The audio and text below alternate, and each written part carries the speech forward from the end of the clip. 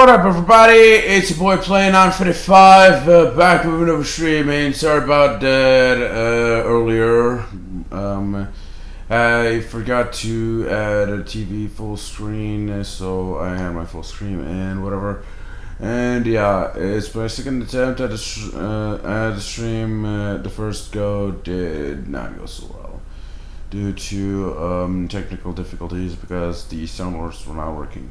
But anyhow, welcome back to another stream. If you're new to my channels, please consider to follow me on Twitch if you're watching from there. Please consider to subscribe to my YouTube channel via Shorts or any other platform that you're watching YouTube on. Also, please consider to follow me on TikTok if you're watching my live from TikTok. And without further ado, let's get back to the game, shall we? So, I did not manage to stream yesterday. Big day. I had a big day. I managed to stream the day before because my scaling figures have arrived, and damn, oh damn, did I had a lot of fun. And experiencing a bit of Skylander Superchargers with the new figures that I got.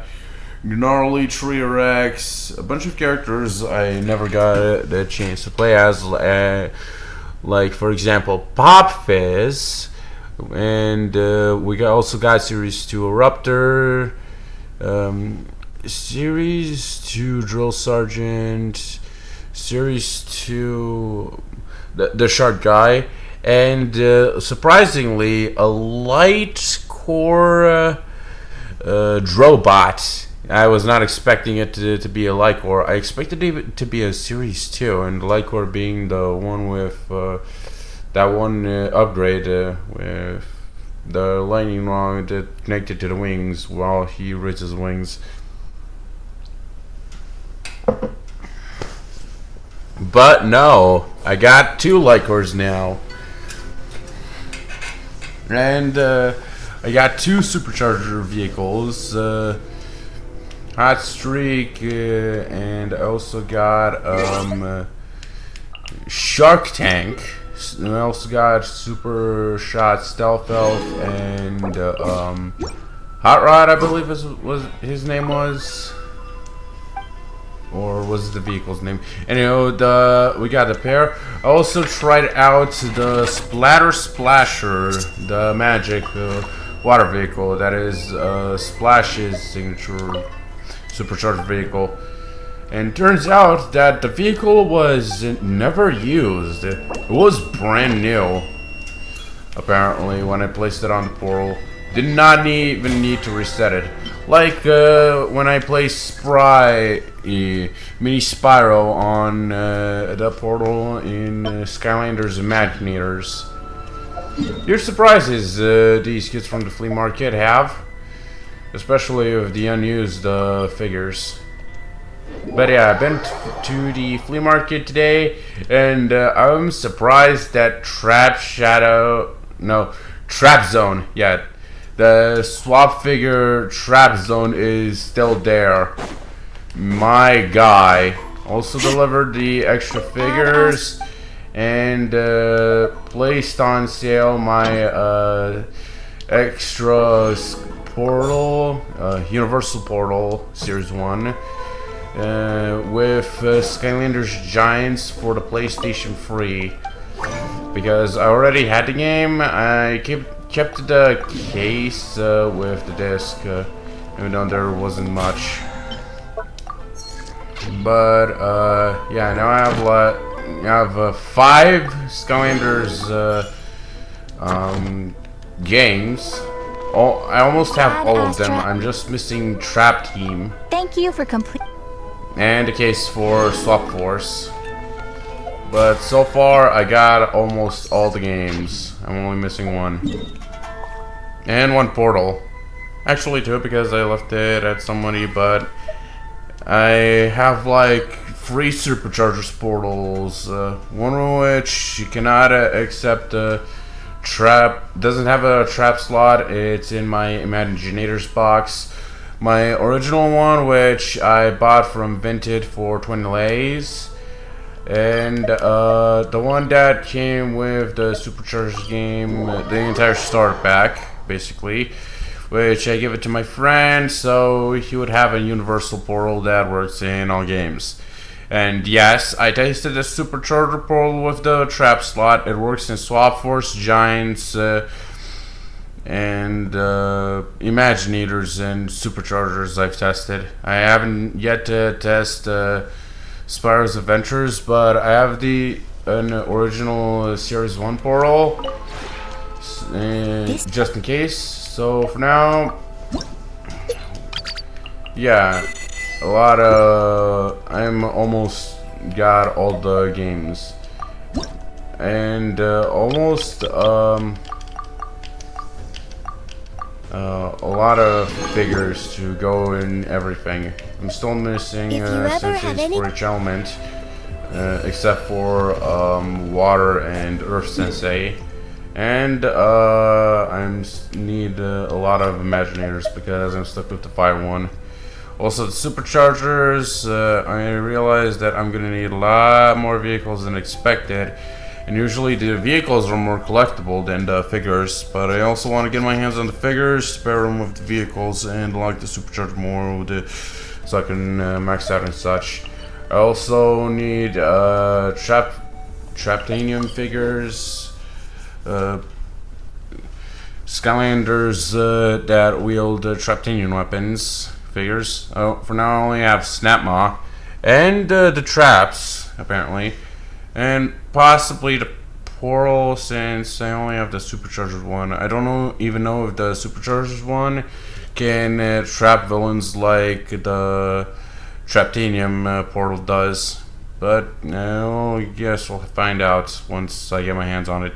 But for now, I am currently eyeing Stealth Elf supercharged vehicle and special edition alternate color Splat, the blue one, which turns out someone has, and it's selling on OLX online. Currently he's not at home, but once he returns Monday, I'll be able to go and buy the figures, and I currently have enough. But that depends on tomorrow how the flea market goes, because I bought myself some stuff today.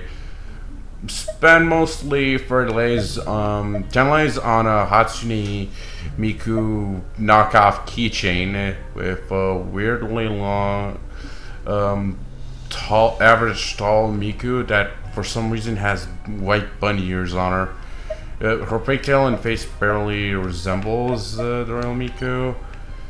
But yeah, and the rest of the lays I spent on some Thomas push along tracks.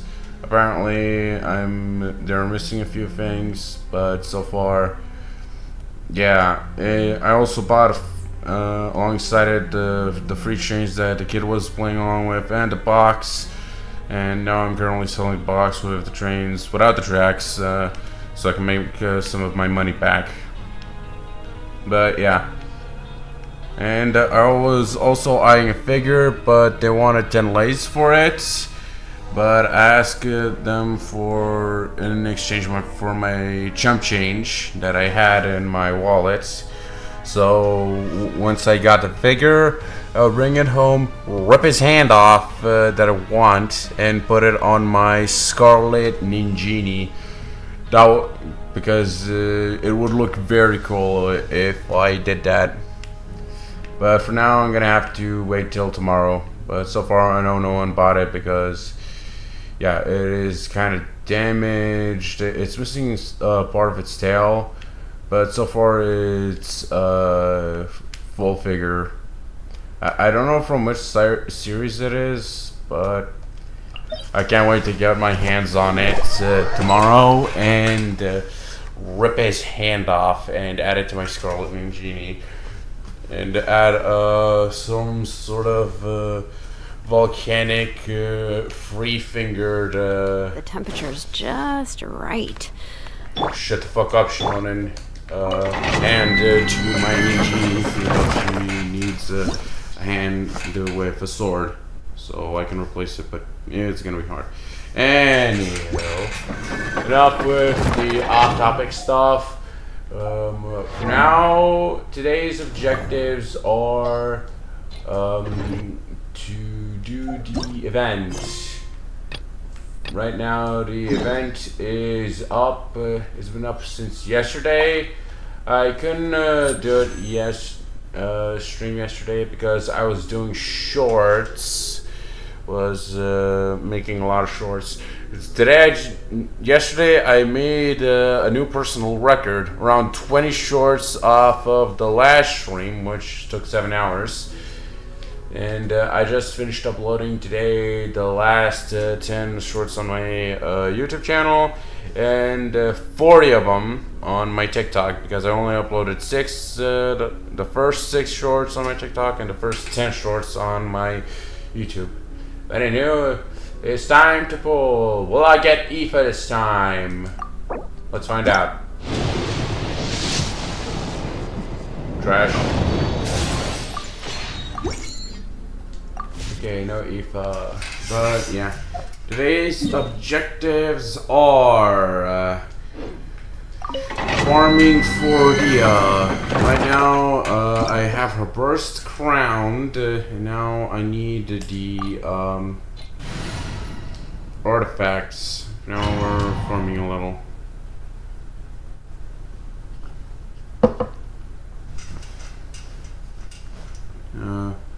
I actually have a good base on it. Let me check if I have the more to max out that one piece. Also, I still have to do the typewriter and beaded artifacts. I forgot about that. And you know, hey Dia. Let's see here. Right, this is the new one. It's maxed, and it went once into HP, a lot into crit damage. But right now, we need a better head. We need a lot more crit damage, crit rates, apparently, in order to equip this artifact, and this one too. I can equip it now with this weapon, but I need a lot more crit rates to do that. So for now, we still farm artifacts, so we gotta do good at these. Drop your weapons! Burn it down! Faster! Stronger! Force first! Step aside!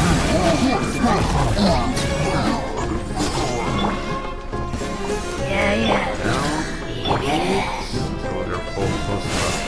Light as a blazing sun!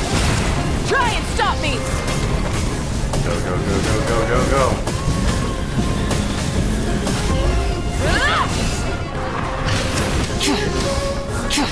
And they're not there. Okay. Let's see what we get.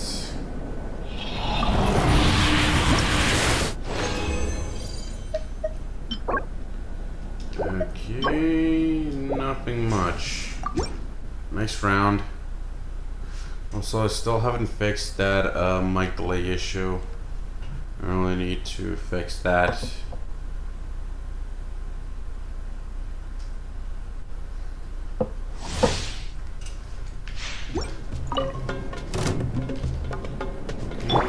This. Light it up! Into... Quick as a flash! Okay, then Yansan. Step aside! Damn it, Yansan!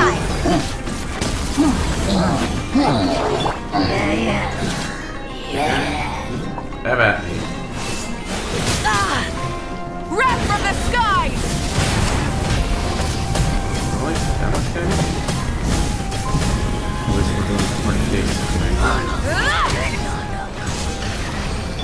Drop your weapons! Let me shift this skill so I can heal.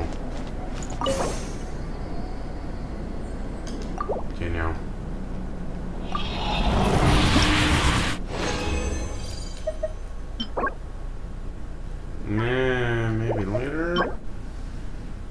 Okay, now that is a good piece.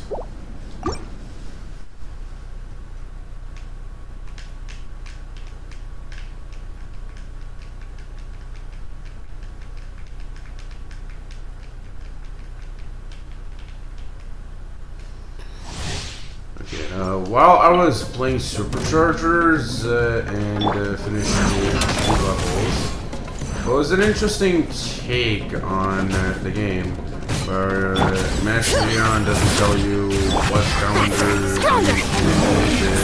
which one's stronger, what elements you engage, and here Hugo say what it means. That was an interesting change. Activations parts. Light it up! So, Not bad. turns out Light you up the need a blazing vehicle sun! for terrain. I only have vehicles for land and water. Apparently I'm missing a sky vehicle. Bring it! On Monday I'll get my hands on Burn it down! Full throttle! vehicle, but golden vehicle, the golden chopper, not the normal green one. I know I want the green one instead. But beggars can't be choosers. Final warning! And especially with greedy people. Because on OLX there's another person who is also selling figures, but they're selling him at lots, and he even asked me for advance payments and overpayment for fucking shipping and everything that I wanted. Even though they wanted like 600 lays in advance on credit card, even though the whole thing is actually 525. Even though I wanted 475 because some Stop of right these there! figures and vehicles were actually cheaper to find. Quick as a flash! Wrath from the But sky! no, Rev the not engines! be. Some people are extremely greedy sometimes. When you're selling online, you want to sell them at whatever price you can manage. You can't just sell them at overpriced money and wait for the sucker to buy it up, even though it's a bit expensive and they can find it for cheaper somewhere else. Light it up! Which is actually true. Especially with scan renders bugs. That is very true on that part. And I'm actually telling the truth on this. Because I actually bought a few Skylander slots, which were very worth it. And I somewhat made my money back off of it. But yeah, my suggestion, make pictures of an entire lot instead of making separate pictures. And see who wants to buy. Maybe they want to buy the whole lots for very cheap, or one of the pieces for a specific price, and or a bunch of pieces and give them a discount. Whatever pieces are left for someone else to buy. Seriously, business. Try and stop me! A lot of people are greedy.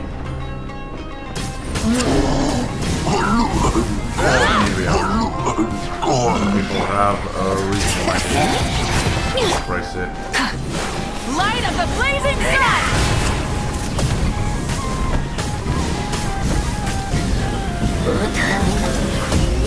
I mean, the Thomas train tracks that I bought on Sunday, the person was actually sold 100 lays.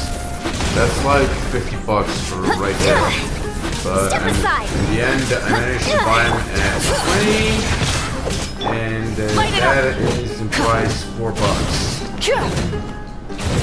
So I saved myself a lot of money there, around 80 lays, which in turn makes around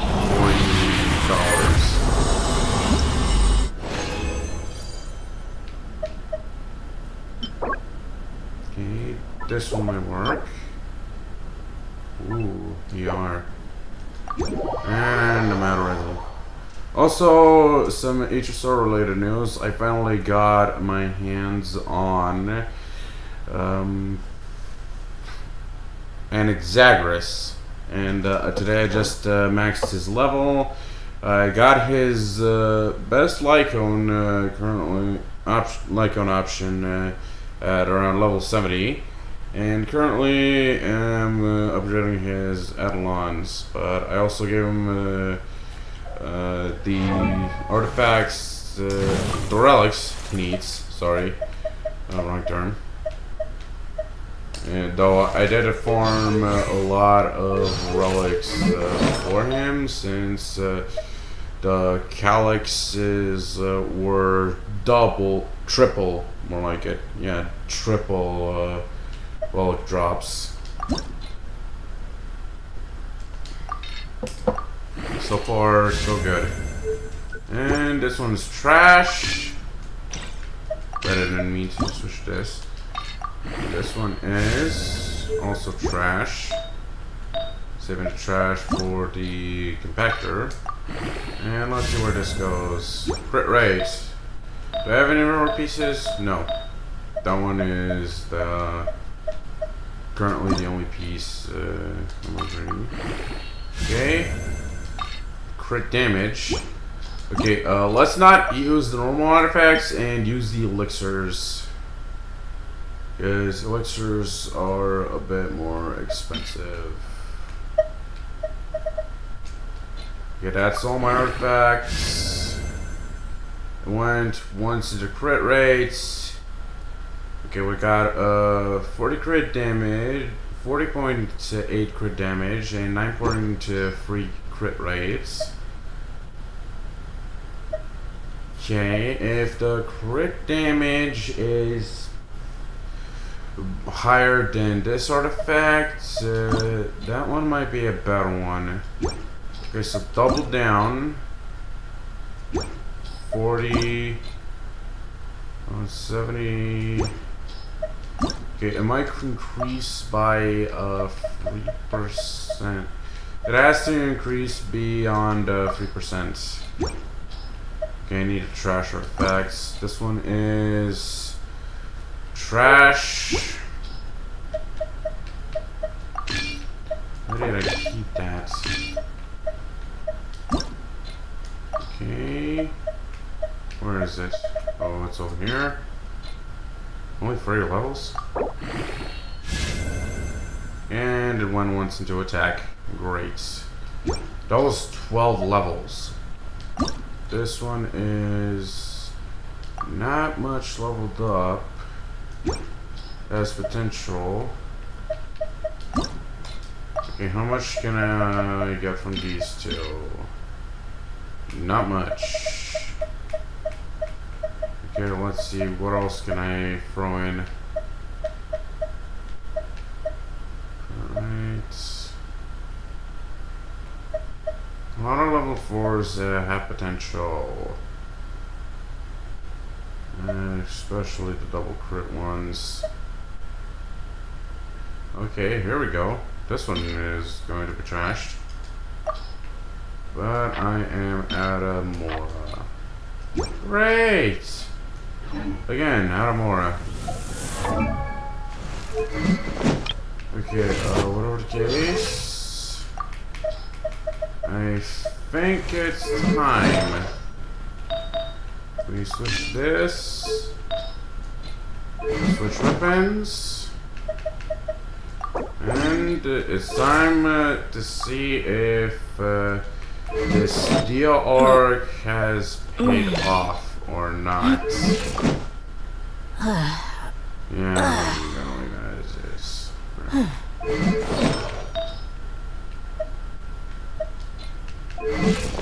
Okay, so crit rate's not ideal, but that's not important. What is important is if we deal more than 40k damage with burst and if we deal enough. Because right now we have Crown Burst. The normal attack has been leveled up at least once. Skill is pretty much the same.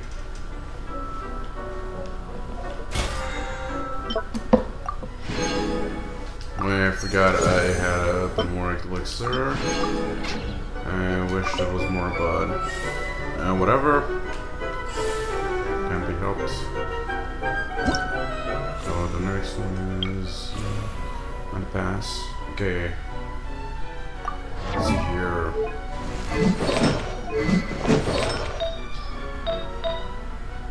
I want to change it from this to this, but we need a crit rate and the crit damage. This was good enough. Do I have any pyro artifacts that have above 10.1 crit rate? Okay, so I have this one, but it lose around 9 crit damage. Okay, how big are the losses? Pretty big. But we need crit rates. Even a smidge works. So Countess doesn't win. Even though we don't have the right weapon, currently it's in the shop right now, but we don't have the currency to buy it. For now, we're gonna have to see if this works out. First round, we gotta start it, then retry, because it won't go as planned. And we get more time this way. Alright, today is the update day. It's been a while since the update came around, which means there might have been a few changes. I wonder, did they buff Dia by chance? So she can kill the Ender Chicken. So I didn't check the talents. Okay. 40.05% max HP. And that's a lot. And okay, let's begin. Let's get it on! Okay. Skill. Attack. There's a huge difference. How much for the crit burst? At least I got more HP this time. Gloves off!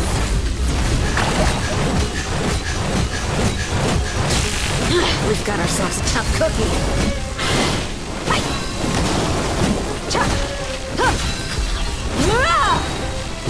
Come on, Dia, you need to heal. They cut me. Okay, so we almost got him there. That almost worked out. Too bad we couldn't upgrade that one sands. Oh no, wait, it was a flower. Yeah, too bad we couldn't upgrade it. Could have gotten a bit of extra damage. But the basic attack You're dead meat!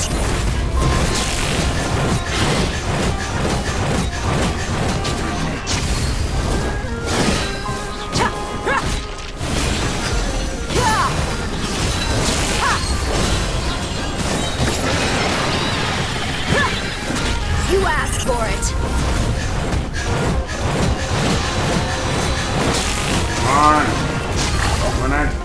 Why didn't I not quit? Okay, I guess we're gonna have to retry this.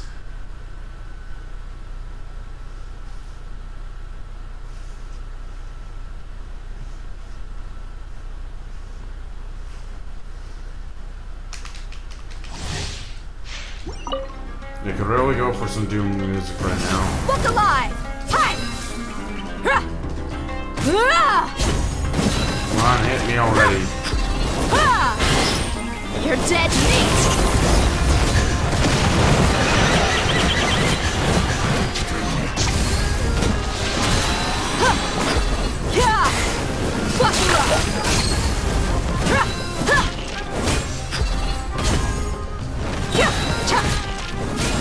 You asked for it. Playtime's over. Oh, great.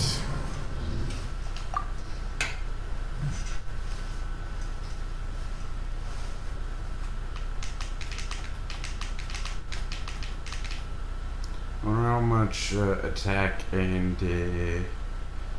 HP do I need to beat this motherfucker?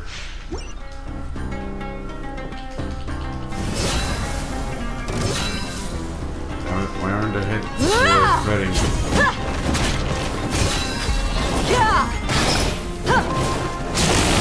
Gloves off!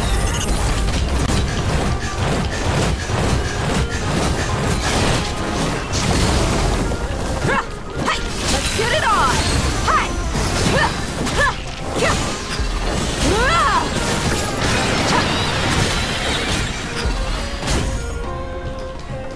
Come on. You're dead meat! 70k? Now that's a lot of damage. Look alive!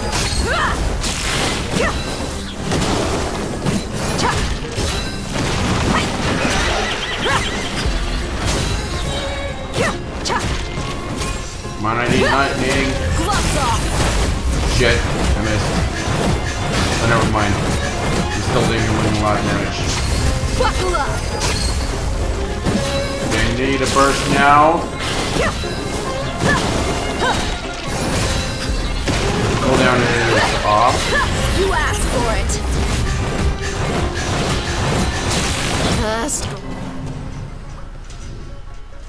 I almost got him. Okay, so I need 2 hits from the chicken. Fuck the lightning. Fuck the lightning. And, yeah. I might deal around 70k. Yeah, if I do it right.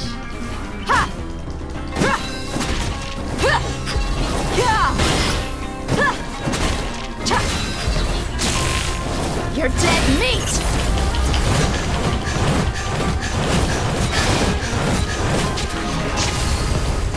First year his don't really play that much. Look alive! Hi! It's only when Gloves off!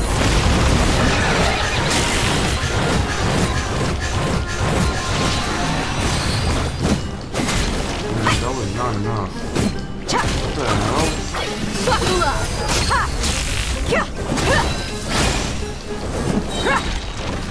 You're dead meat! Why didn't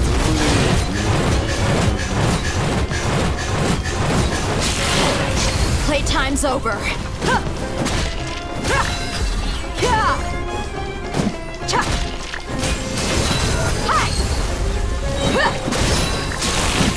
You asked for it. Oh, I almost got him here.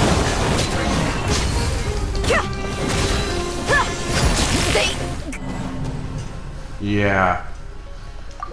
This is the first round. My hits aren't critting. I might need to switch to feather since I need more crit rate.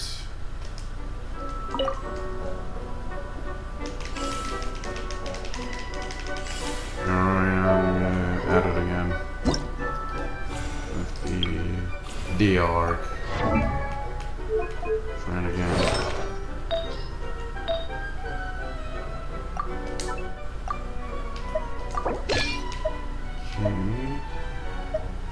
Okay, this one has attack percentage, even though this one has a lot of HP. Oh shit, I lose more HP than this? Okay, what did I have here? Did it give me more HP? This one does, but this one only gets one back. Jesus. Okay, this one gives me HP percent. This one gives more.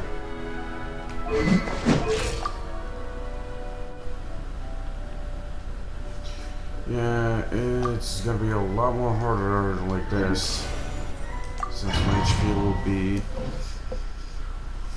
2k lower than for 80k.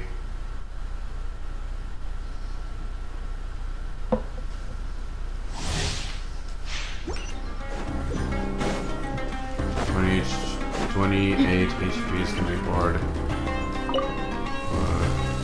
At least crit rate shouldn't fail me. Look alive! Let's try first round without You're dead meat!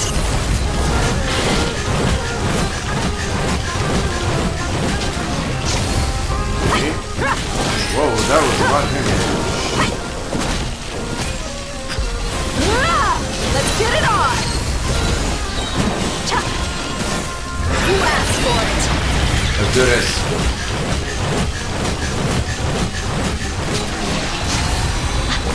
Whoa, I got him good here.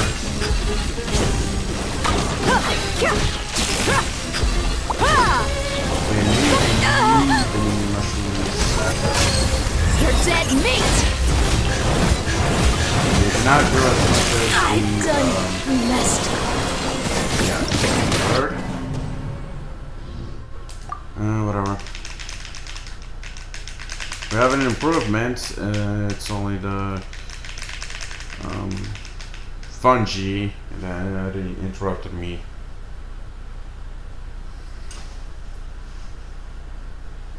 It's hard to concentrate on 4 enemies at once when you need to deal damage.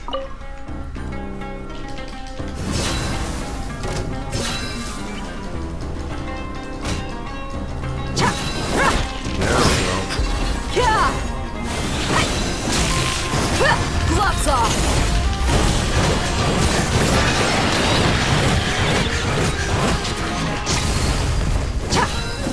Let's get it on!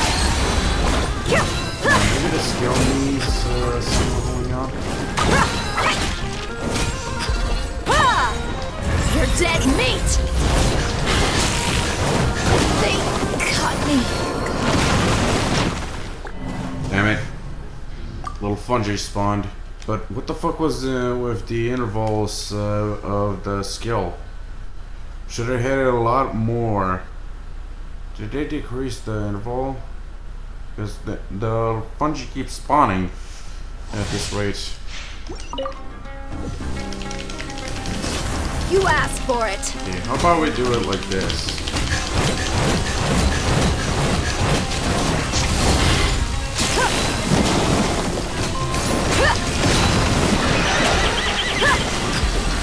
As many times as possible. Let's get it on! Gloves off! Yeah, as aggressive as possible.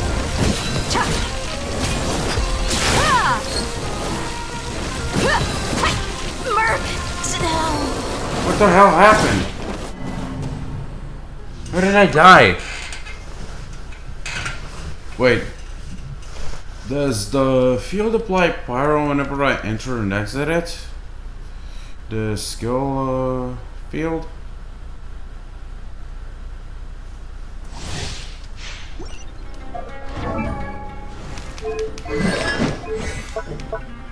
Okay. This skill will be unleashed should there be no fire sanctum field created by the fire sanctum. An opponent within a fire sanctum field that takes damage. The field will unleash a coordinated attack dealing enemy power damage.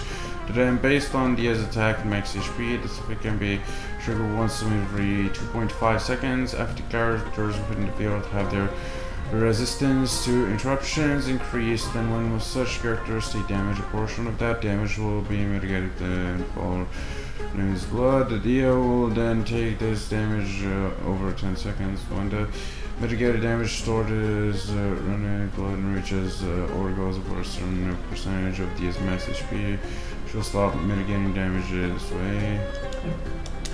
Okay. Don't know where I'm getting the Come on! You're dead meat! What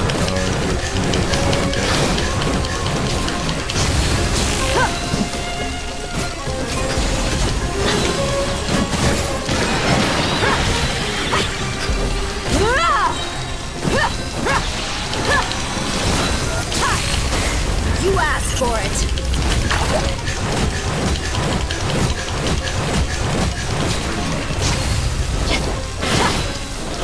That's great.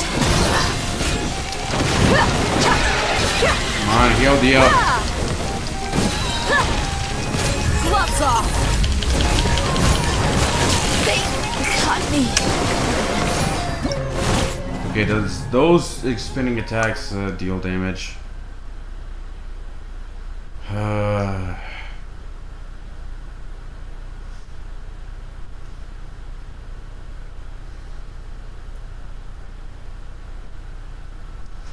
If I remember correctly, Dia's signature weapon gives around 66 crit damage. Let's get it on! You're dead meat! Hey!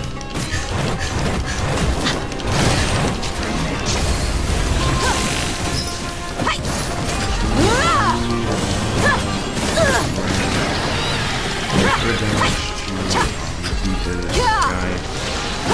Buckle up! Ha! You asked for it!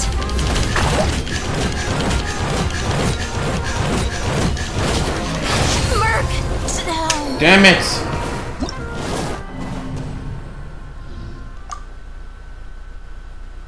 Okay.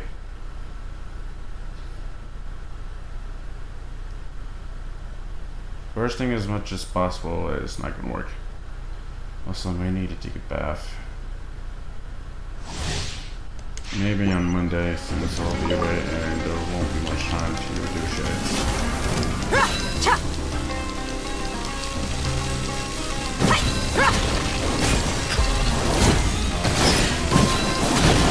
You're dead meat! Okay, this is doing a lot of damage. They cut me! Damn it! I dealt a lot of damage, but got hit very hard. Also, what the fuck is with the skill cooldown? Burst cooldown, I meant. What the fuck is up with that? I can barely burst enough to kill this motherfucker. Gloves Oh, off! fuck it.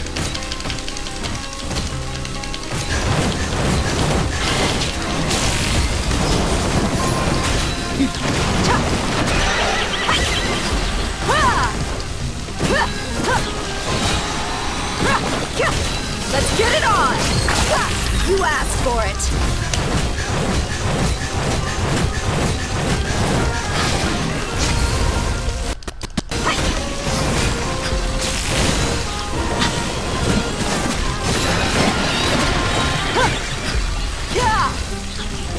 Gloves off!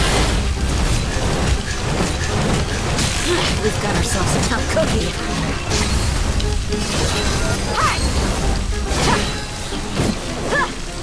Oh my god, I dodged a bullet there. Okay, I'm almost dead. What the fuck killed me? Oh, his jumps? Really? So each and every movement of his deals damage? Okay, I'll try to keep close to the motherfucker.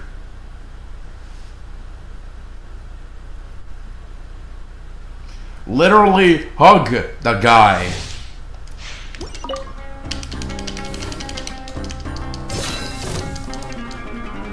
Yeah! Ha!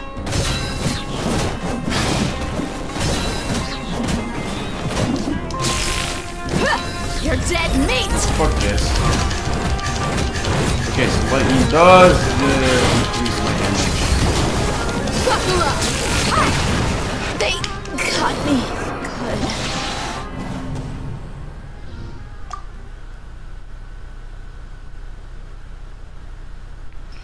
Oh wait, whenever I take damage, not when it deals damage. Oh. I think I get it. When Dia takes damage against Shrine. No wait, when Chicken does damage, it also counts. So it's not from him, it's the lightning.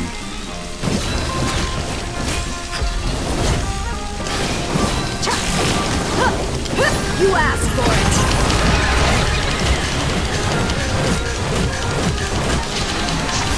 Yeah, it's the lightning.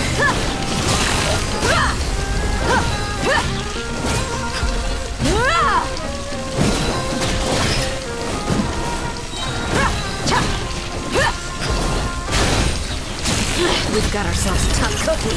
You're dead meat!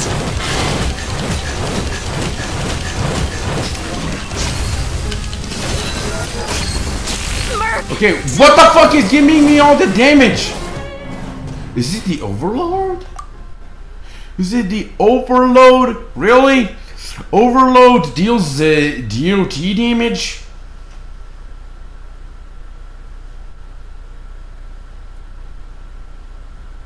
Why the fuck would overload do that fucking DOT damage? It makes things even harder. Actually, whoever had tell us it and drop legends.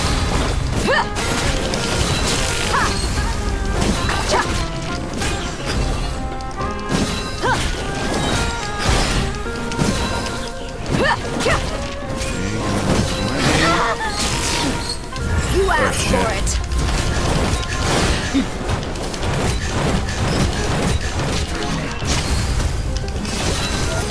They got me. Good. Yep. Okay, so lightning busts me, but the chicken does not.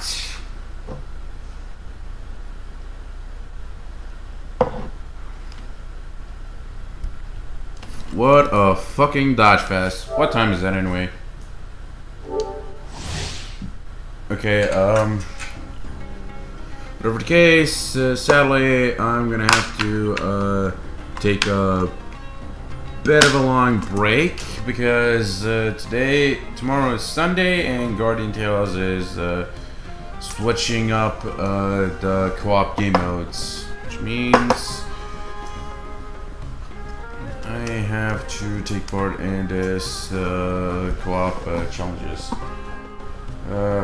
Even though I was supposed to do the event and the Emily story quest. But yeah.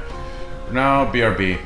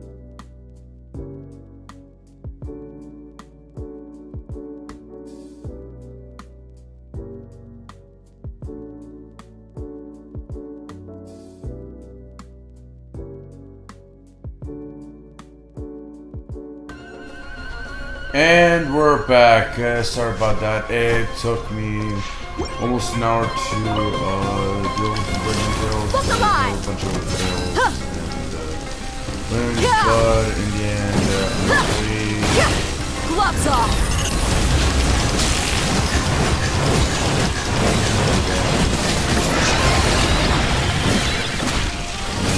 only one to be hit by it. Buckle up! Ha!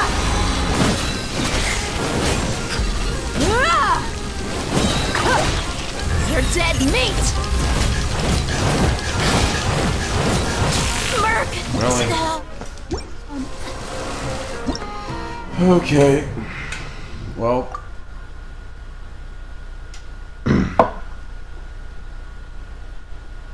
I over concentrated on Guardian Tales that I kind of lost my focus-ish on the task at hand. The orc! Look alive!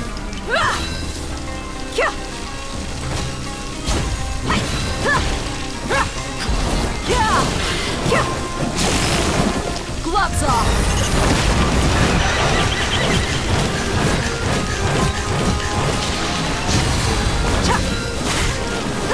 Buckle up! Hi!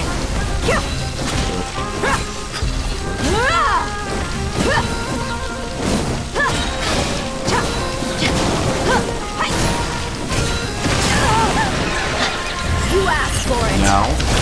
That's great. Oh, god damn it. I would have gotten him too.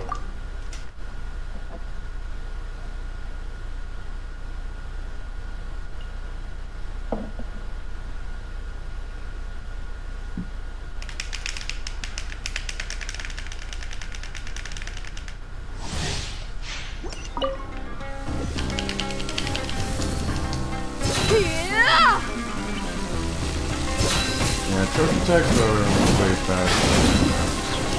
Normal attack. Gloves off!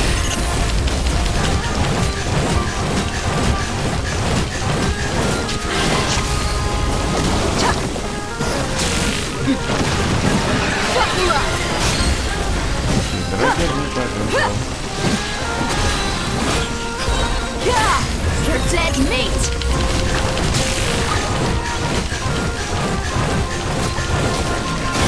We've got ourselves a tough cookie.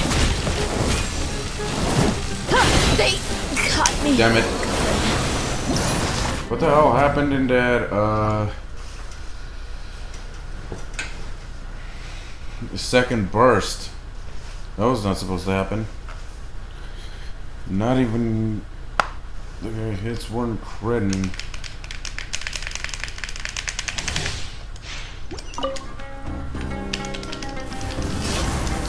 That really like to throw their players off.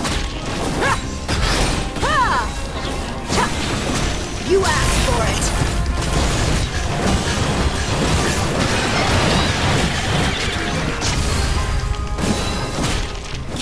Buckle up. Yeah, no, I won't survive like this.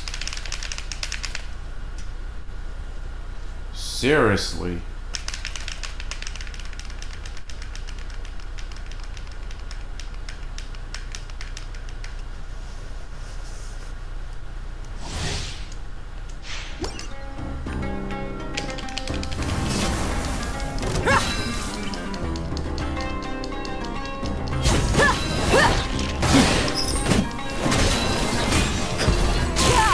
Gloves off.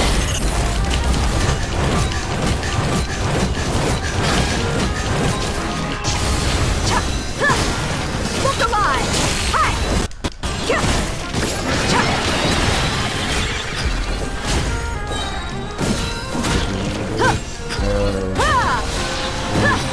Depend on the amount of damage. You're dead meat!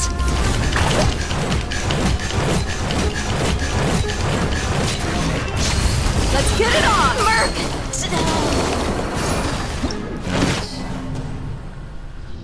But yeah, it's obvious to say that the more damage I receive, the more powerful my hits. So I only want to be struck by lightning and not by the boss. Damn it. Look alive! Ha!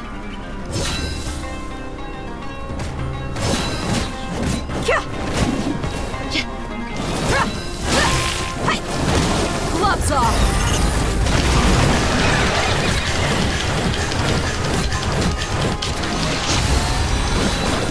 Let's get it on! Phoenix, strike.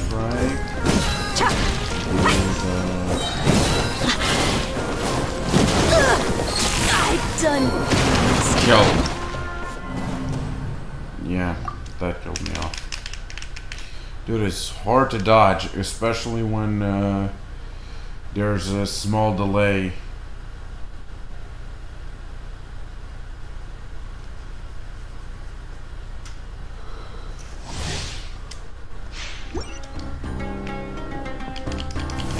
Hi! Ha!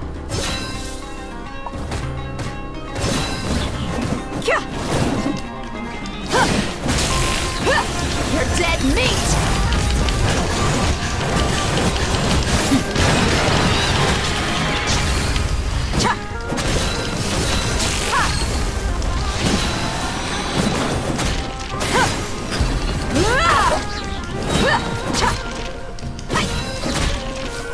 Come on, I need legs, right? Gloves off!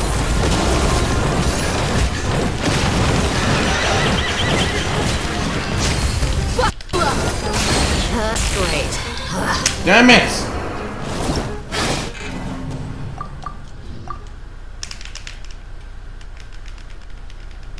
I'm really missing my shots here.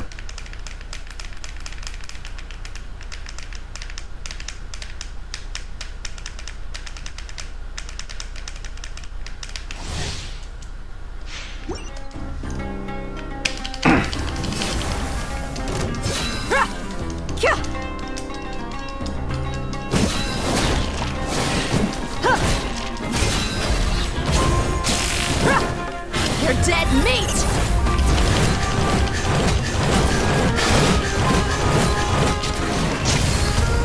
Let's get it on! Hi! Ha! Ha! Ha! Ah! You asked for it!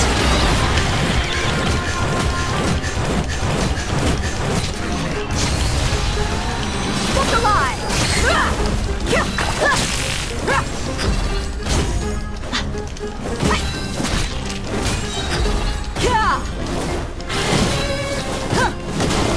You're dead meat! Damn it! These crit hits are gonna be hard.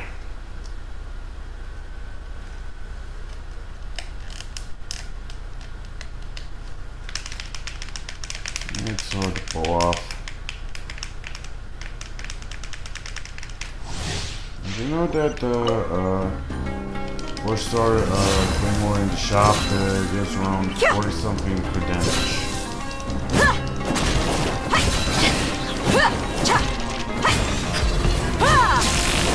You asked for it!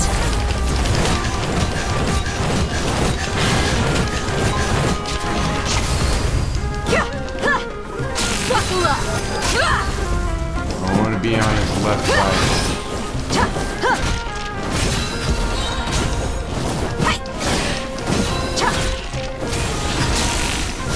You're dead meat!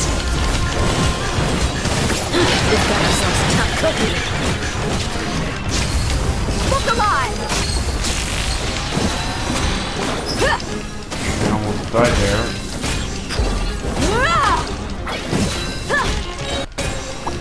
He has his cronies. They caught me. Fuck! Okay, that was on me. That was an unexpected voice crack.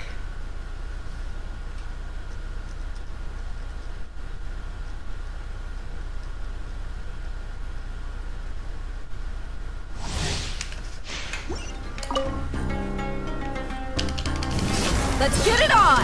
Ha! Ha! Ha! Ha! Ha! Ha! Ha! Ha! Ha! Gloves off! Please idea first to on the left side. Just great. Oh, great. Buckle up!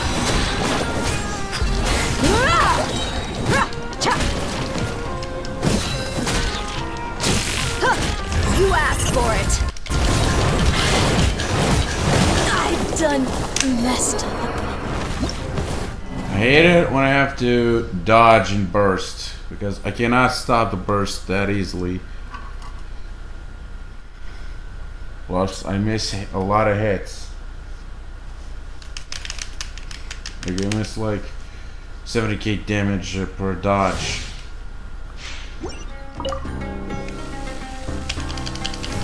Hi! Hi! Yeah!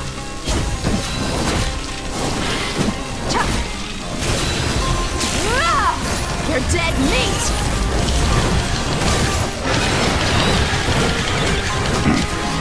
Great. We could also override the damage depending on what I'm getting hit with.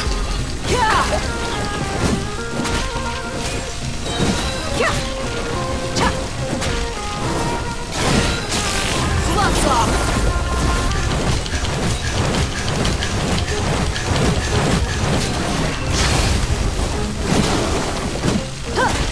Alright, playtime's over. Buckle up! You're dead meat!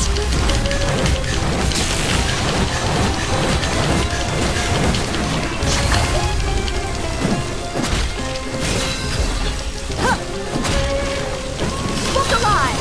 Merc! Oh no, shit! But the first burst went according as planned, if I didn't die and got that fourth burst, it would have been done by now. But no, I died. I died. Great.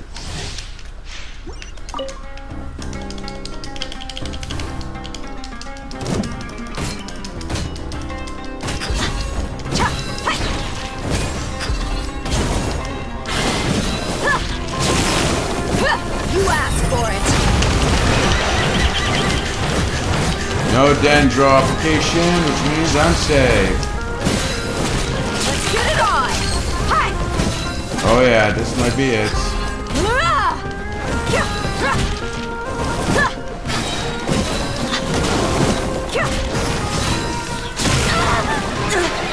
You're dead meat! Oh yeah, that hasn't been overridden. That's great.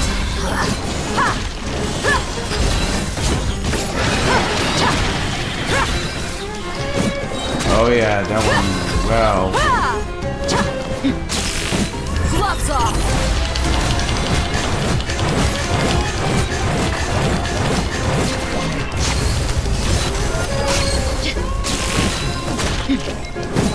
Oh yeah, this might be it. You're dead meat!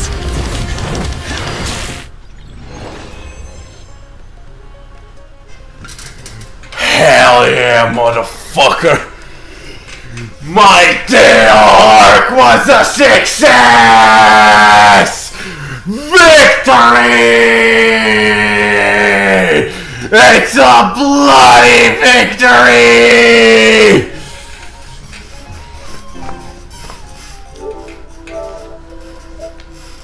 Oh yeah, I gotta flex this. I achieved bloody victory.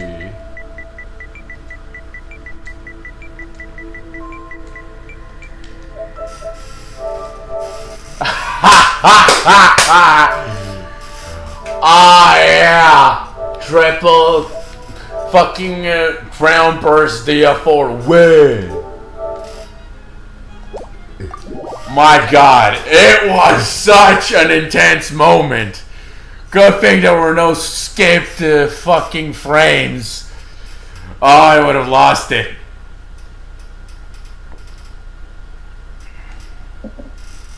Man, I would have so fucking lost it. Oh man. This is one bloody victory, my friends.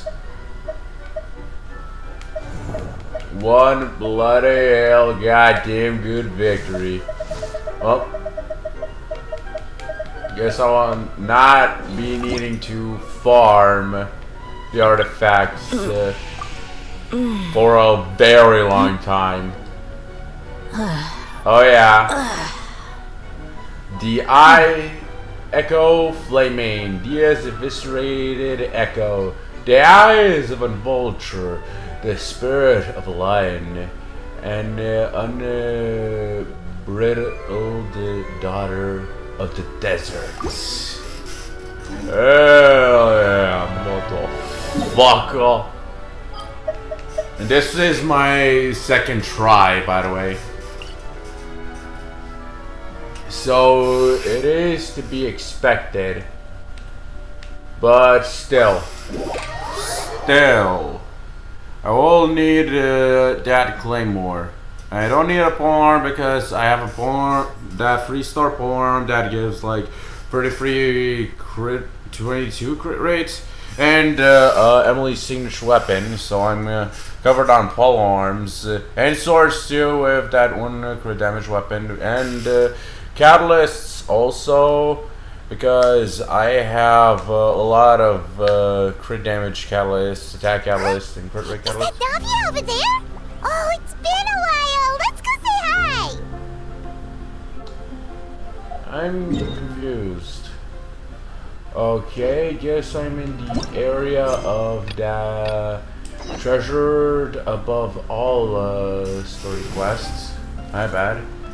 Okay, that wasn't expected, but yeah. Oh, wait, what was I saying? Something. Oh god damn it, I forgot. It was something about Dio, I believe. Oh yeah, the weapons that I'm covered. So I have a sword, polearm, and catalyst with good crit stats. I don't have a bow, but I'm still trying to get my hands on one from the standard banner. So I more need a claymore with crit stack claymore. I mean, I have my Buka's signature weapon, but that does not give enough crit. Hey, Navia! What you up to? Hi, Navia! Shh! Eh? Why the secret? Get lost, Monica! I don't want to see you back here until you're ready to wake up and start doing things properly! Right now, you're a disgrace to my kitchen and to the Hotel de Boer name! Okay, that was a bit intense, not gonna lie. It was an accident. I'm sorry, did you hear me asking for excuses? Jeez, is brutal much? No, I'll do better, I promise. Why is she so aggressive? She won't even listen to what the poor girl has to say. Oh, hey, cut her some slack. You gotta at least hear her out. Wait! Huh? Who do you think you are telling me? Wait a sec. Navia? Uh-oh. Busted! Well, Paimon, congratulations. You busted Navia's cover. So, you're bringing backup now. Suit yourself! You're still wasting your time!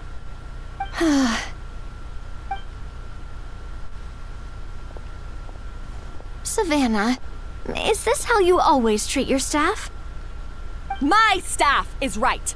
I'm the one in charge here now. And last time I checked, the Hotel de Boer doesn't take orders from the Spina di Rosula. Of course. How you run your kitchen is none of our business. But when a member of your staff is so overworked he becomes gravely ill, that most definitely is our business. We're going to stand up for him, whether you like it or not. Overworked? I've said it before and I'll say it again. If Vermont can't handle the job, then tough luck. There are plenty of other capable people I can hire instead. Yeah. This is gonna turn into quite the interesting ordeal. But Philmont can do the job, he just... Monica, back inside, now! Huh? But you said I shouldn't come back until... Just do as you're told, and not another word out of you! Come on, we have work to do! Wow, what a horrible person! You can say that again, Paimon. Especially the screaming and such. Sorry. Looks like I've dragged you into some drama again. So, who was that? Her name is Savannah. She's the new head chef at Hotel de Boer. Ever since she took the job, she's been enforcing a brutal work regime and putting a huge amount of pressure on her staff. One guy was so overworked, he collapsed from illness. He's been bedridden for days, and he can barely even talk properly. I'm sorry. I'm sorry. It's all my fault. I don't deserve to be a chef.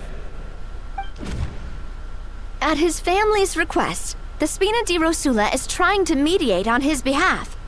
We're not exactly making a ton of progress, as you saw. Savannah is adamant that Vermont's exhaustion and illness have nothing to do with her or how she's been running her kitchen. She's refusing to have any kind of meaningful dialogue with us. Our next thought was to talk to the other chefs at the restaurant and get a better idea of their working conditions. But with Savannah watching them like a hawk, no one has been willing to open up. And that's why I'm here, doing it the old-fashioned way. Camping out, watching, and waiting for an opportunity. So, you were waiting for Savannah to leave, and then you were going to approach Monica? Oh, goddammit. Monica. Why did I choose the name? Now I'm reminded of that psychopath AI Monica from Doki Doki Literature Club. Oh, shoot! It all makes sense now. Sorry. Paimon should have thunk before she spoke. Did Paimon ruin everything? What do you think, Paimon? Oh, no, not at all, Paimon. Honestly, the way she was laying into Monica, someone had to step in. I'm sure I would have piped up if you hadn't. And besides, I don't really think I'm built for espionage. Either way, Savannah's seems seeing you now, so you probably won't get another chance. Yeah, meaning it's gonna be all the more difficult to get the inside scoop now. Oh, I might as well head back to the Fleuve Cendre then. We'll need to come up with a whole new game plan. Oh really, so we're throwing in the old board and coming up with a new one is right off the bat. Paimon will join you, 'cause this is kinda all Paimon's fault. Then I'll join you too. Oh, guys, it's fine. You don't need to worry about it. That said, if you were planning to visit the Fleuve Cendre anyway, let me take you out for a meal. I'll make sure it's a proper feast. A really famous chef just joined the Spina di Rosula's tavern. Her name is... Sorry to interrupt. I just wanted to apologize for the scene you witnessed just now. We shouldn't subject our customers to that. This is a small token from us.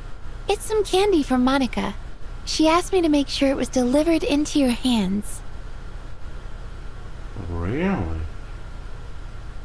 Okay, now I can see the encoded message. Sussy, but I see the deal. Monica's the one apologizing? Huh. Clearly Savannah is the one who owes an apology. Our head chef has been a little highly strung lately. Sorry for everything. Paimon, don't make things more difficult for her. Thank you for the gift. Don't make things difficult, Paimon. No, wait. I would go with thank you for the gift instead of putting more guilt on someone else. So, thank you for the gift.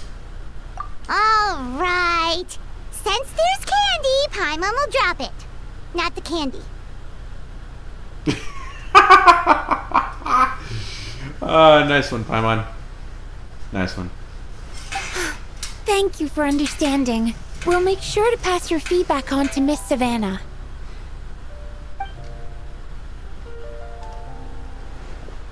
A little highly strung, huh? Looks like with Savannah in the kitchen, even the waiting staff are on edge. Paimon doesn't get it. How did someone like her even become head chef? Yeah, how did that happen? I was gonna say that eventually. You took the words right out of my mouth, Paimon. Well, according to Fermat's family, she hasn't always been like this. But that's a story for another time. Let's try this candy. Ah, yes. Never underestimate Navia's affinity for sweets. Oh, Paimon totally gets it. Come on, dig in! Huh? Hold on, there's something written on the wrapper. Find Escoffier? Usually I read Escoffer. Escoffier. Oh wait, now I got it. The I there. Right.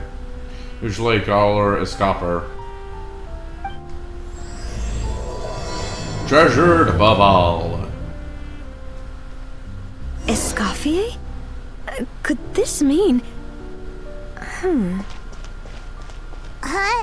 You know that name, Navia? Yeah. Let's stick to the plan and go back to the Fleuve Cendre for now. That's where we'll find Escoffier anyway. Yeah. Almost forgot to change the weapon just now. Almost forgot that.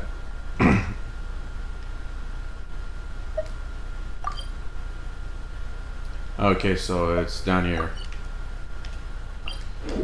So, since we're pulling for Aoife right now, there's always the slight chance...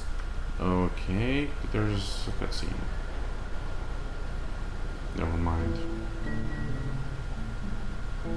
So, who is this Escoffier, anyway? She... Well, for starters, she used to be the head chef at the Hotel de Boer, before Savannah. Dun dun dun!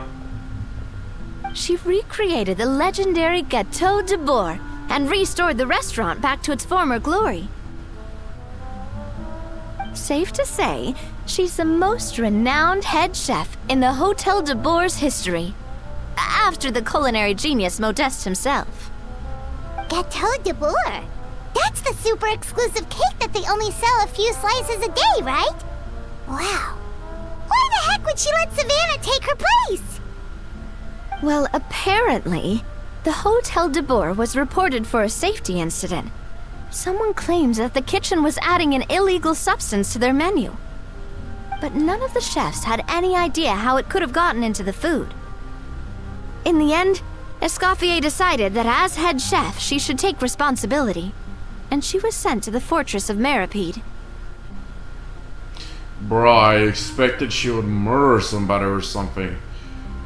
This is just very anticlimactic at this point. Very. The fortress of Meripede?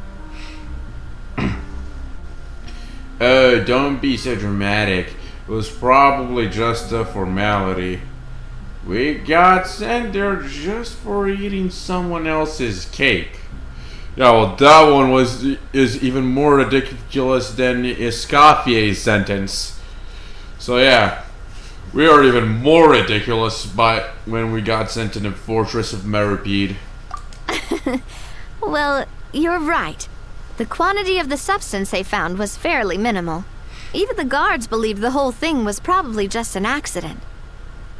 Escoffier didn't have to stay in the fortress for long, but still, by the time she returned, the role of head chef had already passed to Savannah. So that's what happened. Paimon still thinks it's really unfair. Even though Escoffier is no longer head chef at the hotel, she's still well respected by the staff. So, I'm guessing what Monica wants is for us to convince Escoffier to try and negotiate with Savannah on the staff's behalf. Oh, Paimon gets it! Monica wants Escoffier to come back and kick Savannah out. It's simple. If the new head chef is stressing everyone out, then the solution is just get the old one back. Well, about that.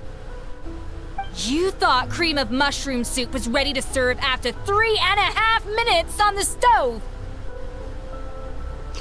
Yeah, she has literally the same temper as her, does she? You'd have had more sense serving hot water with ice cubes. At least then you wouldn't have wasted all this perfectly good cream and mushroom. What do you say, Hilaire? I'm sorry, Cream. I'm sorry, Mushroom. Wait, she was screaming at a little kid? Okay, now this is just annoying. This is a new low even for her. Seriously. As you can see, Escoffier is that kind of chef as well. How has the Hotel de Bois made it this far? I am at a loss for words. You have to leave it on the heat for long enough to allow those flavors the chance to come out. Don't be fooled by the aroma when the water first starts to boil. Got it? Yes, Chef. Then go back and do it again. The customers are still waiting. Remember where you went wrong and don't repeat the same mistake twice. Yes, Chef.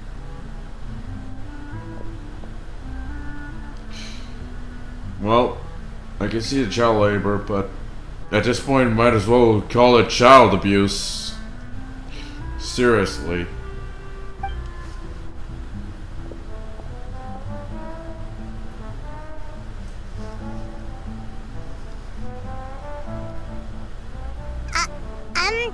Excuse us, Waiting to be served? Sorry, we're pretty busy. I'm afraid you have to join the line. Oh, no, we're not here to eat. So you're not paying customers? Then I'm afraid the wait will be even longer. Wow. Turn around, girl! You have any idea who the fuck you're even talking to? It's hard to talk to Escoffier when she's in the zone. Let's take a seat. We can catch up while we wait.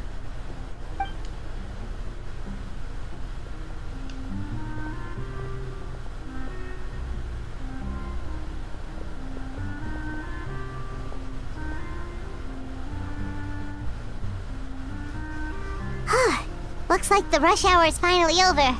Is it always this busy here? These days, yes. I'd say business has tripled since Escoffier joined as temporary head chef. She didn't want to go back to the Hotel de Bois? Well, in her words, the Hotel de Bois doesn't need her anymore. It doesn't look like she's got any plans to go back. Oh, god damn. I guess I'll be heading off then. Wait, take these home with you. We can't serve them now, and there's no sense in letting them go to waste. Oh, thank you, Chef. For what? Like I said, I just don't want them going to waste. Oh, and tell Fiamma to get well soon, so you're not running yourself ragged every single shift.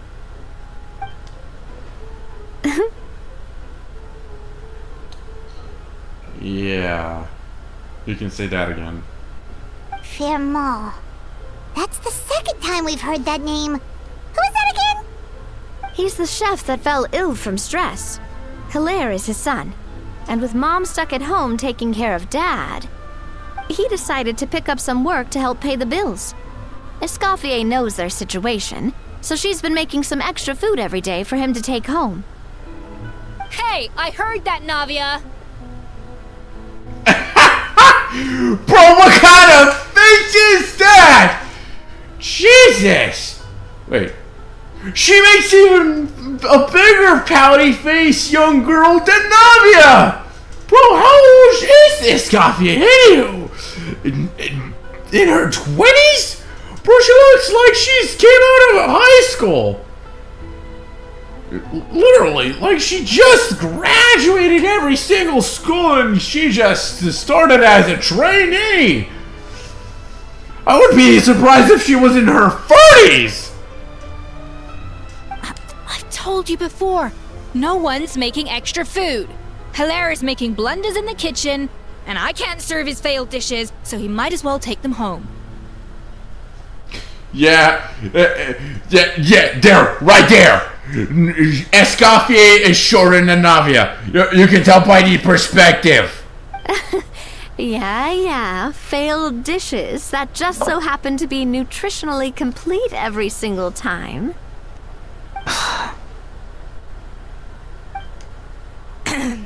So you two must be the world-famous traveler and his companion, Paimon. Yes? Is there something I can help you with? Oh god. Is she shorter than Aether? Wow. I use the term in her 20s very loosely. Fuck that. She's 19, clearly. Oh, so you know us already. We'll skip the introduction then. We're here to talk about Savannah. Since Hilaire is working for you, you must be aware of the situation with Savannah. Oh, I certainly am. The Spina's headquarters are right next to the tavern. And I've lost count of the number of times Navi has come to pester me about it. Pester? Really? But I don't work for the Hotel de Boer anymore. And being ex-head chef doesn't give me the right to interfere with that business. Besides, I'm the one who persuaded Savannah to take the job in the first place. Persuaded? Wow, she did not see the aftermath coming? The, problems that would come after? Really? Fucking really? Yeah. She clearly did her responsibility. She is a very young teenager. 19, 20 up her ass. It's clear she's 19. What? Well, she was a much gentler person back then. A little timid even. She wasn't at all confident that she was the right fit for the role. That's hard to believe. Are we definitely talking about the same Savannah here? Honestly, I do wonder if she's just emulating me. I mean, I'm not the most pleasant head chef to be around either. At least she's self-aware. Anyway, suffice to say that given the history between us, it'll be tricky for me to tell her she's doing her job wrong without coming across like a huge hypocrite. Fiamma and the others probably think that Savannah gets it all from me. I wouldn't be so sure about that, Escoffier. Look at this note we got from Monica. You give Monica's candy She wrapper to a mentioned scoffer. me. Whatever shortcomings you feel you have, It looks like Monica still trusts you. As for the others, well, how can you know what they think unless you ask them? Monica. Plus, it's not like we're asking you to storm in there and raise hell. We're only in the initial phase of our investigation. All we're trying to do is get the other chefs to open up to us. Oh, Monica. Oh, Monica! Escoffier? She's about to blow up. I can't believe her! Powdered sugar is supposed to be applied sparingly. Look at all that on the wrapper. It's thicker than the sole of my shoe. Unbelievable! I won't stand for this. She has to learn. Come on, we're going. Oh. Oh, she did that intentional! Oh, she really pissed her off now! Wait, so now she's, Well, whatever the reason she came up with, at least she's convinced herself to go have a conversation. Let's go catch up to her. We don't want to keep her waiting.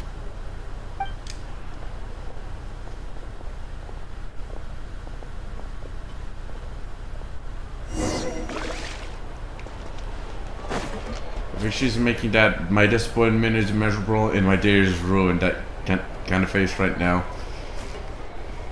But yeah, before the entire conversation, I was about to say that while we're pulling for Aoife, there's a slight chance I might accidentally get Escoffier.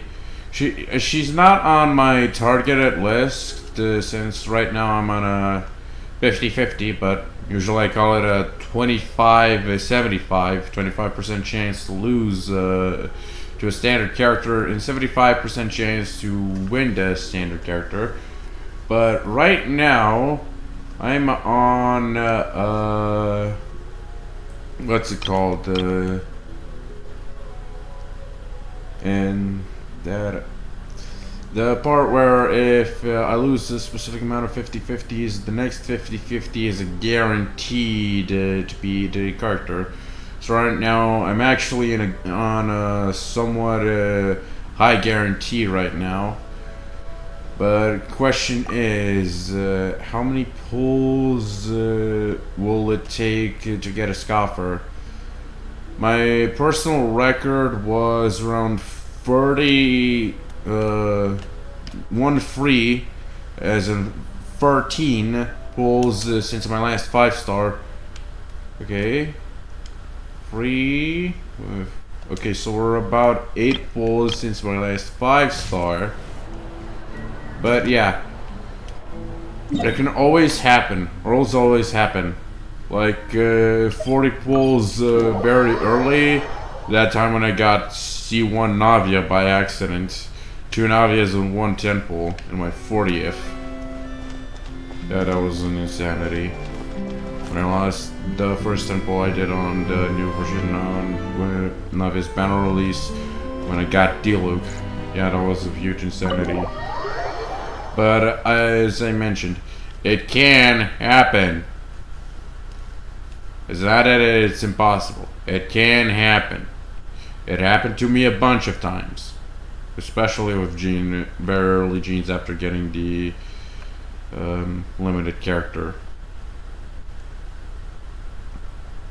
Wait, she looks like... Is that a Escoffier? Escoffier's back? Yes! I've missed her cooking! I was just... Dun, dun, dun. I'm sorry. I'm so sorry. Oh man, I wanted to keep hearing the gossip.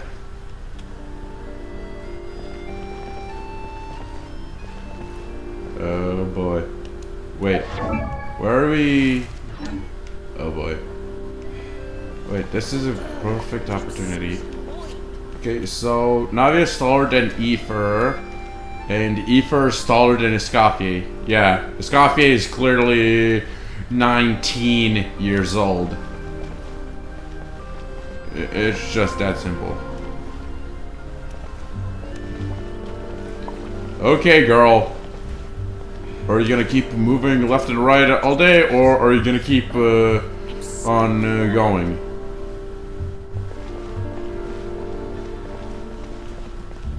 Oh god, she glitched or something. I can't interact with Navia.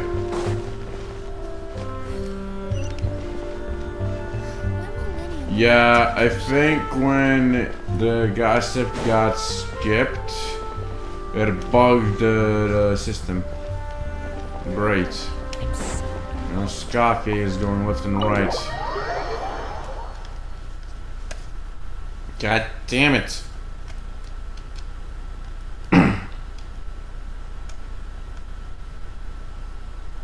First time this happens. First time.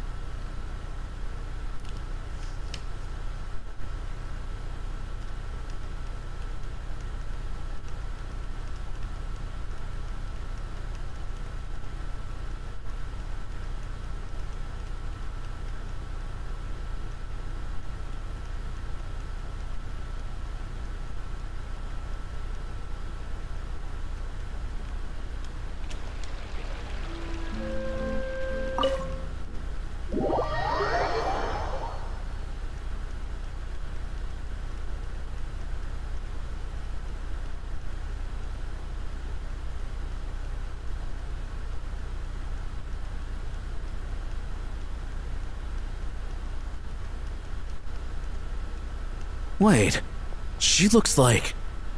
Is that Escoffier? Escoffier's back? Yes! I've missed her cooking! I was just saying, Hotel de Boer is nothing without her. You can't match Escoffier's talent. Okay. I'm sorry. I'm so sorry. Okay, now we're moving.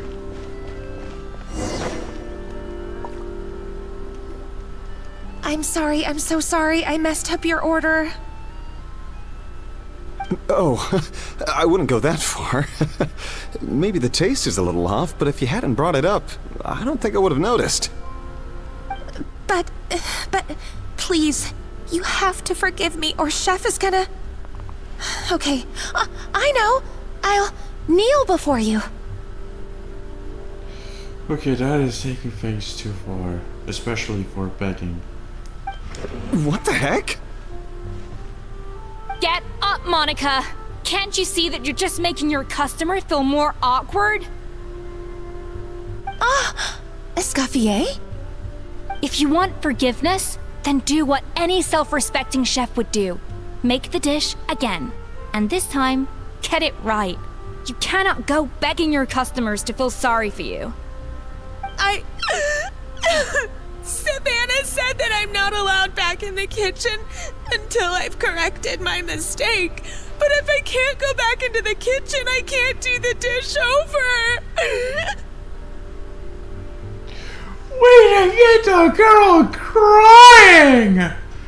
Wow, she exploded! Like an emotional bomb. That's some backwards logic. How can you fix your mistake without being allowed to cook? If this is what Fermat had to put up with, then no wonder he had a breakdown. We apologize for interrupting your meal, sir. It's fine. With my layman's palate, it's not like I can tell the difference anyway. I was actually quite enjoying my meal until she appeared out of nowhere and started apologizing. Gave me a bit of a fright, to be honest. Oh, well, it's because Chef Savannah tasted a bit of the leftover soup from my pot and then threw me out of the kitchen. Gosh, that's pretty strict. Has she always been that way? I don't recall things being like this when Escoffier was head chef here. I gotta say, you're all looking a little worse for wear these days. I mean, Escoffier was strict too, but I think the difference is that her criticism was more constructive, so you knew what you did wrong and how to improve, and we all knew that it came from a good place. Chef Escoffier was hard on us because she truly wanted us to reach her level. But these days, whenever we make a mistake, we just get told to wake up, get your head in the game, or just do it again. And it's only gotten worse since word got out that Chef Escoffier had started working again in the Fleuve Cendre. Monica, you don't need to call me chef. I'm not the boss here anymore. Yeah, but through no fault of your own. What happened back then, that wasn't on you, and all of us know that. That banquet was a huge event, and so many staff were involved every step of the way. With so many moving parts, there's no way of knowing how that lumiline ended up in the food we served. Lumiline? What's that? A new drug from the Fontaine Research Institute, produced from an extract of the lumitoile. Apparently it sharpens the senses, so they used it to treat people with impaired responses to stimuli. Oh, yeah, I've heard about that. They found out you can use it as a flavor enhancer since it stimulates the taste buds. Makes things pretty addictive. They also found that overuse can have mood-altering effects, and even lead to nerve damage. So it quickly ended up on the guard's list of controlled substances. Unfortunately, however, some food products containing the additive had already made it to the market by the time the guards banned it from the restaurant industry. Everyone knows that in all likelihood, someone probably just purchased a batch of contaminated ingredients by mistake. But you took all the blame. We all know why. You just didn't want to see this turn into a place where tensions are constantly running high, because everyone's suspicious of each other all the time. And now look at you, a fry chef in the Fleuve Cendre. What are you trying to say? Sure, the Spina's Tavern is no Hotel de Boer, but come on. It's not that bad, is it? Oh, the Fleuve Cendre, you say? Great. That's where I'm downing from now on. Monica, I'm very happy with my current job. And there's no changing the past. We just have to let bygones be bygones. Besides, at the end of the day, I was the head chef, regardless of whose mistake it was. Ultimately, the responsibility lay with me. If only Savannah was half the boss you were. I'm sorry? Do you have a problem with my conduct as head chef? Speak of the fucking devil. The fucking harpy. No, chef. So, you do remember who's boss? Escoffier? I thought you'd left this place for good. What are you doing back here? What happened to you, Savannah? Why are you acting like this? When I turned this place over to you, You made me the head chef and gave up your right to tell me how to do my job. You're not the boss here anymore, so stop acting like you own the place. Whoa. Sounds like someone has a chip on her shoulder. Maybe we should give them some space. Oh, Savannah! Oh, okay. Oh, this is gonna end in a catfight, is it? Now that I think about it, did Savannah, Savannah the one who brought in the contaminated goods, and she's being like this because she's feeling guilt? Probably. My God, have you grown a temper since I last saw you? Have you put even half the amount of energy into improving your cooking skills, or are you still using the Pluie Lotus as an off-brand marcotte, thinking no one can tell the difference? That's none of your business! Oh, she did it! What happened to not storming in and raising hell? Well, dear Paimon, this is what we call escalation. Ho ho! I was not expecting to see something this spicy as soon as Escoffier returned. Huh? Van Agem? Aye, miladies. Might I make a humble suggestion? Given that we have ourselves a tete-a-tete between chefs at the Hotel de Boer, I dare say it would be de rigueur to settle this the traditional way. Okay, is this the first time we hear the boss of the Hotel of the Boar? It kind of speaks a bit funny. The traditional way? That can only mean one thing. Sounds like we're in for a history lesson. That's right. I'm talking, of course, about the tradition established by Modeste himself. The cooking contest! According to legend, the founders of Hotel de Boer, Modeste and Savelli, used this method to resolve all of their disputes. Everything from petty arguments over next week's menu to disagreements over the strategic direction of the restaurant. The cooking contest would decide who had the final say. Huh. Sounds like they had a lot of free time on their hands. Well, it might sound that way to us. But in fact, the cooking contest played an enormous role in motivating chefs to hone their skills, reaching new heights of excellence in the culinary arts. And indeed, the reintroduction of this institution in recent years has surely been instrumental in transforming the Hotel de Boer into the top-ranking restaurant in Fontaine. Reintroduction? Someone brought it back? Who? Well, Paimon, care to take a guess? What say you, Escoffier? Surely you of all people won't back down from this challenge. It was you who put the rule in place, after all. Fatso, there's your answer, Paimon. Called it! Sure, I reinstated it, but I'm not a chef at Hotel de Boer anymore. Isn't this bending the rules a little? I see no issue as long as both sides agree to the terms. We could simply treat it as an exhibition of sorts. Savannah, any objections? Exhibition. Huh. No. If we're going to battle it out, let's put it all on the line.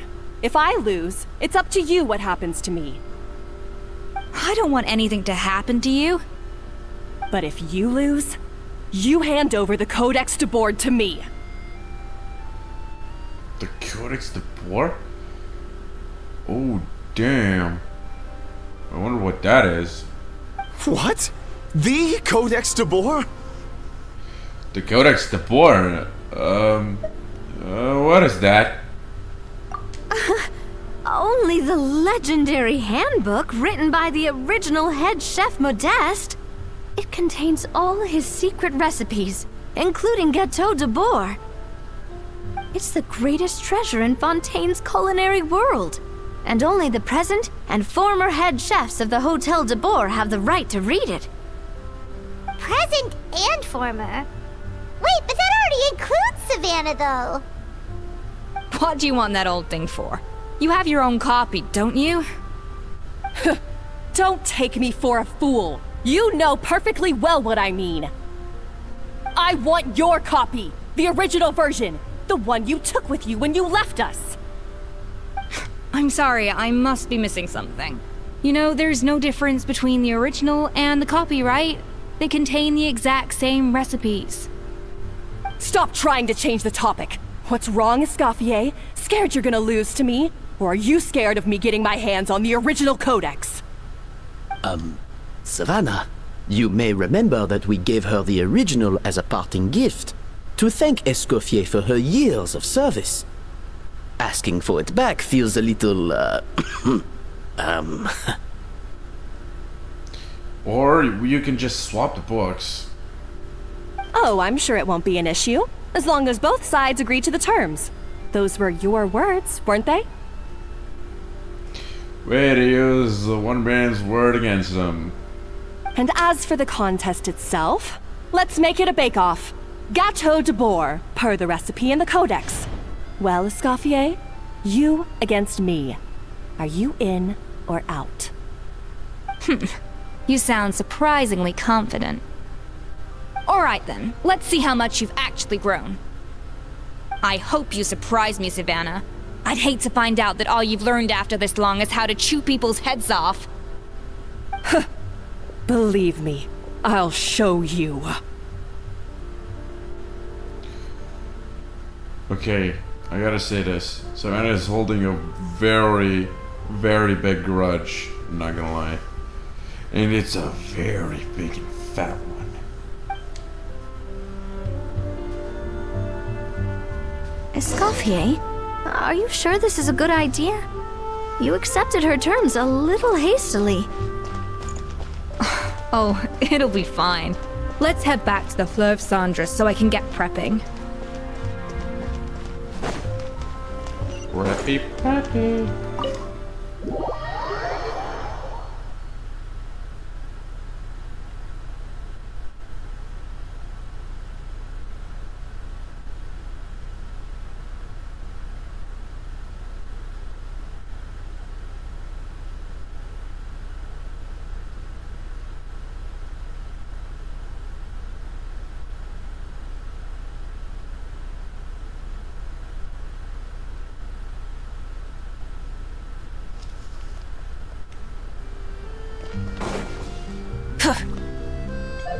This is turning out to be quite an ordeal, and a big one at that. Who knew Scoffy had all that in her? And to pop a gasket with the overhead chef.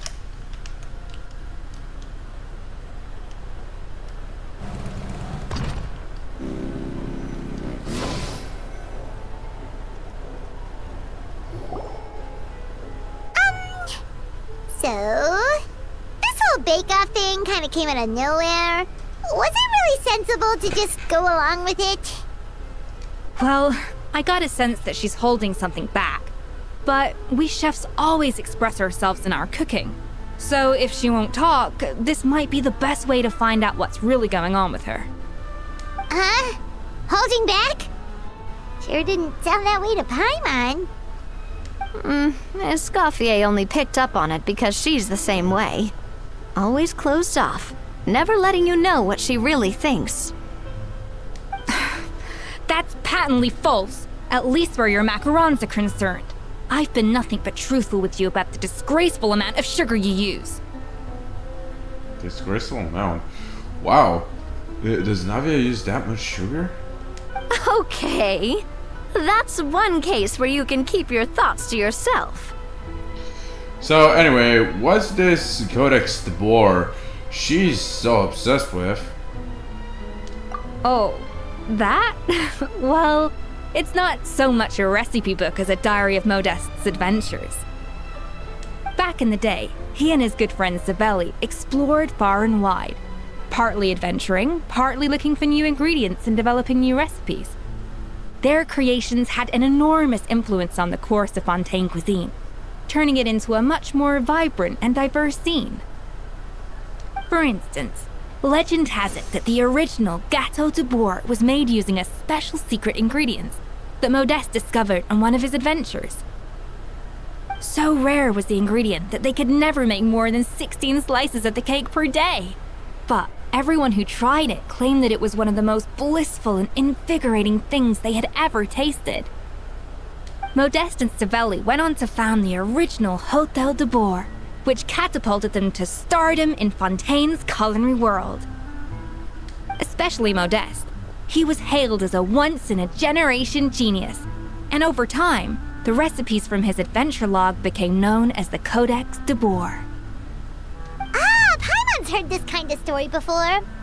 Armed with the Codex, the Hôtel de Boer took its rightful place as the finest restaurant in the land, serving those recipes for centuries to come.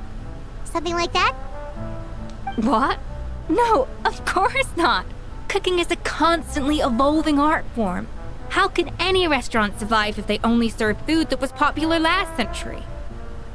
Anyway, never mind centuries. Savelli and Modeste parted ways not even 10 years after their rise to fame. Then, Modeste passed away while he was still in his prime. And that was it. The end of the Hôtel de Boer's heyday. It fell into decline, and for most of its history, it was just a nondescript place with a couple of cheap tables. It's only in recent decades that it started recovering. Even then, it still took numerous relocations and changes of management before we finally ended up with Vanigem and the restaurant we have today. Oh! So the Codex really isn't all that, then. Paimon figured it was like one of those mystical books they have in Liyue's martial arts novels, where the main character learns all their secret powers from.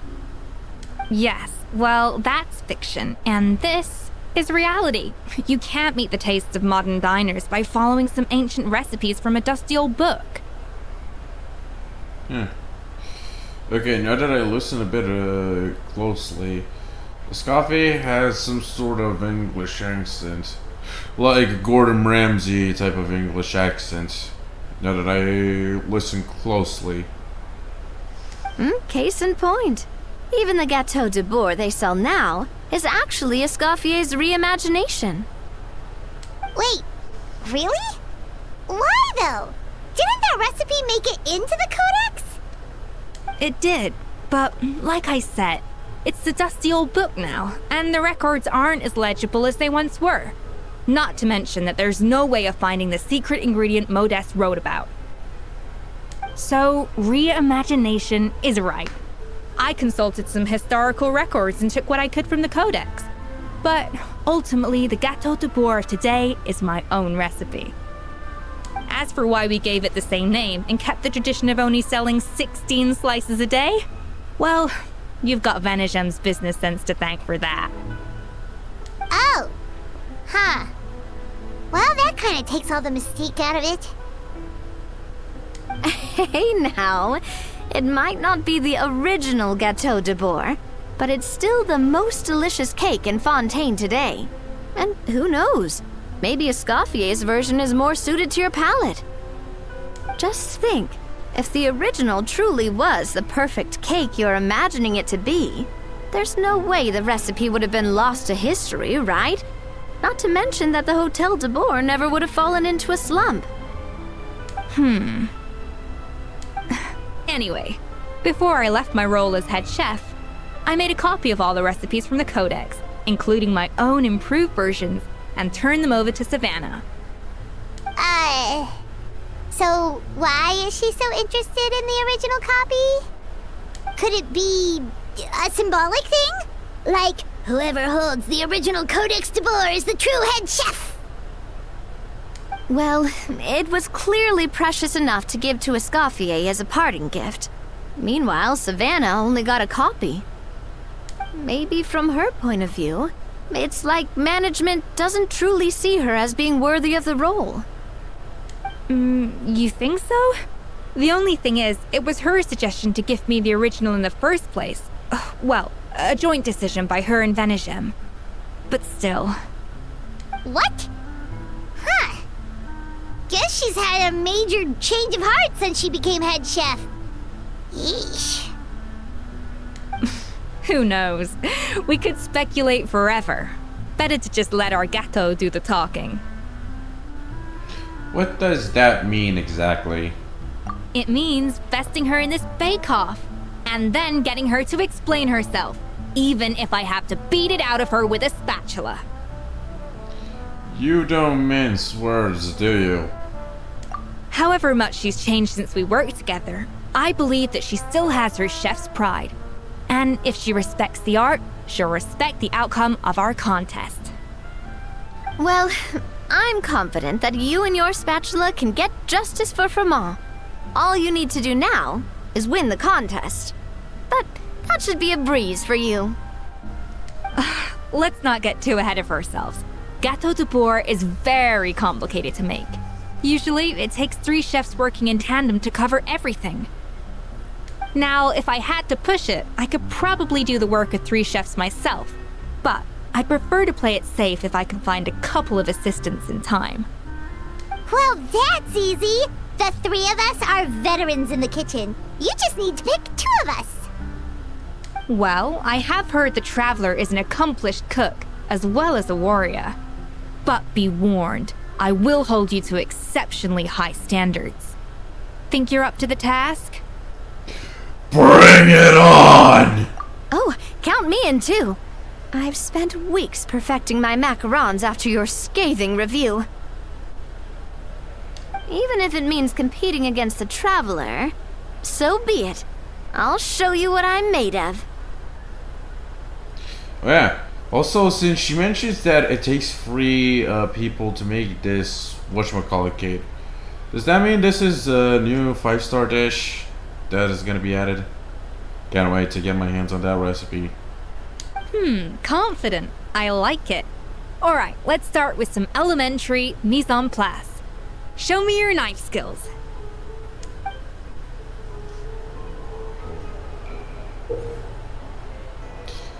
Oh, great. Great, we're doing this again. Like that one event. Okay. Show Escoffier your knife skills. Use normal attacks to get the fruit. It seems she will collect the slices and process them into some sublime substance. We're doing I've always trouble called with it this. chopping stuff up, not mise en place. But it's basically the same thing, right? Oh, Navia. The difference in your case is that mise en place is chopping stuff up without sending juices flying all over the kitchen. We're using... Okay, we're not using trial MC. But for now, I'm gonna need a break. I'm out of water, my mouth is watering, and I think I need to eat. Also, surprise, it's midnight. But yeah, for now,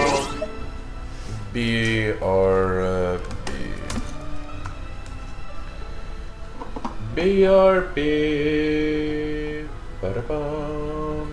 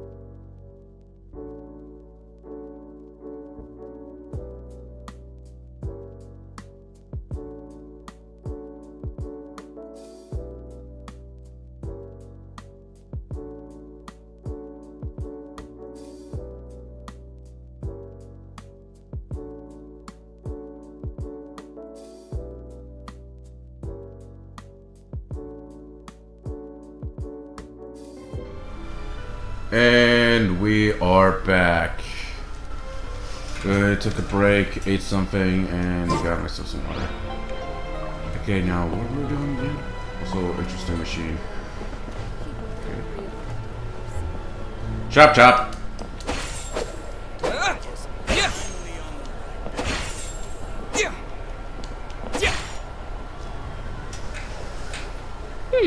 Looks like you found that easier than I expected. Okay. Says that, well, there's an ice knife spawned right on the table. Yeah, thankfully it was pretty straightforward in the end. You made it sound like we'd be carving statues out of fruits or something. Careful, Paimon. Don't want you to become the Scream guy. Actually, you can become one since you're a floating fairy. Well, brace yourself, because the next step is anything but straightforward. I'll be using this cold press to extract flavor compounds from the ingredients. What's a cold press? Same here. The first time I hear about such a thing.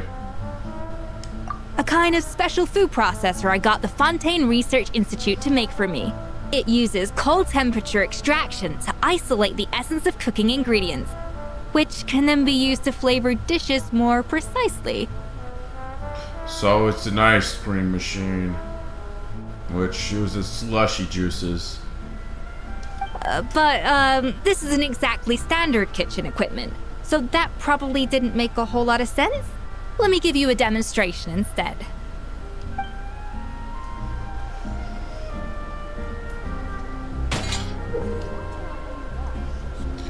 Display your mastery with the cold press. Tap your elemental skill to accelerate the cold press progress. Then use normal attacks to let it do its work. It seems like a special substance extracted from the plants might come in handy here. Custom-made equipment from the Fontaine Research Institute, huh? That's some pretty high-tech food prep. Paimon's never used anything this weird before. Cool! Not weird. Wait, we're using a trellis coffee. Let's see what we're using here. Called it. 66 0.2 crit damage. Not up to average player standards.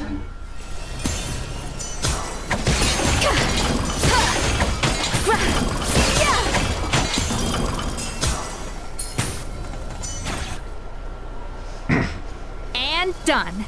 These are the flavor compounds extracted from our ingredients. I processed all the fruit you chopped up earlier. Wow! Even the smell is so much more concentrated. What next? Do we add all this stuff in? Wait, does ice cream, snow, and so on even have a smell?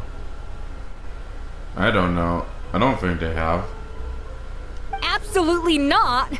Throwing everything in at once will ruin the balance of flavors. We have to go slowly and carefully to calibrate the exact flavor we want. I'll demonstrate again. Now, watch closely.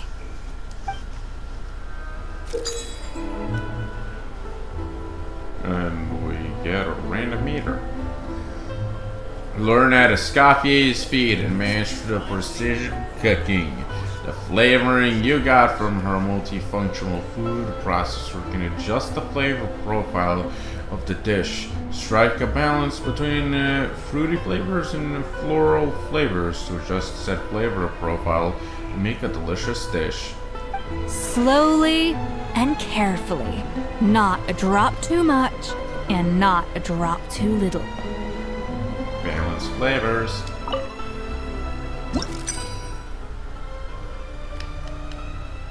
We're gonna learn one of this. One of these.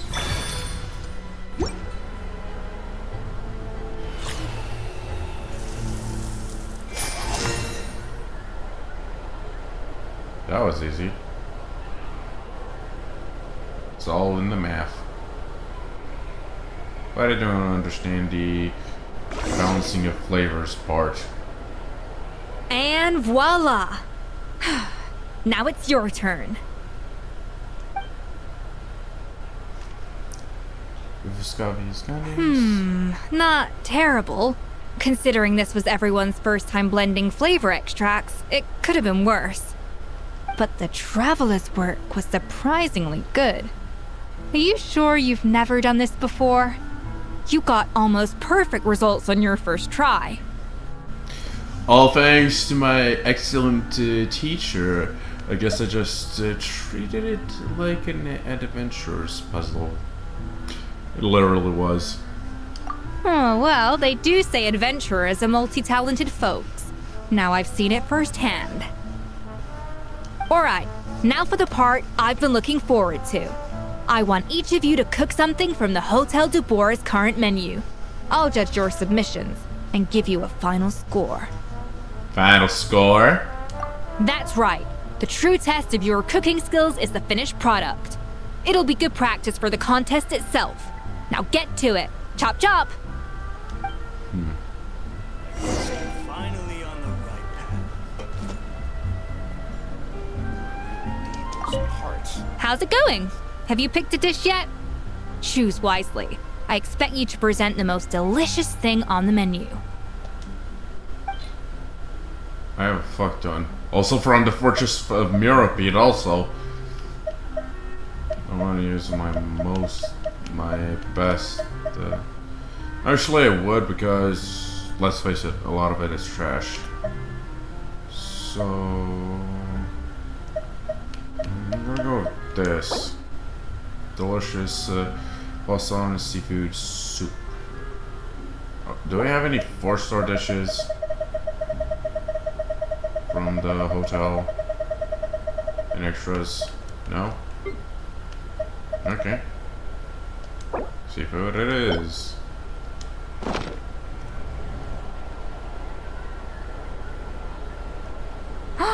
Look at that! With the grace of a snow-winged goose, as I like to say.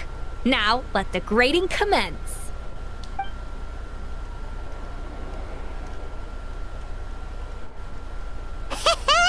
Pretty good, right?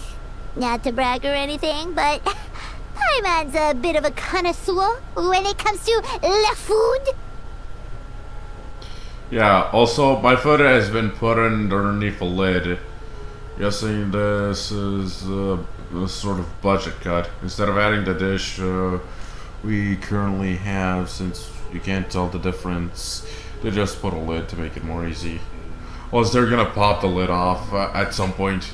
Now that would be dedication, and it would clearly look that they went through a lot of time to make this part. 6 points. What? Oh, well, fair enough. Paimon doesn't cook all that often, so as long as it's a pass. That's 6 out of 100. Oh. That is very low. That is very low. That was thunderous. What a expression of shock on Paimon's little face. She did not see that coming. You say you're a connoisseur, but it's quite clear from this dish that you have far more experience consuming food than creating it. You can say that again! But damn, did I make one smug look back there? By that logic, I suppose you think listening to Lady Farina on repeat every day would make you an opera singer. Yeah, you got her there. Aww. Me next. I'll have you know that this batch of macarons has 2 whole tablespoons less sugar than my previous ones. So you went from 12 tablespoons to 10? Well, it's nice to know you actually measured it out, because it tastes like you just threw in whatever was left in the jar. 6 points. Really? 10? tablespoons. 10 tablespoons. I only do 4 when I make my tea. And I don't even use sugar when I make hot chocolate. Chocolate milk. You get the point. Aww. You deserved it, Navia. Yikes! She's a harsh judge. Harsher than expected. Now to the final dish. Yeah, my expectations are extremely low at this point. I mean, it's been sitting in my inventory. It's probably cold, full of mold. Some of the food boards have grown stale or hardened. You get the point. So, what do you think? This is our last hope. 8 points. Of course. Barely. Fucking barely. Darn! That's barely higher than what we got. At least I got the 2 extra points! Not exactly. The color is spot on. Beautiful aroma.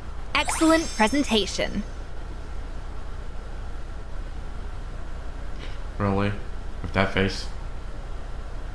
What the fuck kind of face is that? Wow, she is way chummier than expected. Not gonna lie. Very chummy with that expression.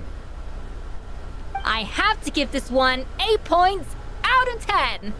Maybe even 9 points. Oh! You got me there so good! Oh my god! Oh, you really know how to roast the shit out of everybody! You don't even roasted me! You even roasted me! I feel so roasted! Well, that's a chef for you! She always knows how to roast people to a perfect degree. Huh? How did you pull that off? Baby! It's all that practice from cooking for you, Paimon. Yeah. Don't get me wrong. There's room for improvement. But still, this is clearly the work of an accomplished chef. I can tell that you've put many hours of work into honing your skills in the kitchen.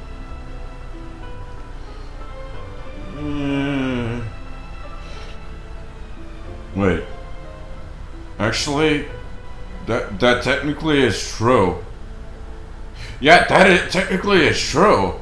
Because the thing is, when I finished my school classes and got 10 classes and a diploma, I also have the qualifications for a chef. So technically, this is actually true IRL. First time this happens. To me, that is. Or maybe, again, that is. I can really taste the grace of the snowing goose in this dish. The traveler's journey, with all its trials, tribulations, and setbacks. Not to mention the frustrations of having a picky eater for a partner. What the fuck are you making that face for? You falling in love or something? Have you met someone who clearly ended up being your match? And not as an opponently. I mean it that way, but you can also see the romantic side. That's where the joke lies in. But yeah, with that face, it's clear she's fallen for the traveler. Hey, you made that last part up! No way did you taste that! Well, it looks like I lost fair and square. I guess you'll be taking the traveler as one of your assistants then? That would be an understatement. Maybe in her imagination she would straight up want to marry the guy. Sometimes when the people are on a high horse, they tend to fall for the people who somehow surpass them by a milestone. Straight up surprise! I am actually way better than you. I just hide it from everybody and pretend I'm a lowly peasant type of biz. But if it takes 3 chefs, that still leaves 1 slot remaining. Maybe Paimon and Navia should keep practicing and see how it goes? Chef Escoffier! Oh, it's Hilaire! What brings you here? I heard the news about the cooking contest. You're doing Gâteau de Bois, right? I was just wondering if you needed any help. Huh. And you think you're up to the task, do you? Oh, no, I know I'm not there yet. It's actually my dad who wanted to help. Really? Firma, last I heard, you could barely get out of bed.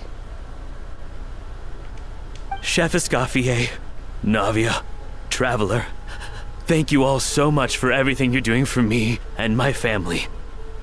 I've had enough of sitting around at home while you run yourselves ragged. If you let me, I'd like to help you win this cooking contest. Are you sure you're up to the task, Furman? Yeah, I was gonna say the same thing. Don't you worry. I'll be fine. I'm feeling much better now. I'm sorry. I know I've been rather useless these past few days, but not anymore.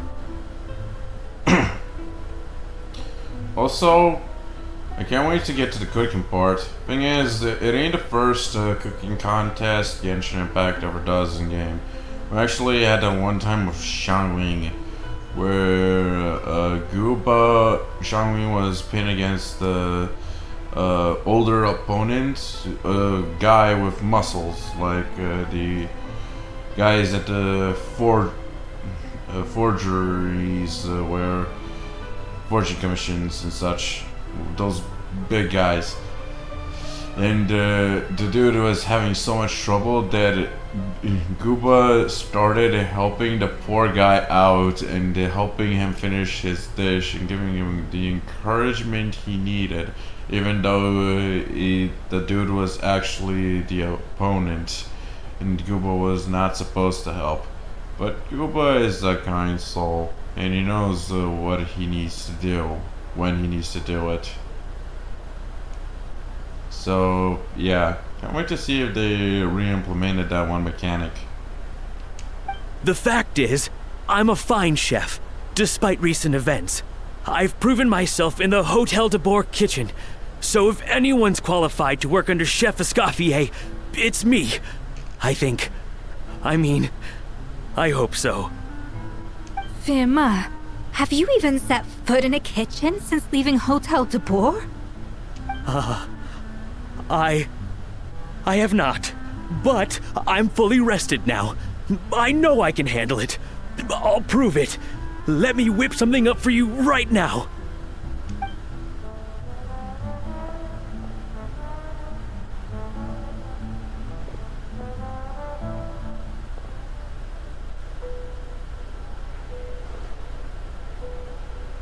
Huh? That's strange. Why are my hands shaking? Oh shit. I think some sort of schizophrenia hit him. What do you call this, Firma? I can't seem to grip my knife. Now that I think about it, what kind of knife is that? Is that a Scofia's personal knife, which was forged with metal, or some sort of ice knife? Because, seriously, where are the normal knives? Do it again! Again! Again! Yep, poor dude ended up becoming very schizophrenic there. I... Hopeless. Get out of my kitchen yesterday.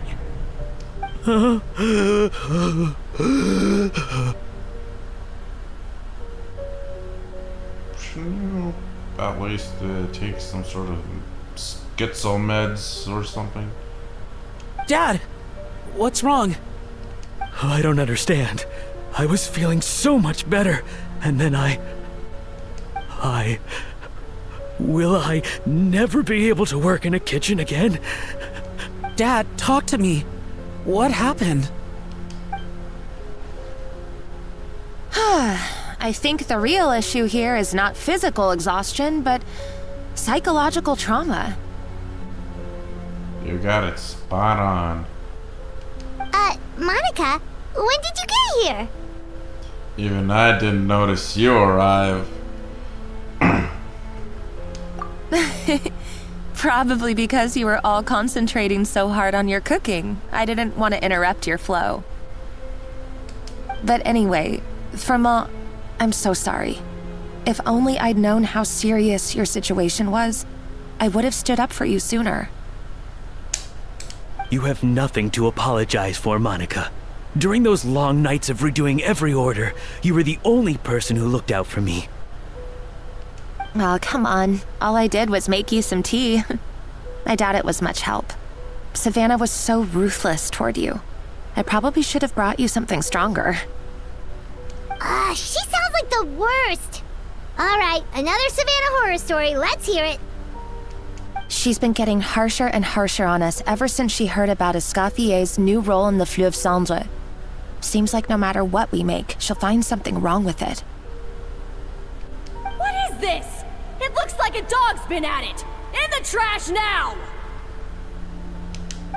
Then she orders us to redo the dish again and again, but we never know what's going to make her happy.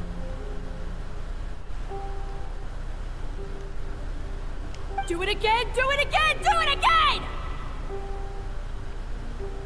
Every time you remake it, you just get another earful from her. Either straighten yourself out, or get out of my kitchen!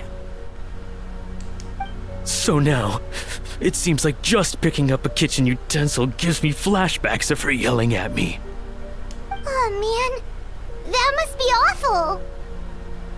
The more I want to get it perfect, the more my hands shake, and the more scared I am of making another mistake.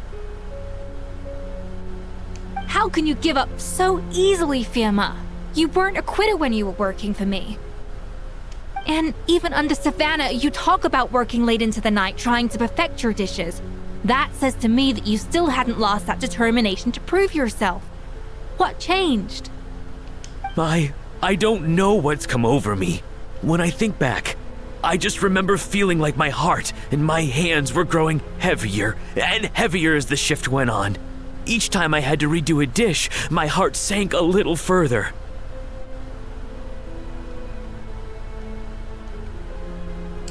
Maybe Savannah was right. Maybe I am just hopeless at this. Dad. I see. Well, it sounds like there are some deep issues at work here. Ones that won't be resolved by merely seeking compensation. I will win this contest, and after that, I encourage you to approach Savannah and talk this out. But what if you can't find another assistant in time? Clearly, I'm in no state to help out. You think being one person short will ruin my chances? Let's not forget, I taught you and her everything you know. Even if I had to go it alone, I would present the perfect gâteau. Oh, well, Paimon and Navia will still keep practicing, just in case. And so will I. What kind of pose is that? Are you trying to do a henshin pose or something? Yeah! And if worse comes to worse, we can always get the Spina di Rosula to put out an emergency call for chefs. There's gotta be someone out there, right? Actually, I thought maybe I could help. That's sort of why I'm here. What? Why didn't you say so? She was getting to the point, woman! I was going to, but then Well, this is the first chance I got. You do this for us? Thank you so much, Monica. Alright, fine by me. But aren't you still working for Savannah? Joining the other side seems like a guaranteed way to put your future employment in jeopardy. I know, but it's all right. I've made up my mind. With the way things are, I can't keep working for Savannah much longer anyway. Unless I want to become the next Fermat. I'm done with sucking it up. It's time to try and turn things around. If this cooking contest can get Savannah to see the error of her ways, then I'm sure she'll forgive me for this. I hope you're right. Well, Hyman didn't think we'd be poaching from Savannah's staff to get our third person, but there you go. Anyway, Monica's a professional chef, so nothing could possibly go wrong now. Great! Then it's settled. And to congratulate you all on making the team, I propose a Spina-sponsored meal to celebrate. Spina-sponsored? Wait, you mean I'm cooking? Yeah. Really? Spina sponsored. Well, I promised the traveler a feast in the Fleuve Cendre. And I know how much you've been looking forward to it. I actually forgot about that whole ordeal, to be honest. Yeah! Feast, feast, feast! I can help cook. I'll be good. It'll be good practice for the contest. I'll help. Alright, if you insist, then prepare for some of the finest food of your lives.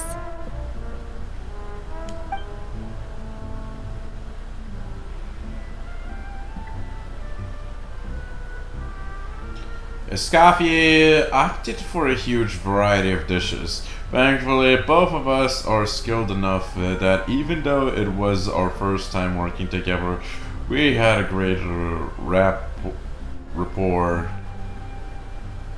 If Shangli was here, this contest would already be over at this point. That's not a bad idea, actually. Wait, hold on. You need to finesse that further. She dished out plenty of praise and taught me an awful lot too. The time seemed to fly by. That was a dream come true. Hyman never knew Fontanian cuisine could be this good.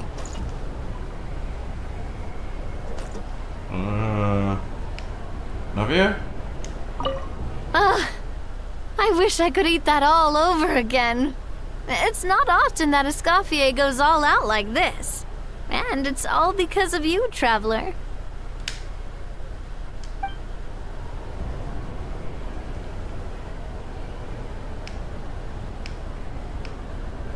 Okay, this is the first time I ever see a character do this pose, to be honest. Or at least see Navi do this pose.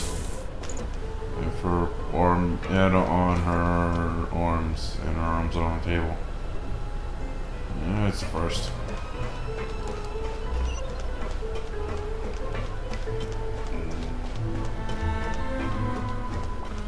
Hey.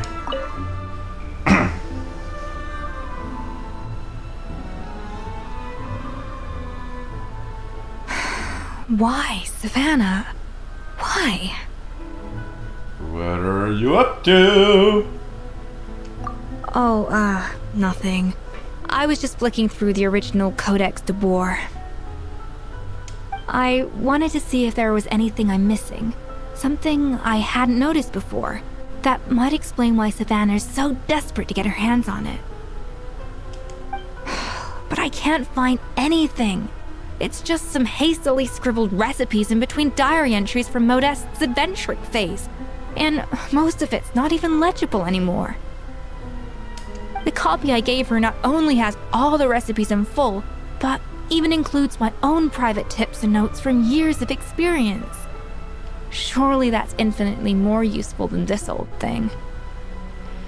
For her, it's probably not about how useful it is, and more an issue of head chef's pride. Yeah, maybe. Still, it's just hard for me to imagine that the Savannah I knew would go to all this effort just to make a point. Were you two friends? We were. At least I always thought we were. She was a little shy, but meticulous with everything and everyone she dealt with. She made a few mistakes here and there, but she was quick to correct them whenever they were pointed out. And she was always striving to improve as a chef. Those qualities are why I recommended her to replace me as head chef. I never imagined for 1 second that she'd cause Fiamma and the other staff so much grief. Sounds like you feel partially responsible.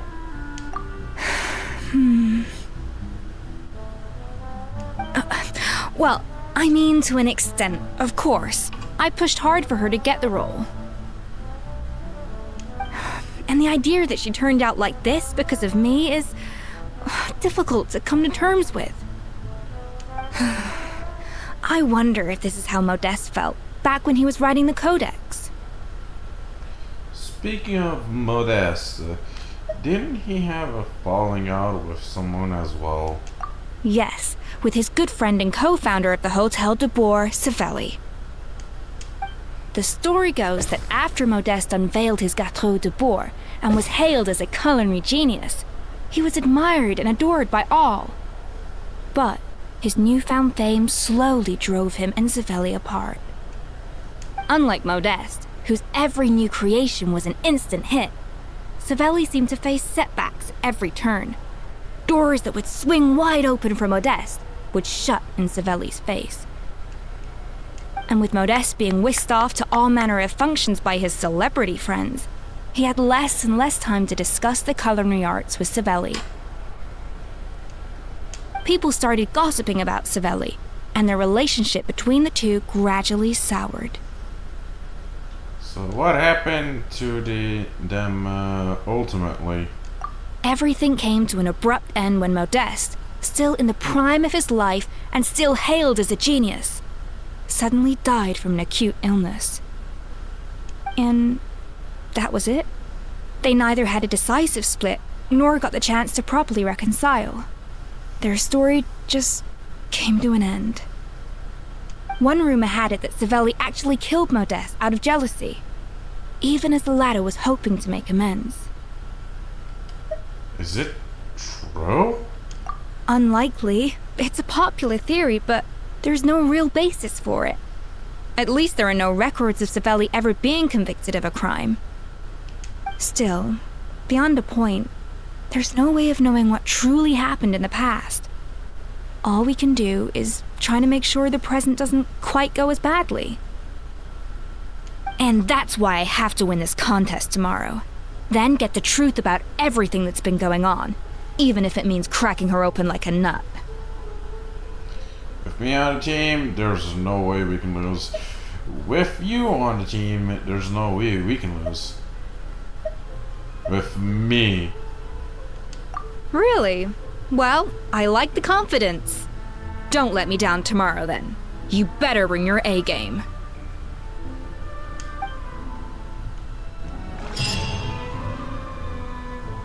Well, I'll surely bring it.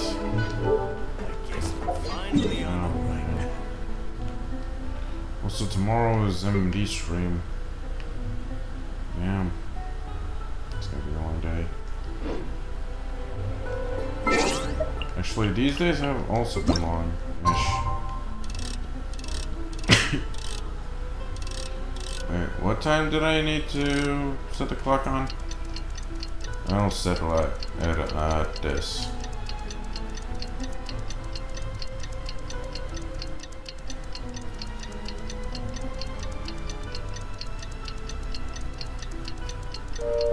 Okay. So between 12 and 60. After 12. Also here.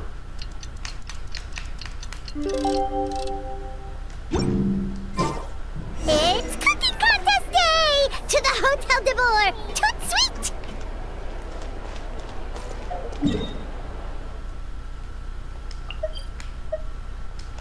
Well.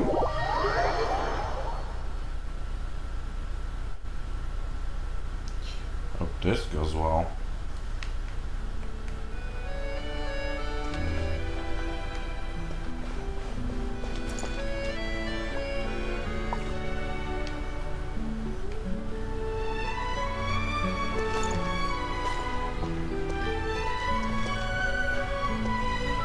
Did you hear the news? The Scoffear is coming back for a cooking contest.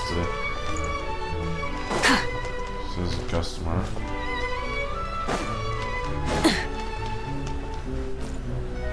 Right. Wait, seriously? Is Scoffear is a cooking contest? No, Dad. I gotta see. I don't get it. Why would anyone in their right mind? Guess they forgot to add the voice lines to these NPCs.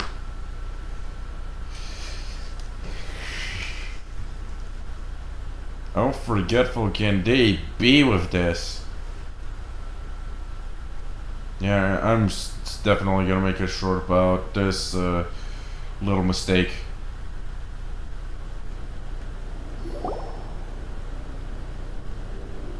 Mesdames et messieurs, welcome one and all to the Hotel de Boer and to this most exciting of cooking contests. Savannah, I brought the original copy of the codex you asked for. Monica? Huh. Way to hide behind your superior. In the interests of fairness, this contest will be conducted in a double-blind format. Once the dishes are complete, they will be sent to the back of the kitchen where they'll each receive a label. The labels will be placed out of sight underneath the plates, only to be revealed after the judges have sampled them and reached a final verdict. This is to ensure that no one will know which dish is made by which contestant. Interesting. As one of the judges, I promise to be fair and impartial. When my meal got interrupted yesterday, I never thought this is how they'd make it up to me. Getting a seat on the judging panel is a pretty sweet deal. You lucky duck! Both contestants have taken their positions. Then, without further ado, let the Hotel de Boer cooking contest commence!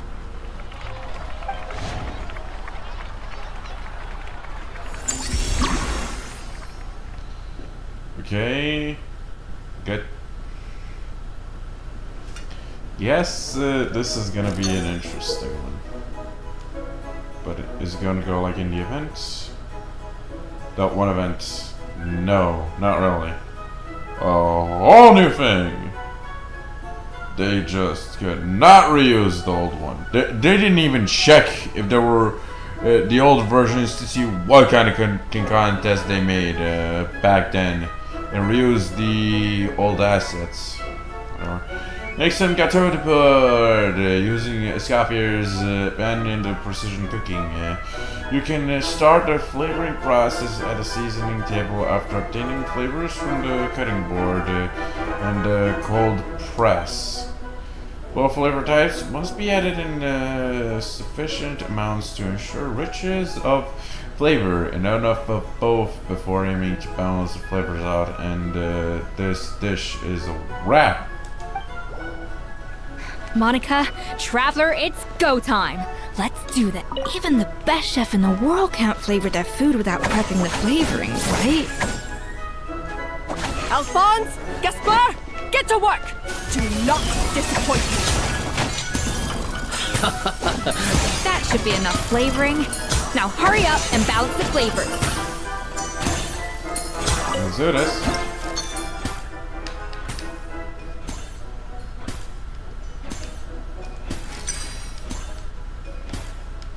Oh no. Okay, let's go 6. We need 5. Stay calm, Scofier. There has to be a way to balance the flavors. Just think. Shit, I don't have the right amount of ice.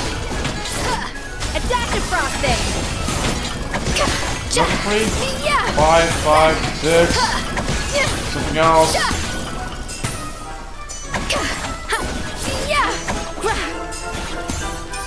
Look at this, this is how to work out. Add a 3, and then a 1. That worked out.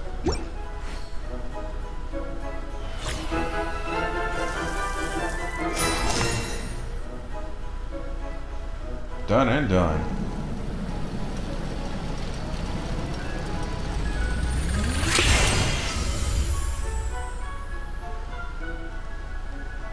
Come on, Escoffier! Come on, traveler! I heard you the first time!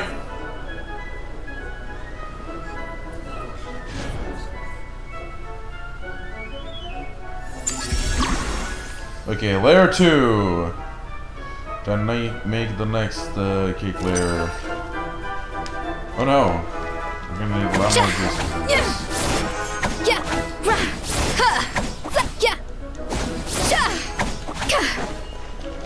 Off to the freezer! Okay. The balance of flavors is about right. But the quantity is too low. Oh, there we go. That was fast.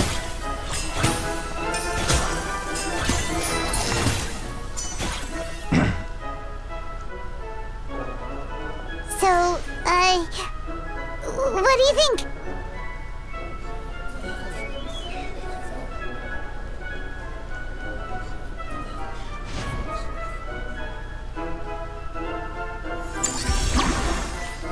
Layer 3. I can see the layers now. Oh, we're gonna need a lot of food, cutie.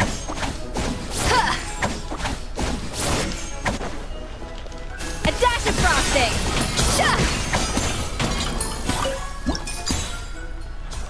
A 5, a 2.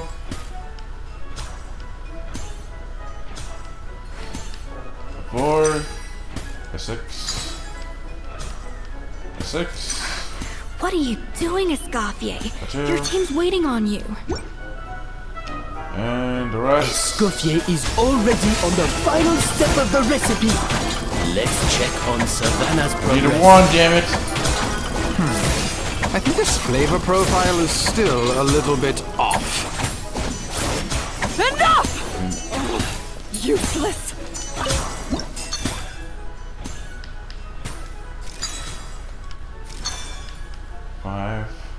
Wait, I think I got it.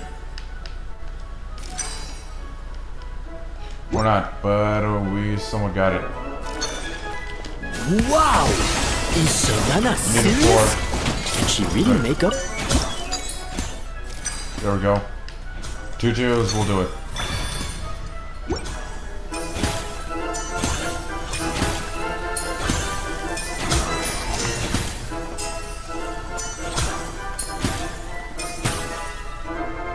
You can't match Escoffier's talent.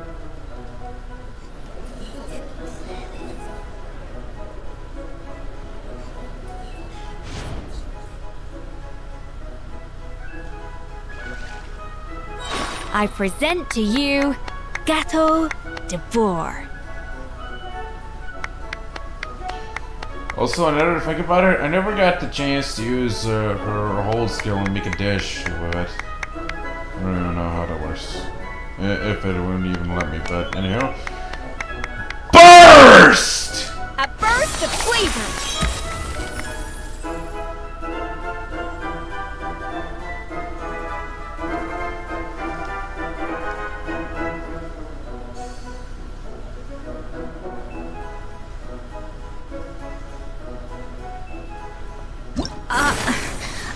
I was just exercising caution. I had to make sure everything was perfect.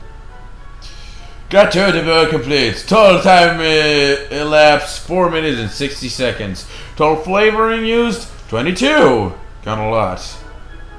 But Can't be helped. The first and second round was a bit overboard.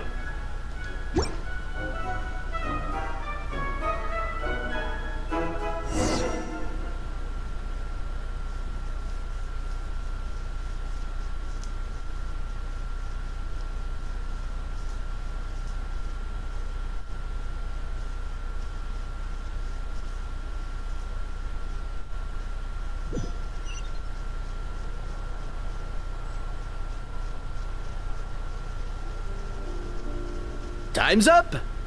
Contestants, please take your dishes to the back.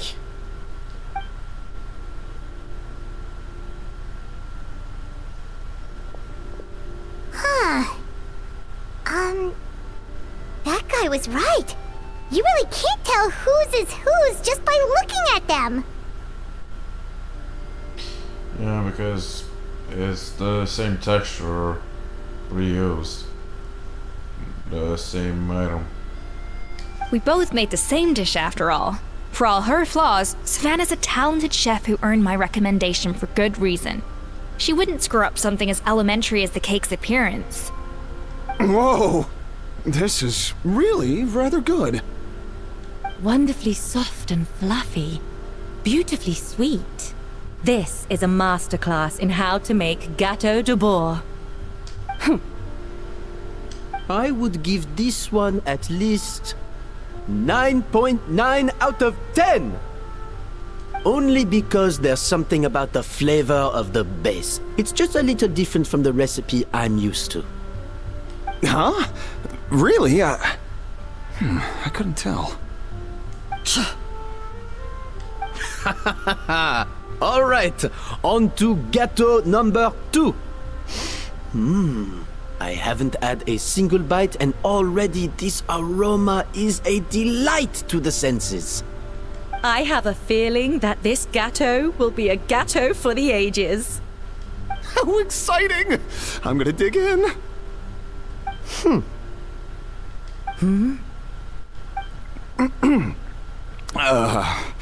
I think maybe someone got a little carried away when they were adding the sugar.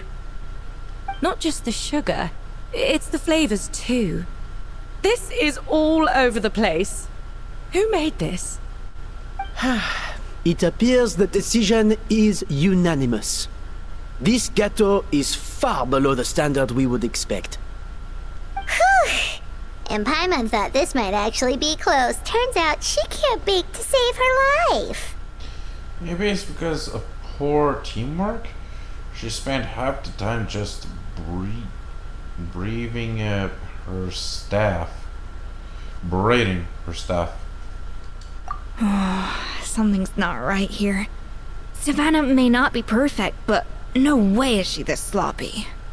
I can now declare that the creator of the first gâteau has won this cooking contest. Now, all that remains is to turn the plate over and reveal the chef's name underneath. What? It's Savannah? I beg your pardon? No! That's impossible!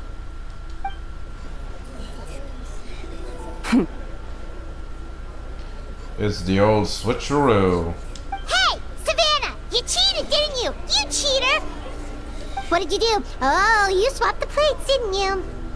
Well, someone's a sore loser. These cakes went from the oven to the judge's table without me ever laying a finger on them. And everyone here can attest to that. It was Vanishem's staff who labeled them in the kitchen. If you're looking to accuse someone, why don't you start with them? Isn't it more likely that Escoffier's lost her edge? Oh, or maybe her assistants let the team down. You take that back! Judges, we demand a rematch. That's enough. What's done is done. As head chef, or rather as team lead, I take responsibility for the dish I served. Whatever went wrong and however it happened, I should have spotted it. Savannah, I didn't think you'd stoop this low just to beat me in a bake-off. What happened to your chef's pride? I don't know what you're talking about. If you want the Codex de Boer that much, you can have it. Scoffier, no! But you must promise me that you'll apologize to Firma and compensate him for everything you put him through. It's a little late to be negotiating terms. The contest is over and I won. That means you owe me the Codex, and I owe you nothing. Look, Savannah, you may have fooled everyone else, but can you really fool yourself? What I'm offering is to accept defeat without looking to expose what you've done.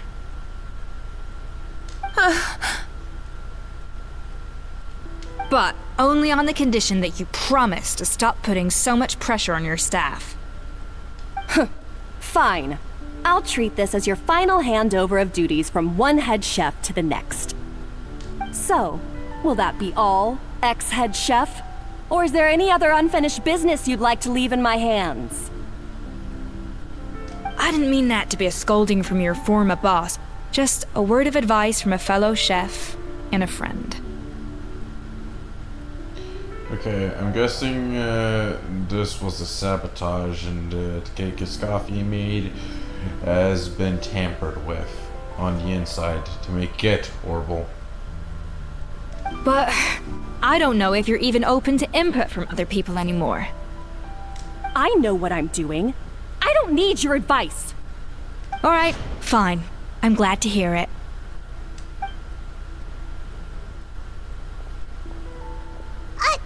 Escoffier? That ended on a sour note. The Codex de Boer! Finally. Now, at long last, I will succeed. Escoffier? How could you let her get away with this? Yeah!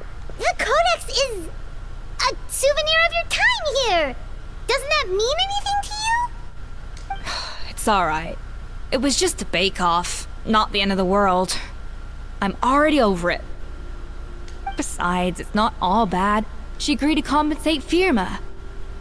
That's mission accomplished for the Spina. Honestly, if I'd have known that giving her the Codex would solve everything, I'd have just done that in the first place. I mean, why bother with the whole cooking contest? It's such a waste of time and energy. But Escoffier, privately, I'm sure she's devastated, but what's done is done. No. No! This doesn't make any sense! Huh? That's it? No secrets, no nothing? I don't believe it! This can't be happening.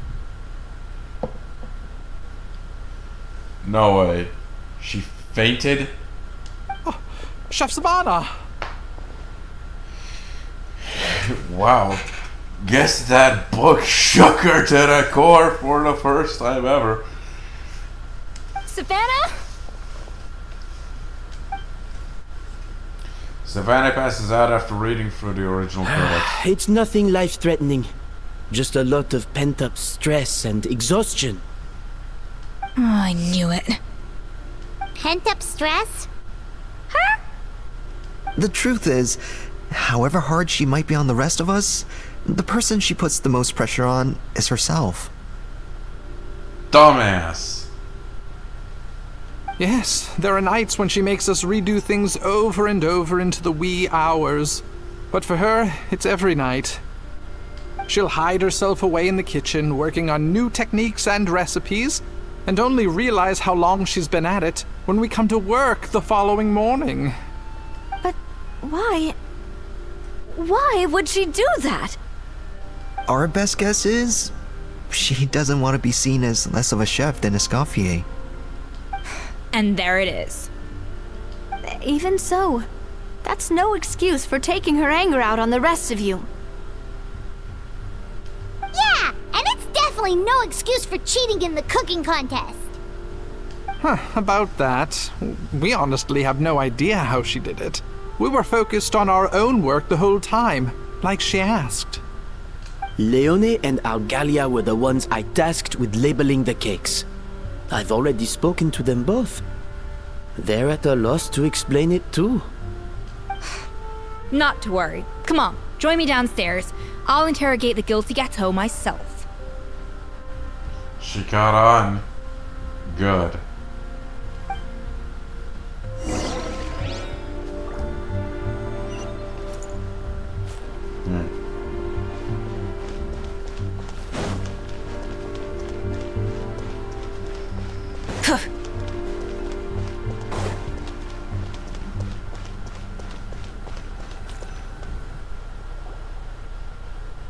Well, how is it? Have you figured out what it was? Oh, this is aggravated assault on my palate. I'd rather eat wet cement than this. Is it really that bad? I made sure to taste test it before it was served. Oh, relax. This isn't your cake. Savannah never switched the plates. The offending flavors are coming from in between the icing and the cake base, which means someone tampered with it while it was being made.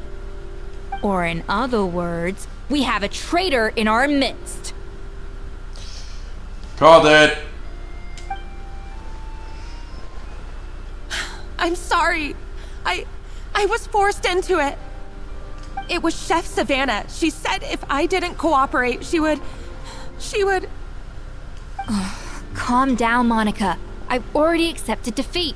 And if I wanted retribution, I would have brought this up when the results were announced. Whatever's going on with you, just spill the beans. There's no need to hide it. I was the one who caused the food safety incident that one time. Food safety? Wait, you mean the Lumaline incident? So you procured the contaminated ingredients? I think so. Savannah and I were on procurement that day. I didn't check everything as well as I should have, and so I let contaminated ingredients make it into the kitchen. But I swear I didn't do it on purpose.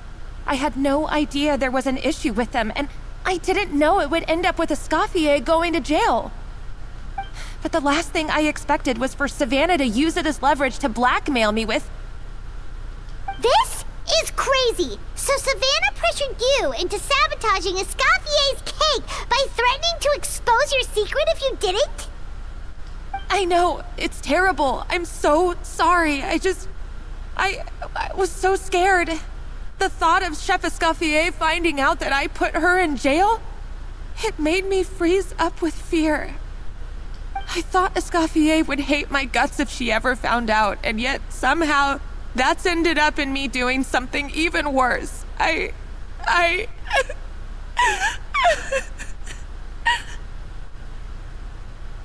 Bro, way to kill yourself with guilt.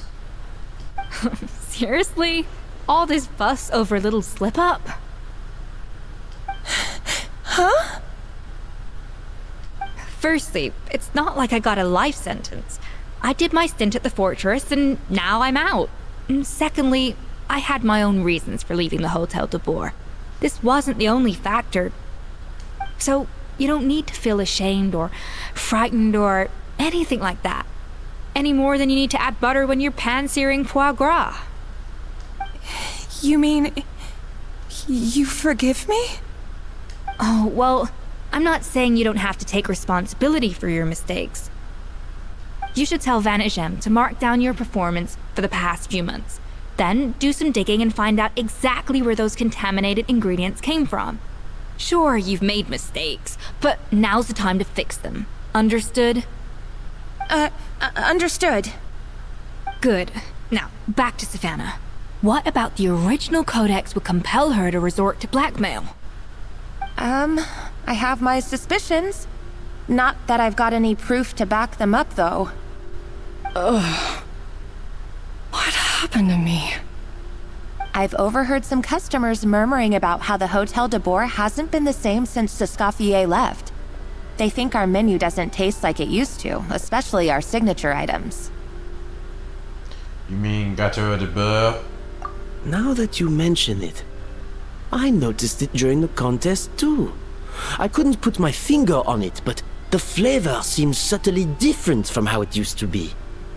But the difference was so small, I'm sure no one would notice it besides our most loyal customers and true dessert connoisseurs. Still, as head chef, it's easy to see why Savannah would get so hung up on it. So many times I've seen her make the cake base over and over again, late into the night, determined to match Escoffier's version.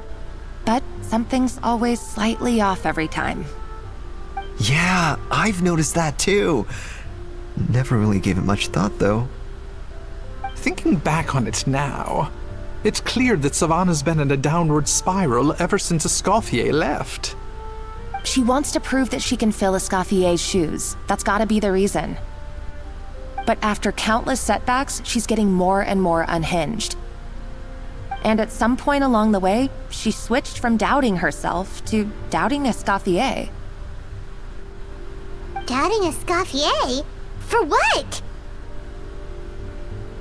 She thought the codex from Escoffier was a fake. Yeah, it would explain why she was bent on getting the original at any cost. She must have thought Escoffier purposely omitted key details from her recipes when she copied them out. Also, she could retain her place as the #1 chef in Fontaine, the only one privy to all the secrets of the trade. Oh, for goodness sake. What a stupid idea. Of course. Then she finally got the codex only to discover that the secret recipes she's been pining for don't exist at all. Seeing how utterly wrong she was must have been a real shock to the system. It probably brought up everything at once. It overwhelmed her, and she passed out. There's still one thing that doesn't make sense, though. If Savannah had the real recipe all along, how come it tasted different? She might not be on the same level as Escoffier, but surely after like 50 attempts, she'd get it right one of those times. You'd think so, but geniuses like Escoffier are in a league of their own.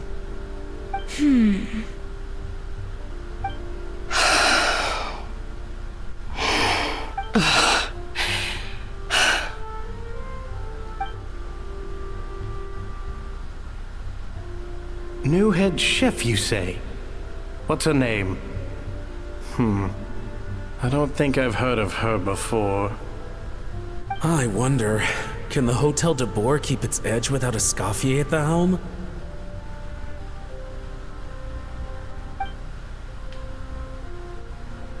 This tastes different from last time. Is it undercooked or something? Ugh!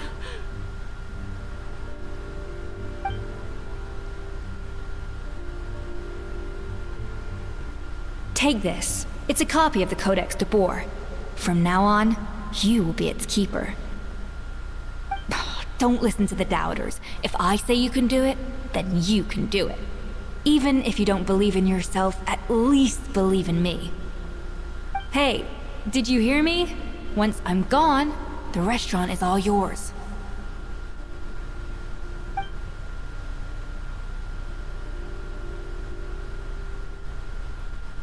All this time, I've been blaming other people, but maybe I'm the problem.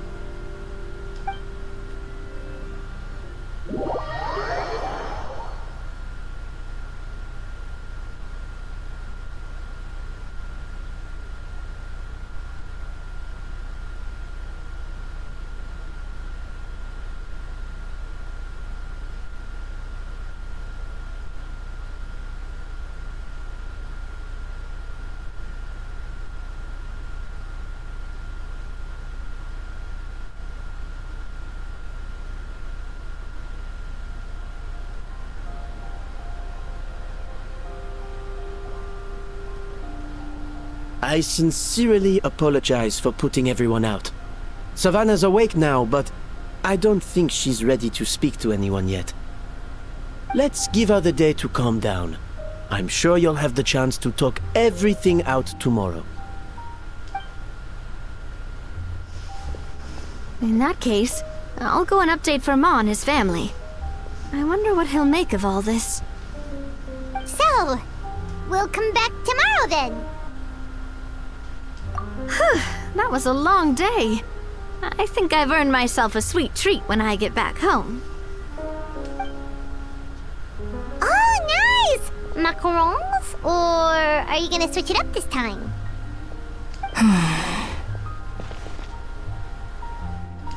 Traveler, how much do you know about the snow-winged goose? A little, I guess. Not a whole lot. Every year they migrate long distances in search of a suitable home. There's always one goose at the front whose job is to lead the flock. Fontaine poets often use the image of that goose to explore the ideas about leadership and genius. They usually imagine someone who's a cut above the rest, a model of perfection. But what those poets don't know is that during a migration, the lead goose is always changing. Once the lead goose shows signs of fatigue, it retreats to the back of the flock and allows another goose to take its place. So the truth is that leadership, with all the responsibilities and pressures that come with it, it's something that everyone takes turns at. But we humans completely miss that fact when we project our own ideas about social hierarchies onto them. Is this about you and Savannah? I guess what I'm saying is, I don't buy into this notion that there's some sort of gulf between normal and genius. Cooking is a science, not magic.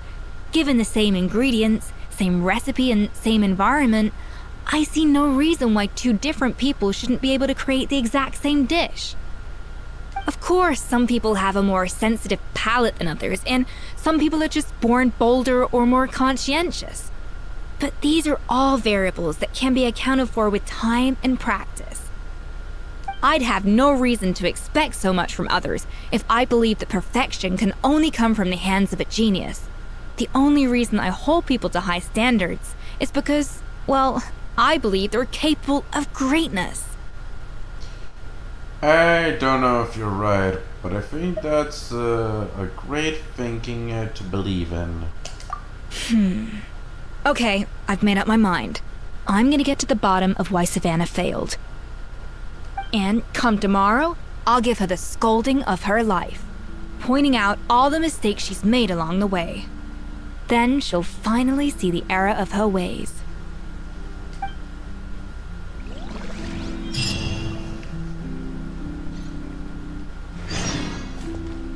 Well, you do that. You do what you gotta do. I also have not have enough more to max out my shrine. But yeah, my Dia arc has straight up ended in around how many days has it been since I started my Dia arc? I believe it was 2 streams ago. Yeah, and stream number 20. Yeah, my Dia arc lasted around I think a week or so. No wait, okay, yeah, on Monday, around Monday it started. No wait, Monday was. No, yeah, it was around Monday. So my Dia arc started at around Monday. So my Dia arc lasted like 6 days. Meanwhile, my catching arc lasted a lot more versions, around 2 or 3 versions or so. But it lasted a lot, an insane amount.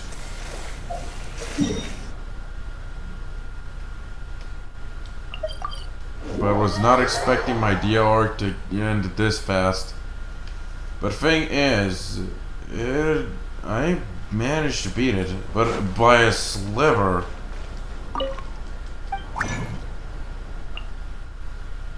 But that means that I still have to improve. I barely scratched the fucking surface there. Truly. I barely scratched the fucking surface. I believe the issue is the skill, I think. Or the basic attack. But for now, since my DL arc ended so early, I'm gonna have to start concentrating on build-ups like Shlonen and such. Since currently I have yet to finish building her. I should have done that. Oh, whatever. Let's get it to at least 70. Yeah, I'm gonna stop here. Usually I stop at level 70 with some weapons. But yeah. Almost 30k defense.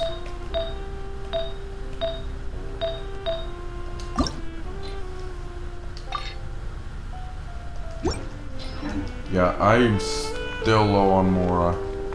God damn it. But yeah. First time an arc ended this fast. Not gonna lie. Only lasted 6 days. Do I have any pretty much ends right now? No. Okay. After 5.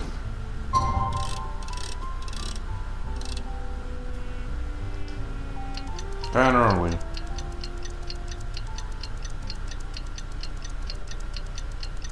But yeah, that was the fastest DL arc I've ever been through. Even though most of her was built to kill at least. And at C0. C0. One of the things I forgot to point out.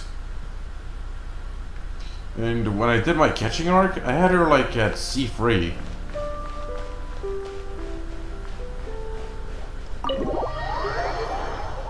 It was hard enough that there was barely any artifact sets I can use with catching.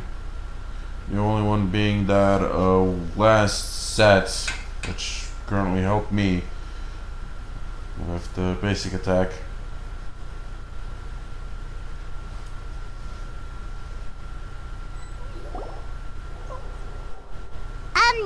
Why are we here so early? Our meeting with Vanigem isn't for a while. I wanted to check on Escoffier. Check on her? Why? What happened?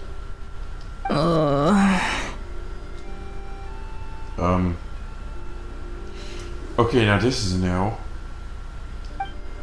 Oh no. Escoffier, are you alright?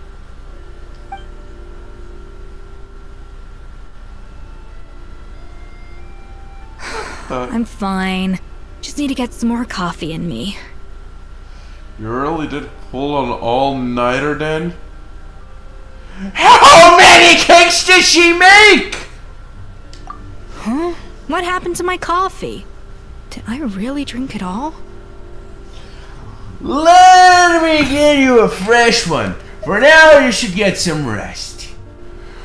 Sleep, girl! Coffee ain't good for you at this point.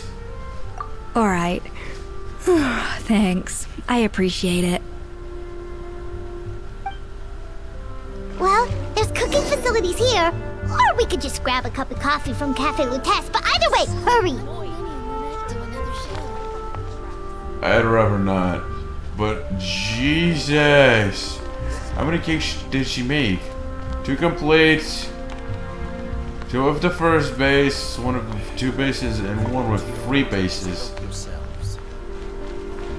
Wait, did that sabotage put her out that much?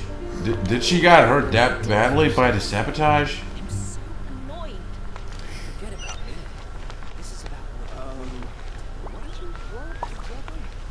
Okay, submit a dish con containing coffee beans optional. Go to cafe and buy coffee optional. I think I have one in my inventory. Coffee. Need coffee. Okay, that's the first time we see her despair like this.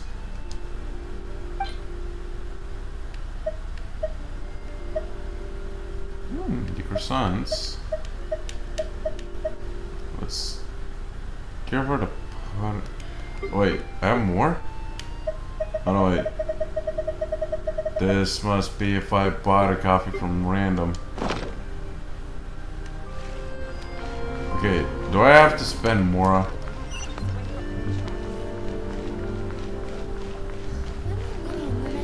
Oh, that was optional. Coffee. Need coffee.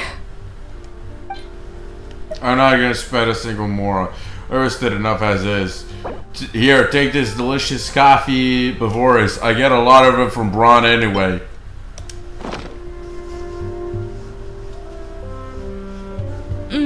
Strong, bitter coffee beans, transformed through expert brewing and balanced perfectly with rich, creamy steam milk. Wonderful. Damn it, she's making that weird I'm in love face again. I feel much better now. Thank you so much, Traveler and Paimon. Glad to hear it, but make sure to catch up in your sleep when you get the chance. How goes the investigation? I think I figured out where the problem lies. Honestly, it's ridiculous. I don't know whether to laugh or cry. Wait, what investigation? What are you guys talking about? I'll save it for when everyone else gets here. It's so stupidly small. I can't believe it's caused so much drama. And yet, look at this kitchen. Seems like you had your own share of failed experiments last night. Dude, she makes almost 6 entire cakes here. Yes, except my failures were stepping stones to success. Escoffier, have you seen Savannah? Huh? No, not since yesterday. Why? What's wrong? After seeing her home yesterday, we were all a little concerned about how she was doing. So, I dropped by her place early this morning to check on her. Only to find an empty house with the doors wide open. I left Alphonse and the others to keep watch at her home, while I checked the Hôtel de Bord. I'm worried something bad might have happened. If she's not here, then where could she be? Boss, Escoffier, bad news. Alphonse? You're supposed to be keeping watch at Savannah's house. We were, but then, just after you left, we found this stuff in her house. Oh, looks like a map with a bunch of random places circled. What does it mean? Wait a second. This feels familiar. I'm sure these places are all connected somehow. Of course, from the Codex. They're all places that Modeste explored on his adventures. Modeste? The founder of the Hôtel de Bois? Yeah, but I don't understand. The adventure logs in the Codex are too fragmented to be of any use. How come this map shows all the missing details? The Codex de Bord? Then, this place marked in red out at sea. Could that be the fabled birthplace of Gâteau de Bord? Seriously? So now she set her sights on finding the original recipe and beating Escoffier that way? Gee, Savannah. Anything to overcome a Gâteau plateau, huh? Wait, I thought this would finish the story quest. You're telling me there's more to it? Ugh, idiot! Does she have a death wish? Those ruins are thousands of years old. Hold on, there's more. Besides the map, we also found these letters. A letter received several months ago. Okay, a letter received several weeks ago. Received not long ago. It was you. You let the Lumaline through, didn't you? It sounds like a threat letter. Does this mean that Savannah was responsible for the safety incident? And not Monica after all? Retrieve the codex by any means necessary. So the cooking contest and the cheating. Someone else was behind her pulling the strings? Jesus, now who the fuck is it now? She's keeping the true recipe to herself. Ugh, this is all such a mess. Paimon needs a second to process this. First, we thought that Savannah forced Monica to cheat in the cooking contest. But now, it turns out that someone else forced Savannah to force Monica to cheat? So did Savannah blackmail Monica? Or is it the other way around? You're finally here. Of course. I should have put 2 and 2 together as soon as I read your threat letter. The food safety incident. The demand for a cooking contest. The instruction to blackmail Monica. Even the suggestion that Escoffier was keeping secrets from me. It was all part of your grand plan, wasn't it, Monica? Dun, dun, dun! How expected that? I was not expecting it. Not ever.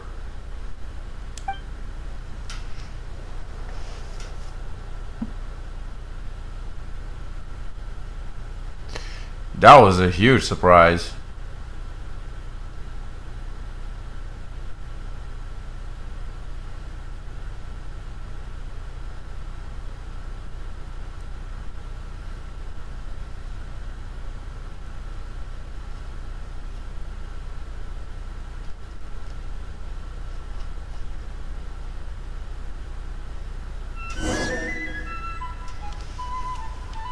We should be getting close to the spot marked on the map.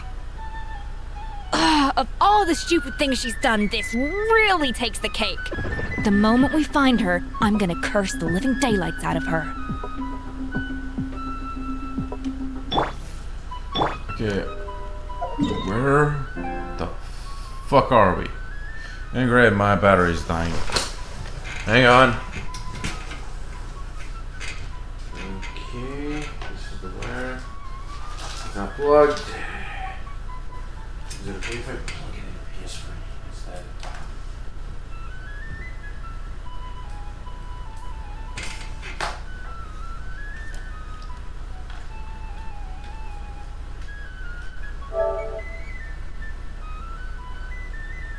Not really, since it's turned off. Great. I just had to get the fuck up.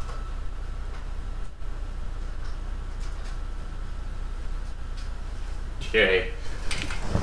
I only want to get this story quest done for, so I can get the shorts done on Monday. But tomorrow is Sunday, which means it's MMD time. And I'm done skipping. Now.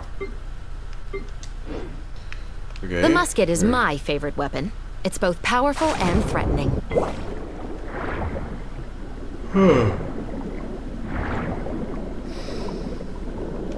I'm guessing this will... So, Hotel de Boer was mostly located in Fontaine, but they said that the place was constantly switched from one place to another. But if they said it like that, does that mean that we're actually in the old Fontaine city? Yeah, what is the city called anyway? Nothing. Fontaine City is called Nothing. So yeah, that is actually New Fontaine City, and right now we're in Old Fontaine City. We're going to the old Hotel de Boer. And I believe this was never here in the first place. Okay, so hydro and cryo. Oh, but this is gonna be a bit annoying. Okay, we're gonna go hydro on this. We'll need a strategy. We're gonna be using a Scope, so might as well go or only hydro DPS Tartaglia. Don't keep me waiting. If I ever know if you sir.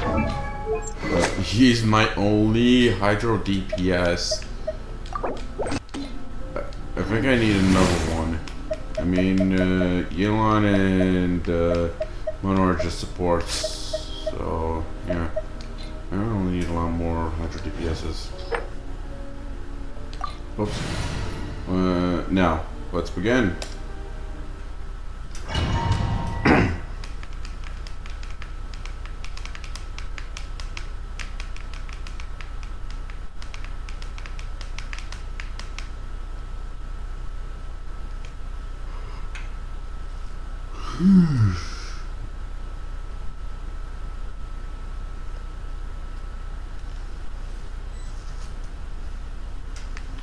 And of course we get Travel Scope, same build.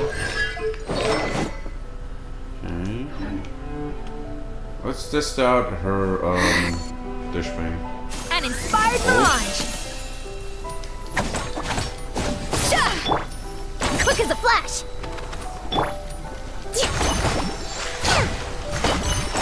Come on, Coco. Will this work?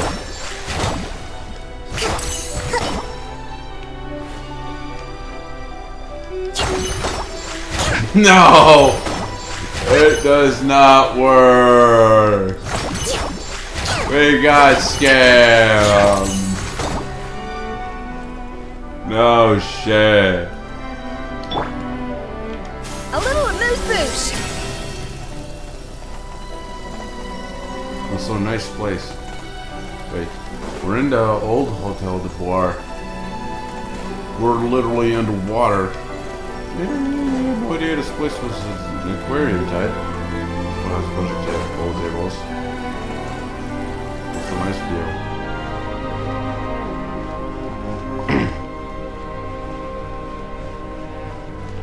I wonder where the reception is.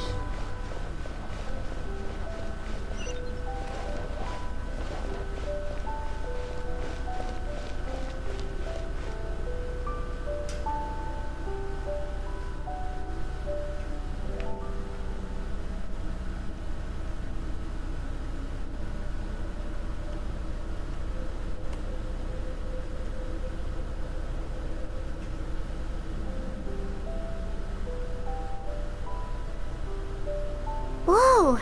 This place looks like an underwater restaurant, doesn't it? Suddenly, the idea of an adventure chef finding secret ingredients makes a whole lot more sense. Yeah. I think Modest's codex mentioned this place. A public bath from the time of Remoria. So yeah, definitely the kind of place that would have served food and drinks. Huh? Some blubber beasts have come to join the party? How did they get here? Surprise! That scared them off. Aw, they ran off! Guess they're not used to seeing humans. Let's head further in. That could be easier said than done. Something's blocking the entrance. Well, did Modeste mention it in his adventure logs by any chance? They must have gotten through somehow. Good point. Yes, that's right. It's coming back to me now. We prepared a banquet for our shy little guests, and as the food flowed away on the current, they broke into a joyous chorus, and the path opened to us. We have to feed the blubber beasts? With what? There's nothing here besides rocks, romaritime flowers, and lumitoile. See, this is why you should always bring snacks. You never know when you're gonna need them. Now we have to head all the way back to shore and grab some. There's no time for that. Row maritime flowers and lumitoile will have to do. They may not look appetizing to us, but who knows? They could be blubber beast delicacies. Wait, we're seriously gonna try this?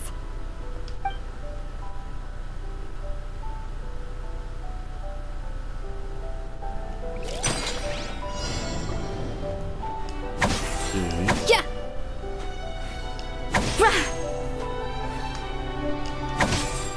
Way to set up shop like this. A dash of frosting.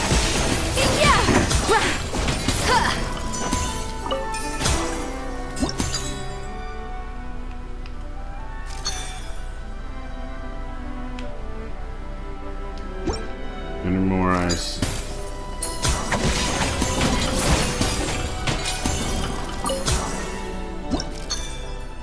Okay, this is gonna be a bit complicated.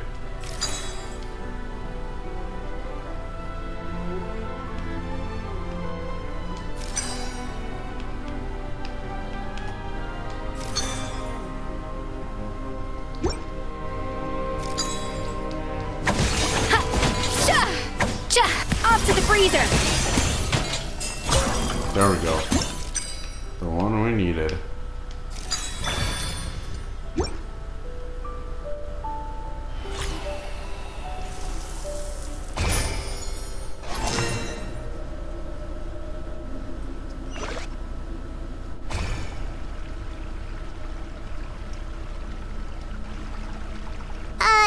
Blubber beasts or not, are we sure this stuff is edible?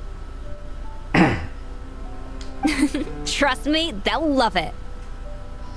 More pertinently, how do we actually fit it to them?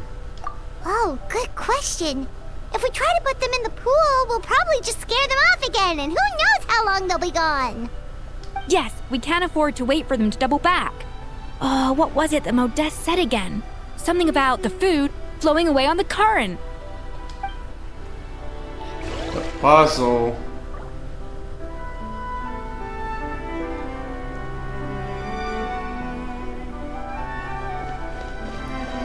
This place literally is an entire fucking conveyor belt.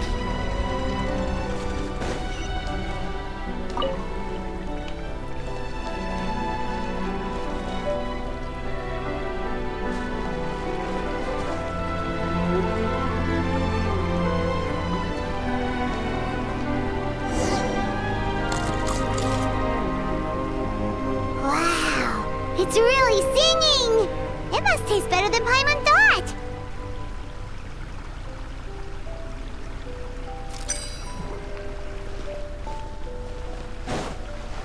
Great, we have to like create another one right from the top. Yeah, ha, the tracks turned back again. Oh, so annoying. You get a 6 here. Ah, whatever. We just use 196.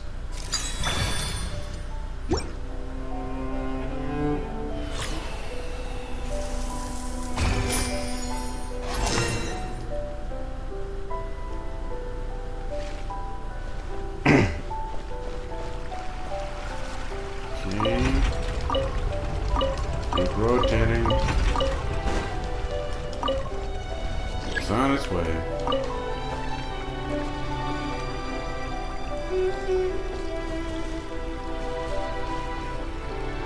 Here we go, Bobby.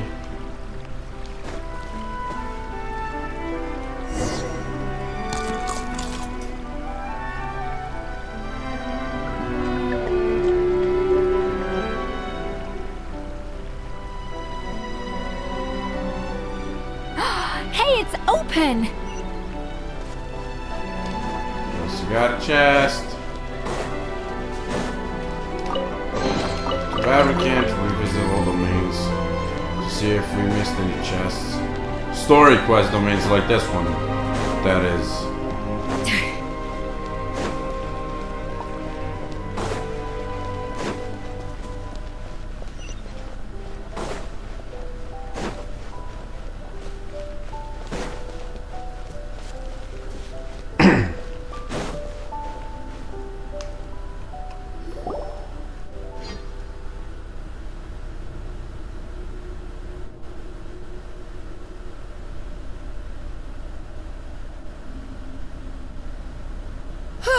Hey, give me your water. Here. I said your water, the one you just drank out of? Sure.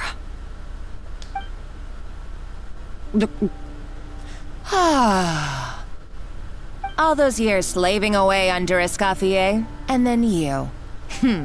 Today, it's finally paying off. Not only have I found the ruin that Savelli kept hidden, but I also get to boss you around like my little lapdog. Hey, go scout ahead for me. If we need to do any more blast tunneling, I want to know where to lay the explosives. Did you not hear me? Get going. Why don't you do it yourself? Oh, when did you learn to fight back? You're always so compliant when I give you instructions by letter. That's because you threatened to expose me for the Lumiline incident. I swear, if I'd known what you were planning, I'd never have... Ha! Don't be so self-righteous. Admit it, you've always been jealous of Escoffier. That's why you lapped up everything I told you. You were terrified of her finding out about your part in the Lumiline incident, and you resented the way her reputation hung over you. So you jumped at the chance to convince yourself that she was the villain, that she deliberately hid her secret recipes from you just to hold you back. It was the only excuse you needed to justify getting back at her. First, idolization, then jealousy, suspicion, and self-deception. That's what this comes down to. It was the same story with Savelli and my ancestor. Ancestor? He offered Modestus friendship only to murder him out of vanity. He promised to explore the world with him, only to later destroy all records of their adventures. It's a miracle I even found this place. You have no idea the countless hours I spent piecing it all together. So you see, you're no better than Savelli. If you can't beat him, betray him, right?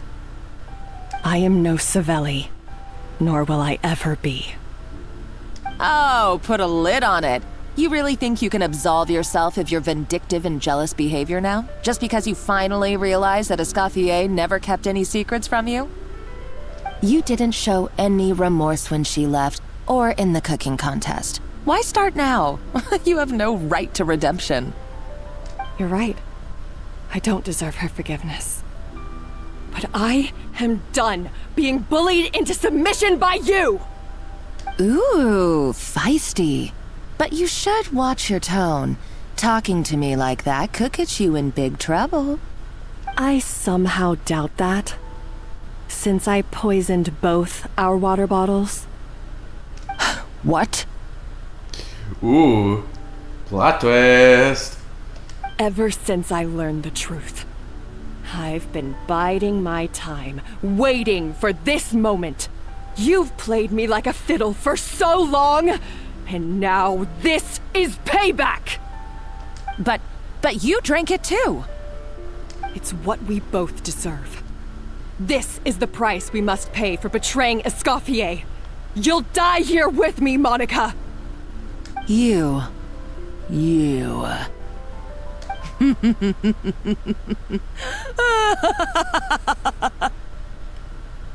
What a bunch of lunatics, these two. What's so funny? Oh, you're too much. I thought I'd play along for a bit just to amuse myself. You gave a very rousing performance. I saw your dumb plan a mile off. There's no poison in these bottles, just clean, fresh water. Wow. She done her poison testing. No. Revenge is a dish best served cold, you know. Did you really think your half-baked plot would fool me? You're a lousy chef, and you make a lousy villain, too. A complete waste of space. No wonder you never amounted to anything. Everything I ever did was a failure. And now, I failed again, for the last time. Hey, why don't you try your hand at being a comedian in your next life? You got a good laugh out of me. But now the show's over. You should have just done like I asked, Savannah. All I wanted you to do was scout the ruins for me. But you had your chance, and now it's time to say goodbye. Stabby stab stab. What a stabber. Stop right there! Let her go, Monica! We've got you surrounded! Escoffier? Ugh, looks like I'll have to keep you around for a little longer. You can't! Stay back if you want her alive! Escoffier and the Traveler. I can't take you both on in combat, but if you so much as flinch, I can end Savannah's life in a heartbeat. Monica, what are you hoping to achieve by this? You're about to commit murder, and for what? A recipe? A recipe?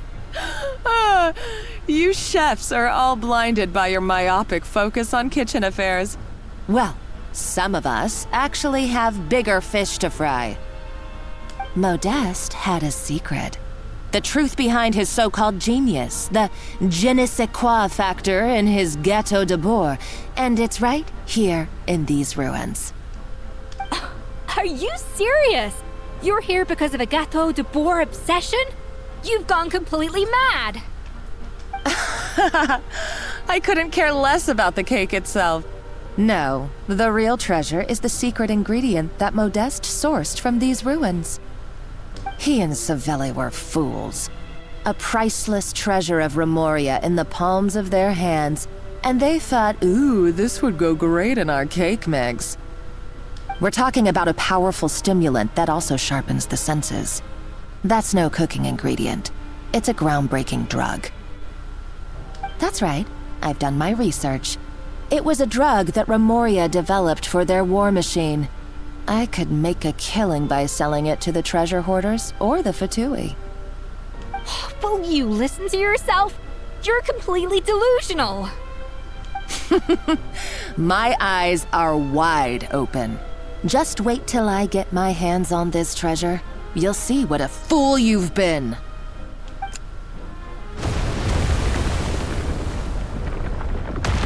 Wait, what's that sound? Just when I thought she couldn't get any crazier. She's lucky the whole place didn't collapse. Seems like she escaped into commotion. Let's find another route and go after her. Uh-oh, Savannah's gone too! Monica must have taken her. Oh, what a coward.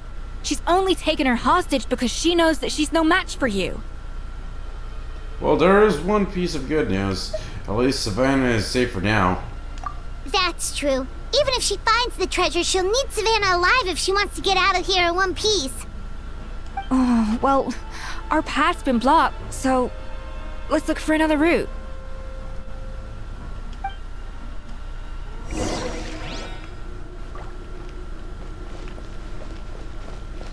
So, before we go through another route, I want to explore.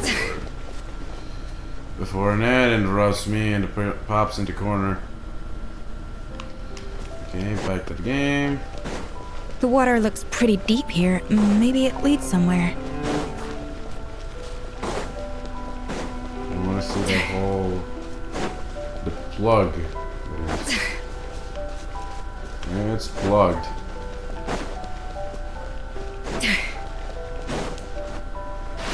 This reminds me of Lenny's story quest, where Lenny goes through his master's tricks and discovers more about him, like discovering his secret lair and such.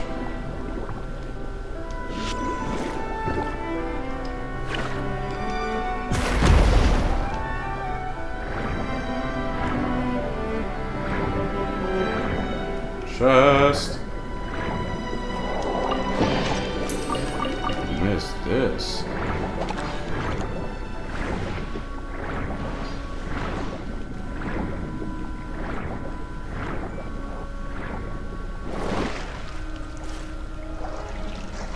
Oh boy. Well, that's not be fun. Ah! they were probably awakened by the explosion just now. Alright, Knife Skills 101. Time for some rough chopping. Say that again.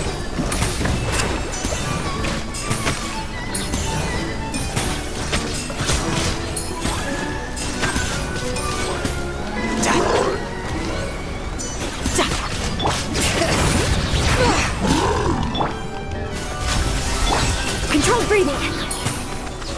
I'm in cocoa me.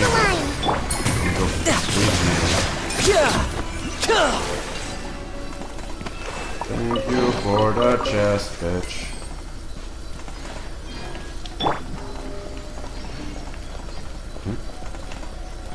Oh, this is weird. Up and Adams.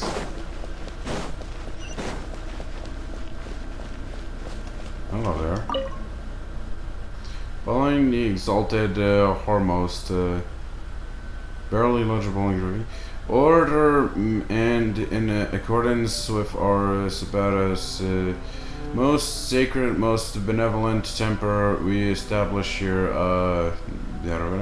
as condolence for the naturalized barbarian soldiers. Savages they may have been, but they were also warriors. With this secret treasure granted graciously, the warriors' bodily desires are satisfied that they may fight on with another fold bravely.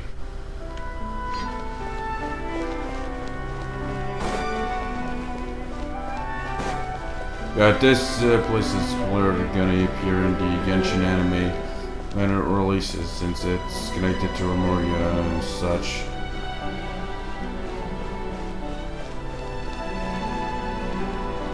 Another door? Guess we need to prepare another feast for our guests.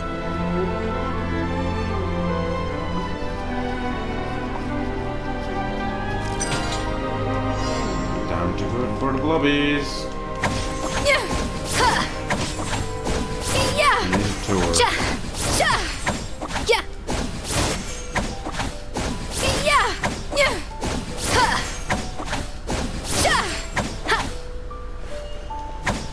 Okay, how about Up to the freezer!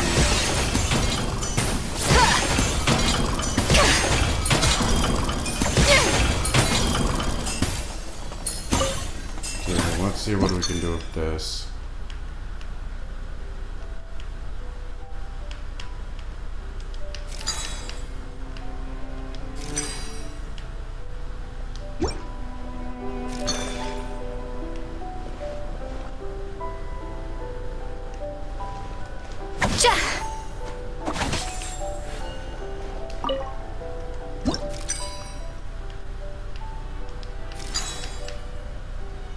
This ought to do it.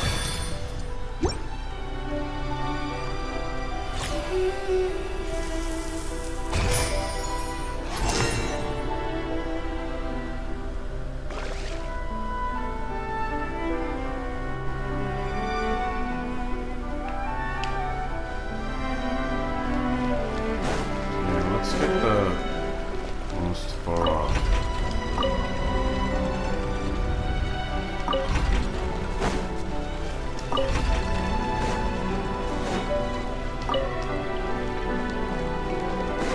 Let's open ranges in time.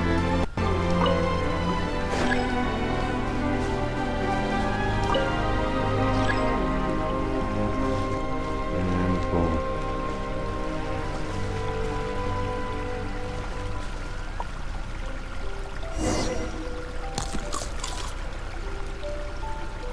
It seems to really like the texture of Rome Maritime flowers.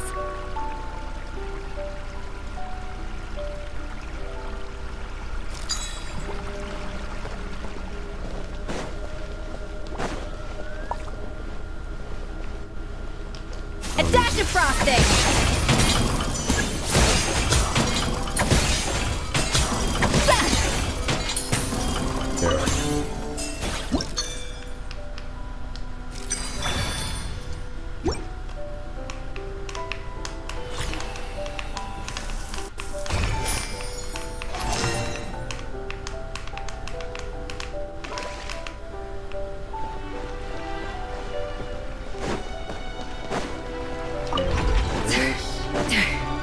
time.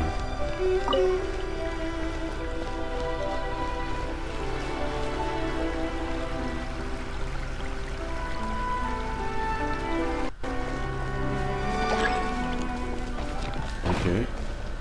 Great. Up to... Bring it!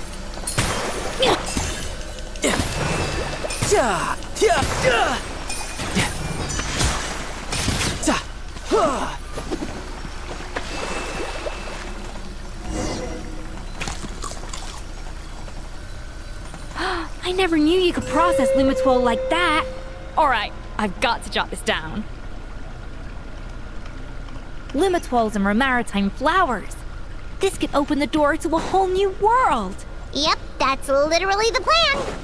Wait, hold on. Which door are you talking about? Okay. Look, this is the fourth chest we've come up on so far. No time to lose.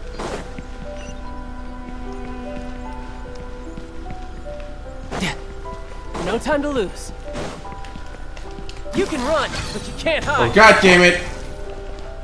This is why I hate the new wheel. Wait, actually,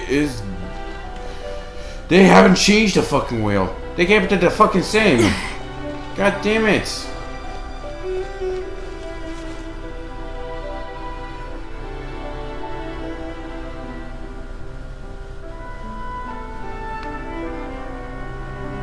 That's strange. These don't look Romorian to me. More like last century Fontaine. They don't look that worn either. Could they have been left by previous adventurers? Adventurers from last century Fontaine, huh? Oh, Modeste and Savelli, do you think they camped here? By the looks of it, this was a one-person camp. They adventured together, but maybe one of them came back alone at a later date. Let's rummage around. They may have left a journal or something. Huh, you really think so? Trust our adventurers' instincts. We're pros at this stuff. Just like you're a pro in the kitchen. Well, I'm a pro, at least. Okay, well, the Traveler has more adventuring experience overall, but Paimon's definitely a pro rummager from all those treasure chests. And bingo! Found it! Darn it! Paimon was just about to show off her rummaging skills! Huh, no kidding. Are all adventurers so obsessed with journaling? I mean, I guess I take a lot of notes when I'm cooking as well, but I thought that was just me. Anyway, let's find out who was here. It's been years since I've last visited these ruins. It's exactly the way I remember it. This place probably hasn't changed in millennia. Sadly, up above, on dry land, everything is changed. The treasure of Remoria. That's what we used to call it. Modeste was right about its potential. It turned Gâteau de Bourg into a national sensation. Our limited stock of the substance meant that the gâteau could only be produced on a small scale. But this only drove up the popularity all the more. Modeste was right about that too. He predicted all of it. He was praised as a genius, while I, as the one person who'd ever disagreed with him, was labeled a talentless fool. Modeste tried his best to console me, but I knew better than anyone just how great the gulf was between us. Our conversations grew scarce, and we saw less and less of each other. I didn't fight it.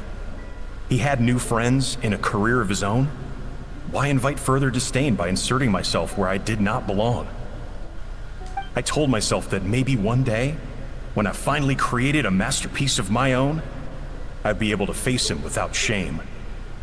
Or maybe one day, when I've put these feelings of self-loathing behind me, I'd be able to ask him with a smile on my face, how about we go on one more adventure, for old time's sake? Unfortunately, that day will never come. So it was Savelli. From the sounds of it, he came back after Modeste had already died. I always thought it was just a legend.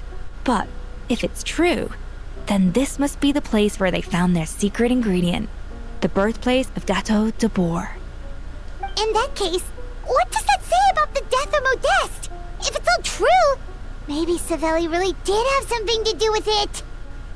Let's keep reading. The taste of Gateau de Boer has changed. Modeste was convinced of this, even though everyone swore they couldn't tell. Being the perfectionist that he was, he refused to accept even the slightest flaw in his work. He stopped all sales of the product, locked himself away in the kitchen, and worked day and night, vowing to find out where he had gone wrong. But as he baked and taste tested over and over again, he found he only strayed further and further from the original taste. It was only when he was sipping on coffee one day and realized he could not taste the bitterness that the truth finally dawned on him. What had changed was not the gâteau, but his sense of taste. The treasure of Remoria stimulates the senses, taste included, and invigorates the spirit. In the short term, it offers people the ultimate gourmet experience, but in the long term, it dulls their senses entirely. In hindsight, it made perfect sense. After all, why would a culture that sought liberation from the constraints of their bodies care for the loss of their senses? But we realized it too late. We were just too late. Over the course of his many culinary experiments, Modeste exhausted the remaining supply of the treasure of Remoria. He consumed it all himself. The finest culinary talent of his generation now faced a future in which he would never be able to taste anything ever again. Finally, in despair, he took his own life. Damn. What a tragedy. Ooh, expected that plot twist. And because we had become estranged, I could not be there to stop him, to offer some words of comfort, or even to say goodbye. Oh, God damn it! It barely charged. Pardon. 2 hours? Okay, I'm ending the stream after this. Yet despite everything, he sent me his final letter. The treasure of Remoria? Guess Monica was really onto something. It really was a kind of drug. So, Modeste chose to end his own life. Then, why all the rumors that Savelli murdered him? Also, neither the Codex nor any other contemporary records make any mention of the treasure of Remoria. It's almost as if someone deliberately erased it from history. Modeste told me everything in his final letter. His was a tale of how even a genius could fail, and how much more devastating it is when it happens. Did he hope I would gain some personal catharsis from knowing the truth?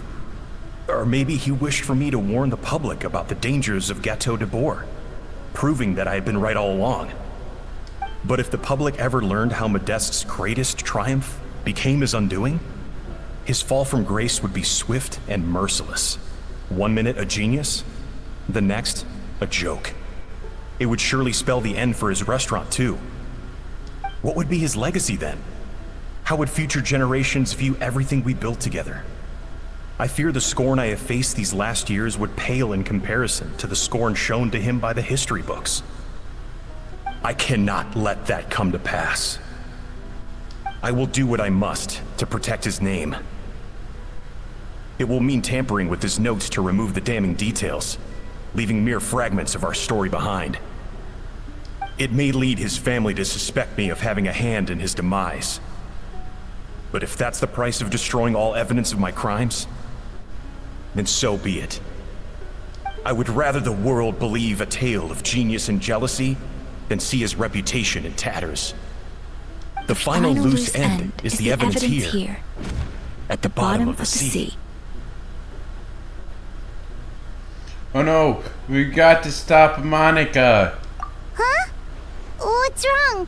Didn't we say Savannah should be safe for now? So we thought, but if Monica finds out what happened to the treasure, there's no telling what she might do.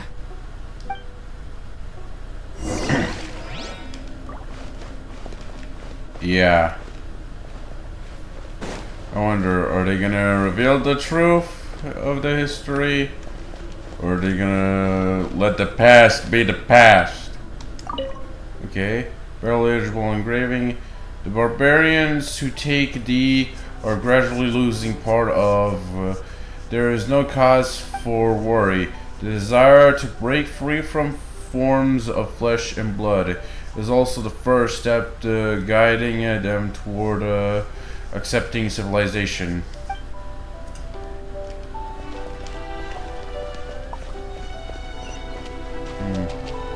Wait, I think... Oh shit, I think I'm going to a weird realization. So... The drug is from Remoria, where we all know that Remorians got turned into stone-like creatures. But stone-like creatures are made out of some sort of concrete rock, which means it involves hydro. So there's a slight possibility that Remorians are actually hydro creatures that have been infused with some sort of concrete geosubstance. They have a geoshield, and they're moving their bodies with hydro-infused geo rocks.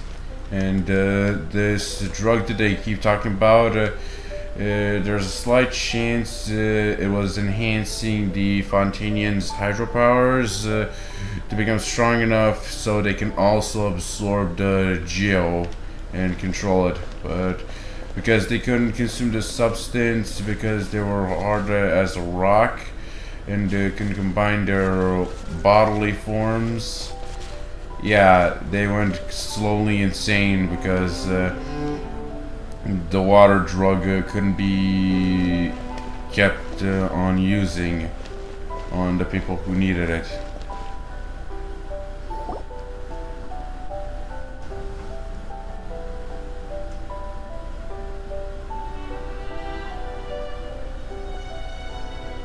The treasure of Remoria.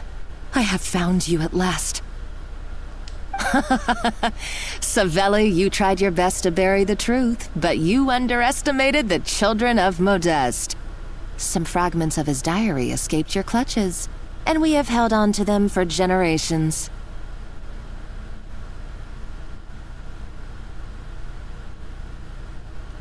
But I have to thank you too, Savannah.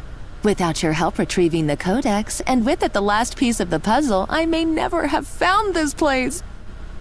But now, finally, the secret to Remoria's military might is within my grasp. The treasure of Remoria is mine! Oh. It's empty. It's empty! Monica? Oh, we were seconds too late. Escoffier? What's the deal with that jar? Savelli's final act! He wanted to conceal the secret of the treasure forevermore and make sure it would never harm anyone again. So he came here after his friend's death and destroyed every last shred that remained. This can't be happening! All the years I spent piecing together the truth, all my painstaking planning, all that for an empty jar? Monica, don't do anything stupid. This ruin is more dangerous than you realize. Oh, shut your pie hole! Oh. What an interesting vulgar language at the end. And it smashed the fucking jar? Dude, she could at least sell it. That would be still worth a lot.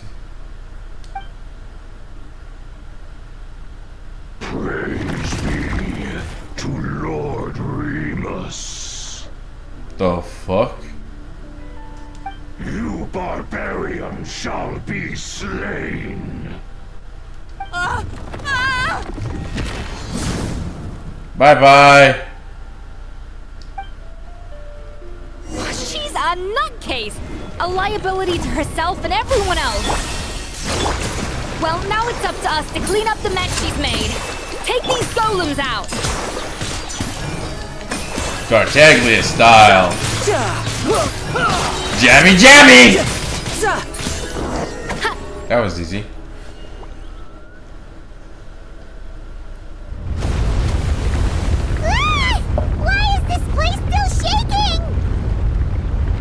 Maybe it's because of the fighting, or maybe because Monica was too trigger happy with her explosives. Either way, it's all her fault. Enough chit-chat. Let's get out of here, Traveler Escoffier, come on! Okay, I'm coming. Oh, no, you don't. If I can't get what I want, neither will any of you. I've got nothing to show for my life's work so far. But if I can take another so-called genius down with me in my final moment, then it was all worth it. Psychopath. And a face to show for. You're a psycho.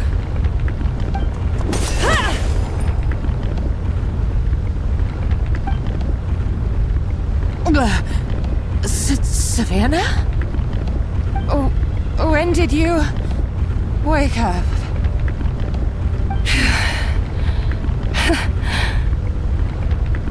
I may be a lousy chef, but it looks like I'm not a complete waste of space.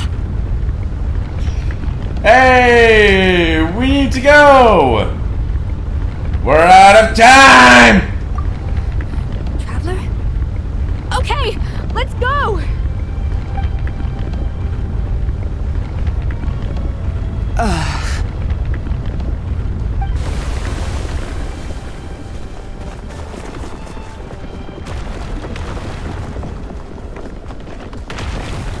What about Monica?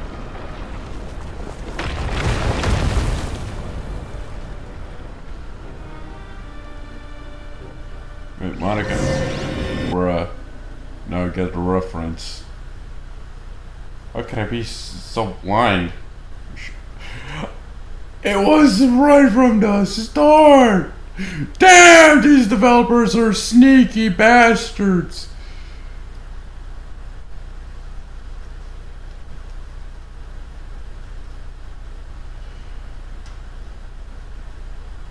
Bruh, how did I not see that reference?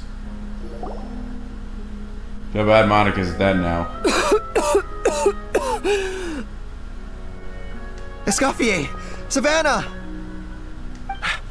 Traveler! And Paimon! Venejem! What are you all doing here? What did you expect us to do? Stay at the restaurant and sit on our merry derrieres? While the Traveler and Escoffier were out here risking their lives? We had to do something. Even though that something ended up being, well, waiting for you here instead. I don't deserve any of you. And I certainly don't deserve to be your head chef. It was my fault Escoffier had to leave. Then I couldn't live up to her standards. I acted like a tyrant in the kitchen. And now I almost got myself killed. Come back, Escoffier. Come and be our head chef again. I'll never be able to replace you. Okay, so everything I said to you the day I left, it just went in one ear and out the other? Huh? Sorry, I was kinda in my own head at the time. All I could think about was the Lumiline situation. What was it you said again? Forget it. It doesn't matter. Anyway, I didn't leave this job because of you. And you're not nearly as awful a chef as you think. If you were that bad, why would all your staff show up here for you? Escoffier's right. Sure, you nitpick our work and get us to do things over a lot. But when it comes down to it, you're the one who's always doing whatever it takes to make sure the customers get served on time, every time. Things were pretty rough after Escoffier left, and Savannah's the only reason we've been able to make it through. Our customers know that Escoffier doesn't work for us anymore. But the fact is, they keep coming back. If that's not an endorsement of your work, I don't know what is. At the end of the day, we're all human, and we all make mistakes.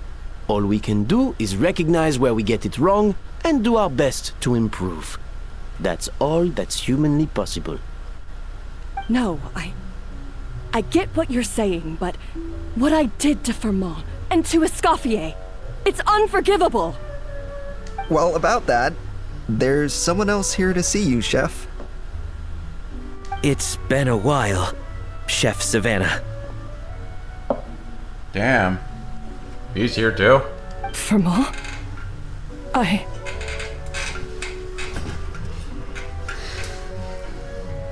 I'm so sorry. I put far too much pressure on you. And the way I stubbornly refused to go and see you after you fell ill. There's no excuse. But I'm too late, aren't I? The damage is done. I heard that you can't even hold a kitchen knife anymore. Actually, I think I'm going to be just fine. Huh? We thought Firmin's problem was purely psychological in nature. But after the threat letter came to light, it got Firmin thinking. And then he remembered the tea that Monica used to give him every night.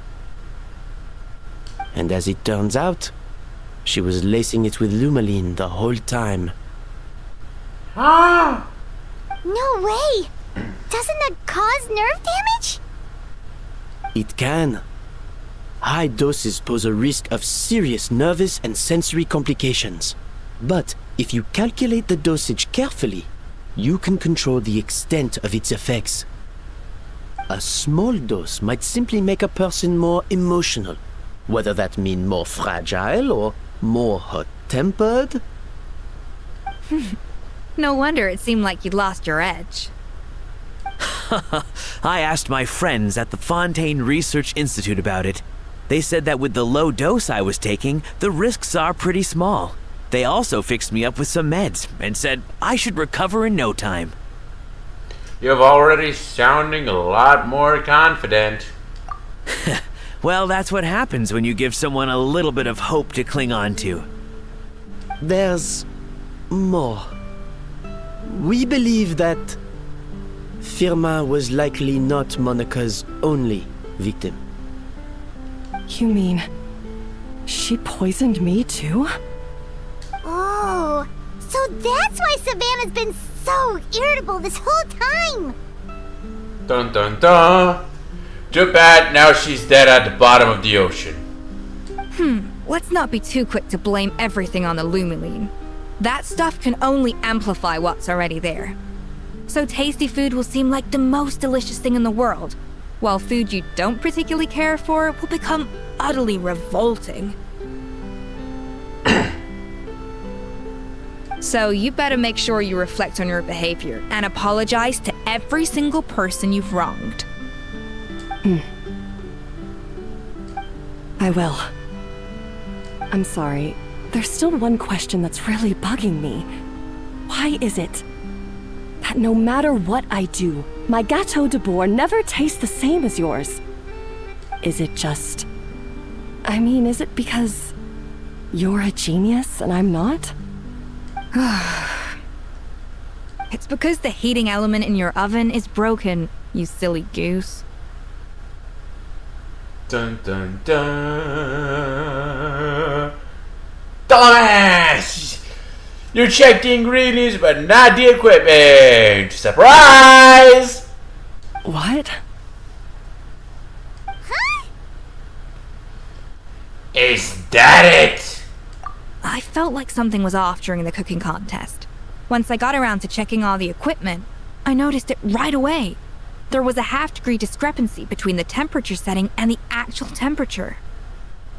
All the ovens in the whole kitchen had the same problem, which confused me at the time, but by this point, it's pretty obvious that Monica must have tampered with them. Dun dun dun. I would have figured it out the day of the bake-off, since the issue affected both our teams. But of course, Monica sabotaged mine so that could never happen. No. I spent so long trying to find out where I was going wrong, and then you pinpoint the problem in just one night? It all comes back to one simple, undeniable truth. You're a genius. And I'm just plain old Savannah. Oh, cut it out! Stop the woe is me act for a second and just think. I came up with this recipe. You don't think that might have something to do with it? Do you know how long I spent perfecting my gâteau de bois? 3 years! 3 whole years! I know this dish inside out, back to front and upside down. And you've been head chef now for what, 6 months? If that? A couple hundred failed attempts, and you're gonna throw in the kitchen towel and declare you'll never be successful because you're not a genius. You clearly have no idea how many kitchen failures I've had under my belt, or just how long it took me to finally get my recipe to a level I was satisfied with. Genius or not, everyone makes mistakes. Modeste did, Savelli did, everyone does. You're only a lousy chef if you don't face up to your mistakes, learn from them, and then keep chipping away until you crack the problem once and for all. Surely you haven't forgotten all that. You were no lousy chef back when I handed you the reins. I haven't forgotten. And I'll make sure I never do. That's our head chef. Haha! Sounds like we won't need another changing of the guard in the Hotel de Bord kitchen anytime soon. Huzzah! Aw, what a perfect ending to a crazy journey. Look how happy everyone is. So you got your mojo back now? Yeah. Thanks to you, Escoffier. In fact, no. Thanks to all of you. Aw, friends again. So nice to see them finally settle their beef. Yeah, it's nice. Maybe not all their beef. Good. So now that's out of the way. It's time for payback. You cheated in our last bake-off, and I demand a rematch right now. Bruh. Holding grudges much? Wait, even her eyes darkened a little. Surprise!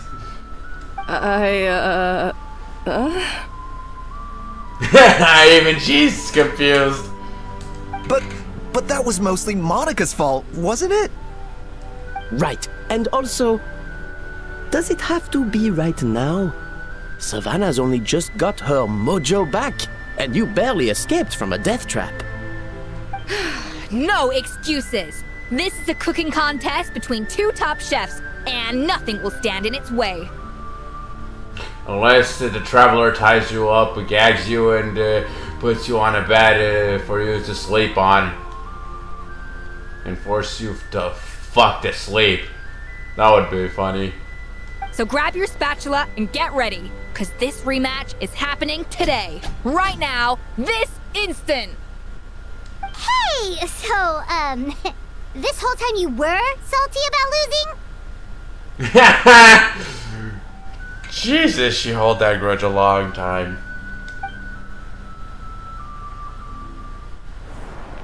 The second cooking contest commences now! This time, no more games, and no holding back!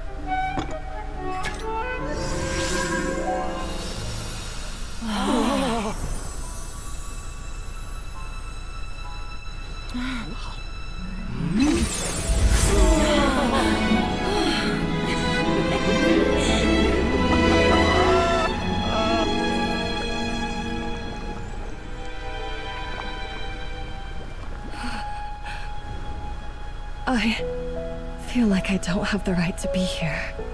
Hey, what are you so afraid of? You can't unbake it now. And if you don't serve it, then good or bad, you'll never find out how to improve. If you're too scared to fail, you'll never know what real success tastes like.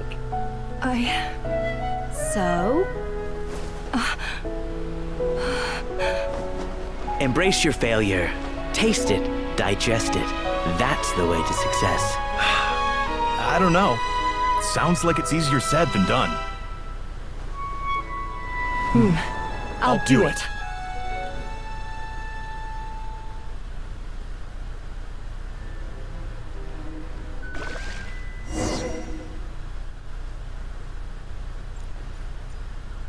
Interesting cutscene, especially the flashback.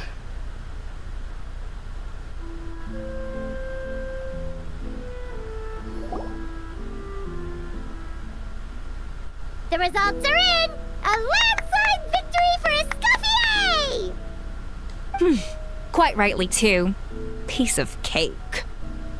GG. Your town seems very happy with the results. Thanks for reminding me of Escoffier's succubus tale. Oh yeah, look at that! Savannah looks pretty chipper too, considering she lost. This wasn't for you, was it? You did this for Savannah's sake. Now, where were we? Yes. Do you have any more questions for me after everything that's happened? What are your future plans? Are you going to stay at the Floofs and Dry? I thought Navia would have filled you in. And actually, I said all this to Savannah before I left. Although, as we saw, I don't think any of it sank in. I had 2 reasons for leaving. One was the food safety incident, of course, but the other was that the Hotel de Boer had reached a point where it didn't need me anymore. So I decided to step down and look for new opportunities to improve myself. Improve how? Well, a while back, I got to know a fellow chef from Liyue, and in her, I saw so many new possibilities. Oh god. She ran into her. The demon chef of Liyue herself. And her chubby companion, Gooba. And Xiangling. Ding-a-ding-a-ding-a-ding-a-ding-a-ding-a. She has that same adventurous spirit that Modeste and Sibeli had in their youth. Slime mucus, lizard tails.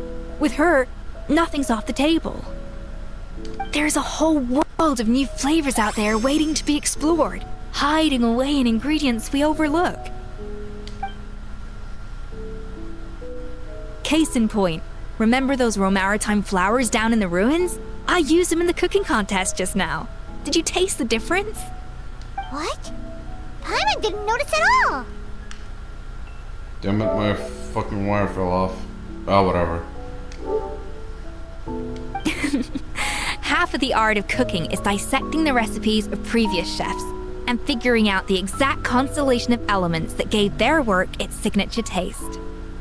And the other half, it lies in freeing yourself from the confines of the kitchen. You've got to go out and explore the endless possibilities out there. Uh-oh. Paimon's suddenly not sure she wants to try your cooking anymore. Well, I'm always down to be your taste tester. You should definitely make Paimon test all your most experimental dishes. Paimon eat whatever think later type. Hey! Don't worry, it's not going to be a free-for-all like in Modeste's time. Before I put anything into my food, I'll obviously do my research, make sure it doesn't contain any harmful substances. In the meantime, take this. It's a recipe for Petit Gâteau de Boer, revised version. I tweaked it to suit your needs as busy adventurers. Hope you enjoy, and remember, feedback is always welcome. Alright!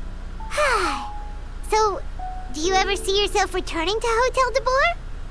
Oh, of course. I've already promised Vanishem that I'll come back every once in a while to make sure the quality of the food remains at an acceptable level. Good luck to Savannah, I guess. You know, Paimon's still a little disappointed that we never got to see the treasure of Remoria. Surely Monica wouldn't have gotten drawn in so deeply if it wasn't for all the mystery surrounding the original Gâteau de Bourg. She practically dedicated her life to finding the lost pieces of Modeste's diary. Then went to all that trouble to infiltrate the Hotel de Bourg. And in the end, it was all for nothing. She sold her soul for a dream, then had a rude awakening. Her life work became a grand exercise of futility. I pulled that poem up, didn't I?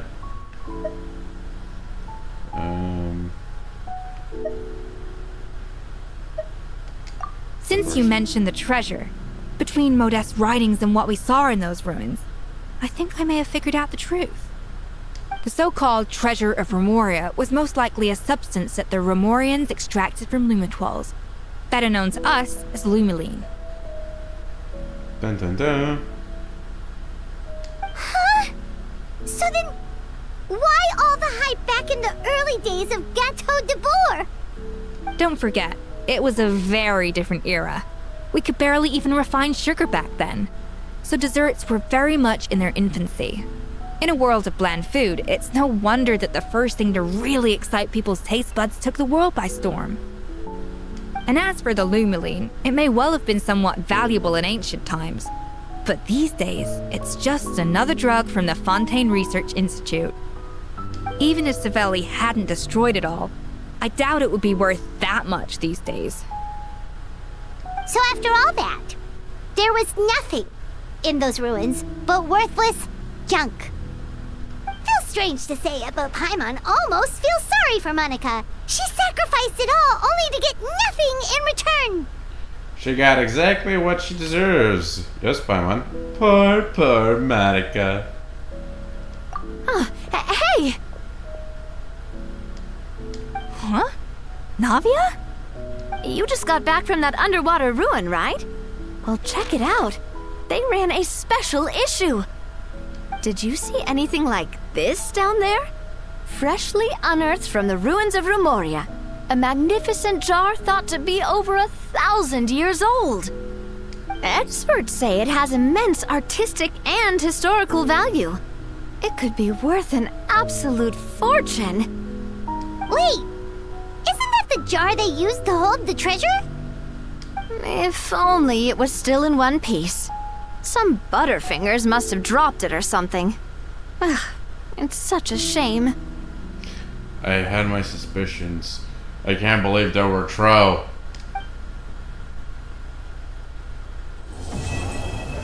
Treasured above all. Quest completed. Monica the dumbass! Monica the stupid! Monica the loser! Yeah. Hilarious how that ended. But here's Monica. Anywho. Gotta pull.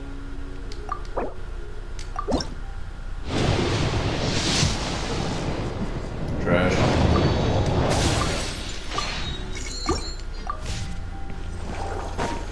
Okay, I got a recipe. But it's not the 5-star version. Actually, now that I think about it, where is that 5-star dish? I know it's somewhere around Fontaine. Wait, actually, what time is it? Yeah, I'm gonna search in there and then I'm gonna straight up head back to Inazuma to log off.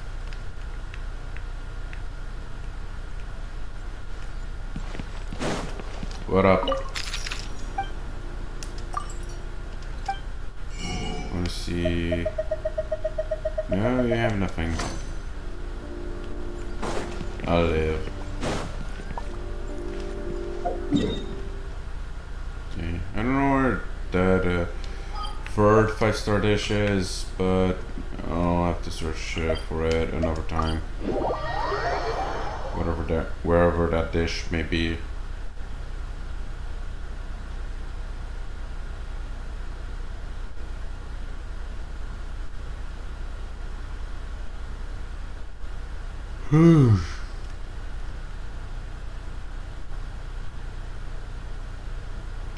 But anywho, alright, I almost forgot to swap the characters.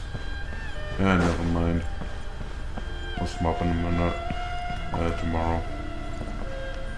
But anywho, thank you everybody very much for watching. If you like the content I make, please consider to follow me on Twitch if you're watching from Twitch. Follow me on TikTok if you are watching from TikTok. Subscribe to my YouTube channel if you're watching from my YouTube channel. And my fucking keyboard is not working. I don't know why. But yeah.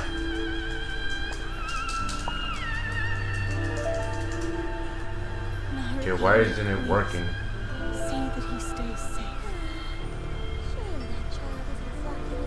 God damn it, my keyboard is... Where I'm from, if we didn't keep moving, we'd freeze to death. Literally. Wait, did the Bluetooth turn off? Oh, there we go. Yeah. Thank you everybody very much for watching. Don't forget to follow me on any social media that you're watching. And I'll see you all in the next stream. Bye!